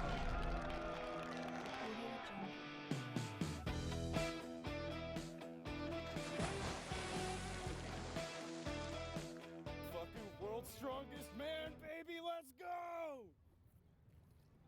Woo! Are you pre-gaming right now? Pre-gaming? No, I'm gaming, man. Pre-game was at like 7 a.m. Yeah. Are you like an alcoholic? You could say that. Functional though, I have a job, I got my shit together. World's Strongest Man 2022. If you look at the fellas, like they're really like big, they look a bit like chubby. But I know for like, they're not actually chubby, they're just hella fucking strong. Most ladies like that man is strong, because the most important from ladies what they tell that man should be strong. Wait, what? That's not even necessarily true. I mean, maybe for him and like the women he's interacted with, but like I don't know about I don't know about every woman. Would you describe yourself as strong? I mean, I'm probably stronger than 99.9% of the population, but I'm not as strong as I once was. I actually went through a 4-month period where 4 steaks a day, 4 ribeye steaks a day, every day. Any veggies on the side? Yeah, I'd have some veg, some potatoes. Can you lift up a car? Yeah, no problem. I mean, Damn, bro. You see the guys earlier. He's like the fucking Hulk. We're picking up the car and running with it. Yeah, we've done that. Jesus Christ. World's Strongest Man 2022. California State Capital, Sacramento, California. No filming. You pretty strong? You want to be strong one day? Same here. At least he's honest. Yeah, sure. What's going on? Just ice. Oh, because it's so hot out? Just take some. Just take some? All right. Yeah. What? What should I do with the ice? It's melting really fast. Keep me cool. Keep me cool. Thank you. It's Okay. so hot out here. I'm really happy that friggin' friendly lady came by. Give the kid an ice cube. Here, catch the ice. Good job. Yeah, you got one. Let's go. Thanks, man. What were you saying? So before y'all got here, someone like farted. That shit stank, bro. That was like rotten eggs and my dog's shit at the same time. I don't know. I had to go to the bathroom. The bathroom smelled better than that shit. I swear. But yeah. So was it a strong man that farted or what? I think it was one of them. I don't know. All right. What can you tell me about this event? The event is nice. Yeah, it's nice. And I don't know how the hell they're that tall, but I think because they eat their veggies. There you go. Make sure you eat your vegetables, everyone. Even this kid's telling to eat your veg. Like, who doesn't want to eat, like, I don't know, even like greens? Greens are so fucking good. And that's how you get very tall. Good for your bones too.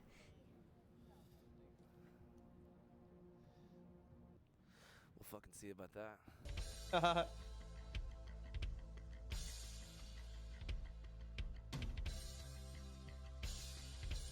Can you tell us who you are and what your position is as the world's strongest man? My name is Colin Bryce, and I am the tournament director. So it's my job to oversee fair play and organise the tournament, pick the events with a group of people. World's Strongest Man competition starts in downtown Sacramento today. These athletes from all over the world, 30 of them, compete to be the world's strongest man. What do you think of that? I'm thinking you're looking in shape. I don't you put one man down. Yeah. So, like a smorgasbord of heavy stuff, isn't it? This is stones, anvils. This is our loading event. I'd call it a pain cave, but okay. Bro, that's crazy. Good strongman. A series of a battery of tests, a bit like a decathlon. You need to have great lower back and leg strength, shoulder power, overhead pressing power. This is the Flintstone lift. Excuse me, I've been drinking too many drinks.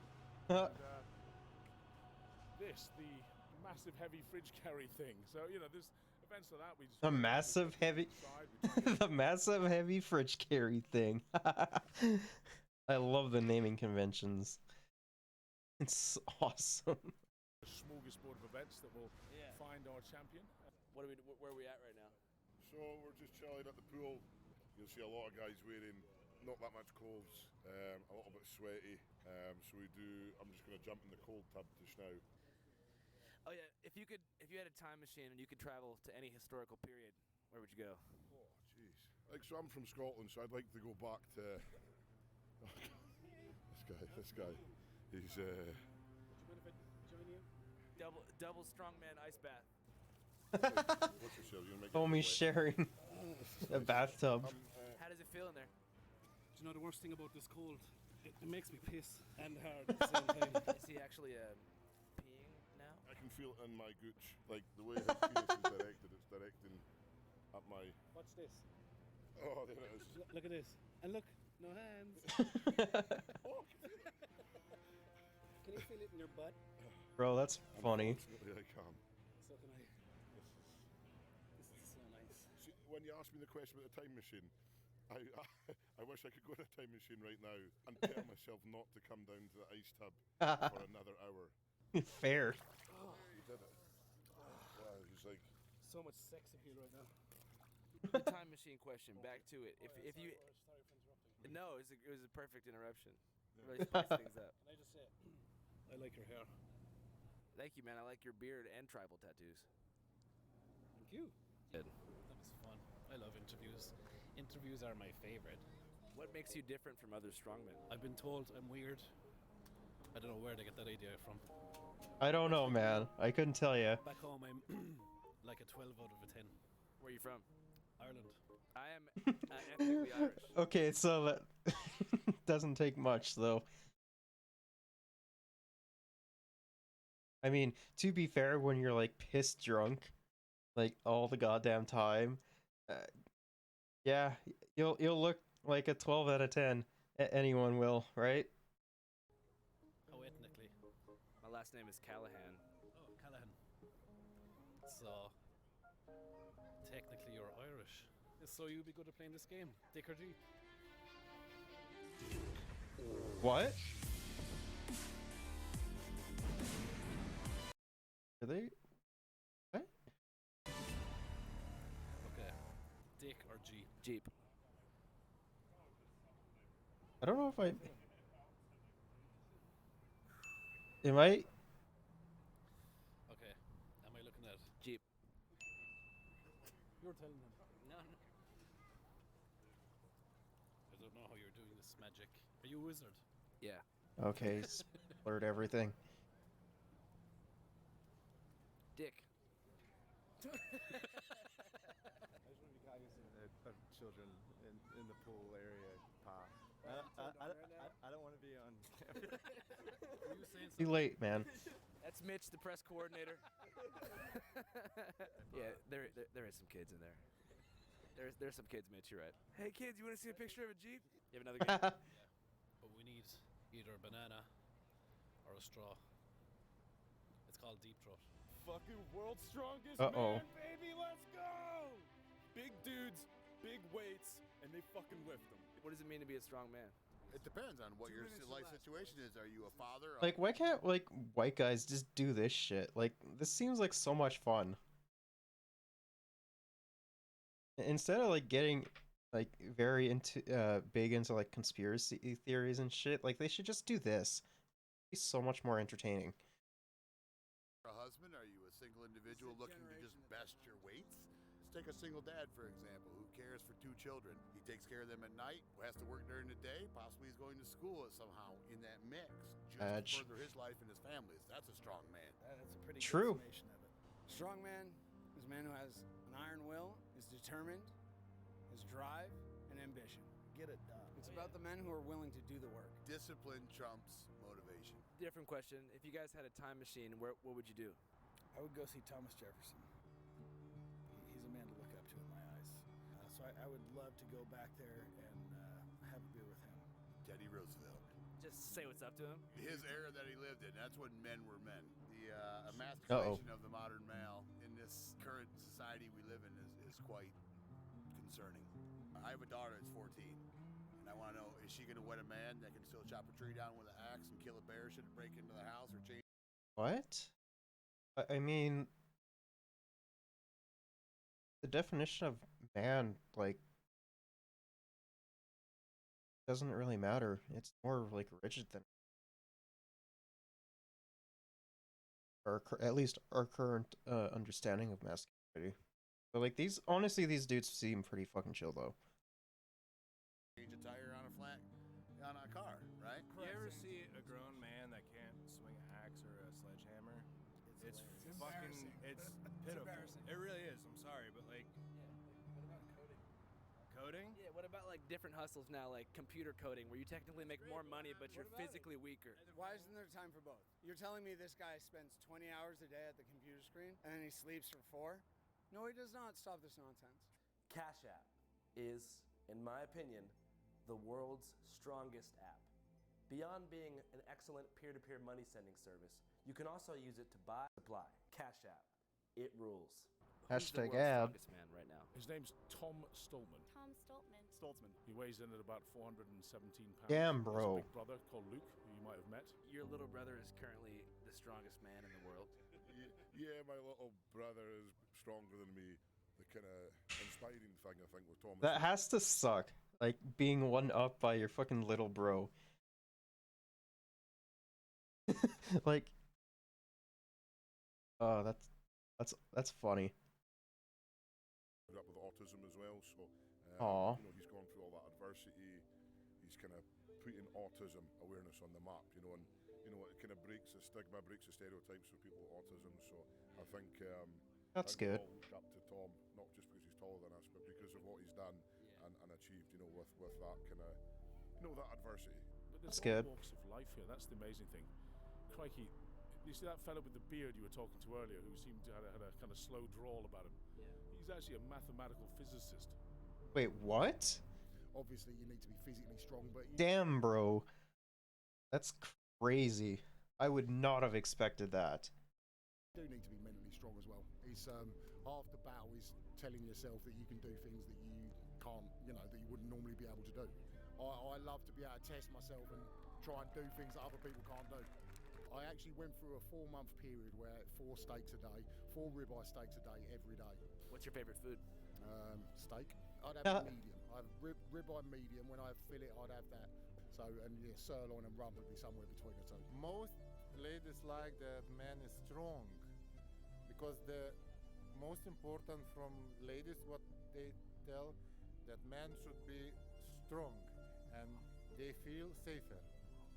How can I become strong? Yes, it's possible. Everything is possible. If you could lift any object, what object would it be? Does the world count as one? You can't lift up the world because you're on the world. It'd be kind of hard. A building. Any building in particular? The White House. That'd be a sick-ass power lift. That'd be crazy. I gotta say, being here is a bit nostalgic because the last time that I stood in front of the California State Capitol was 3 weeks after the official announcement of the national lockdown for COVID-19. Oh yeah, that's right. In my face! Do it! Somebody come cough in my face!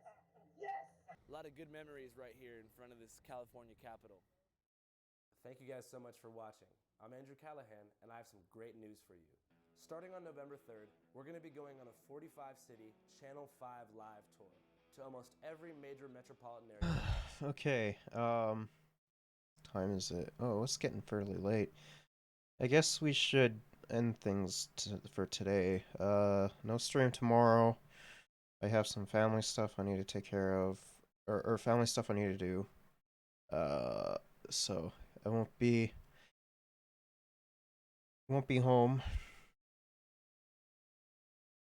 And yeah, not too sure what else. I'm still trying to figure out what game I'm gonna play next as well. Hopefully, I'll feel better next week when it comes down to stuff.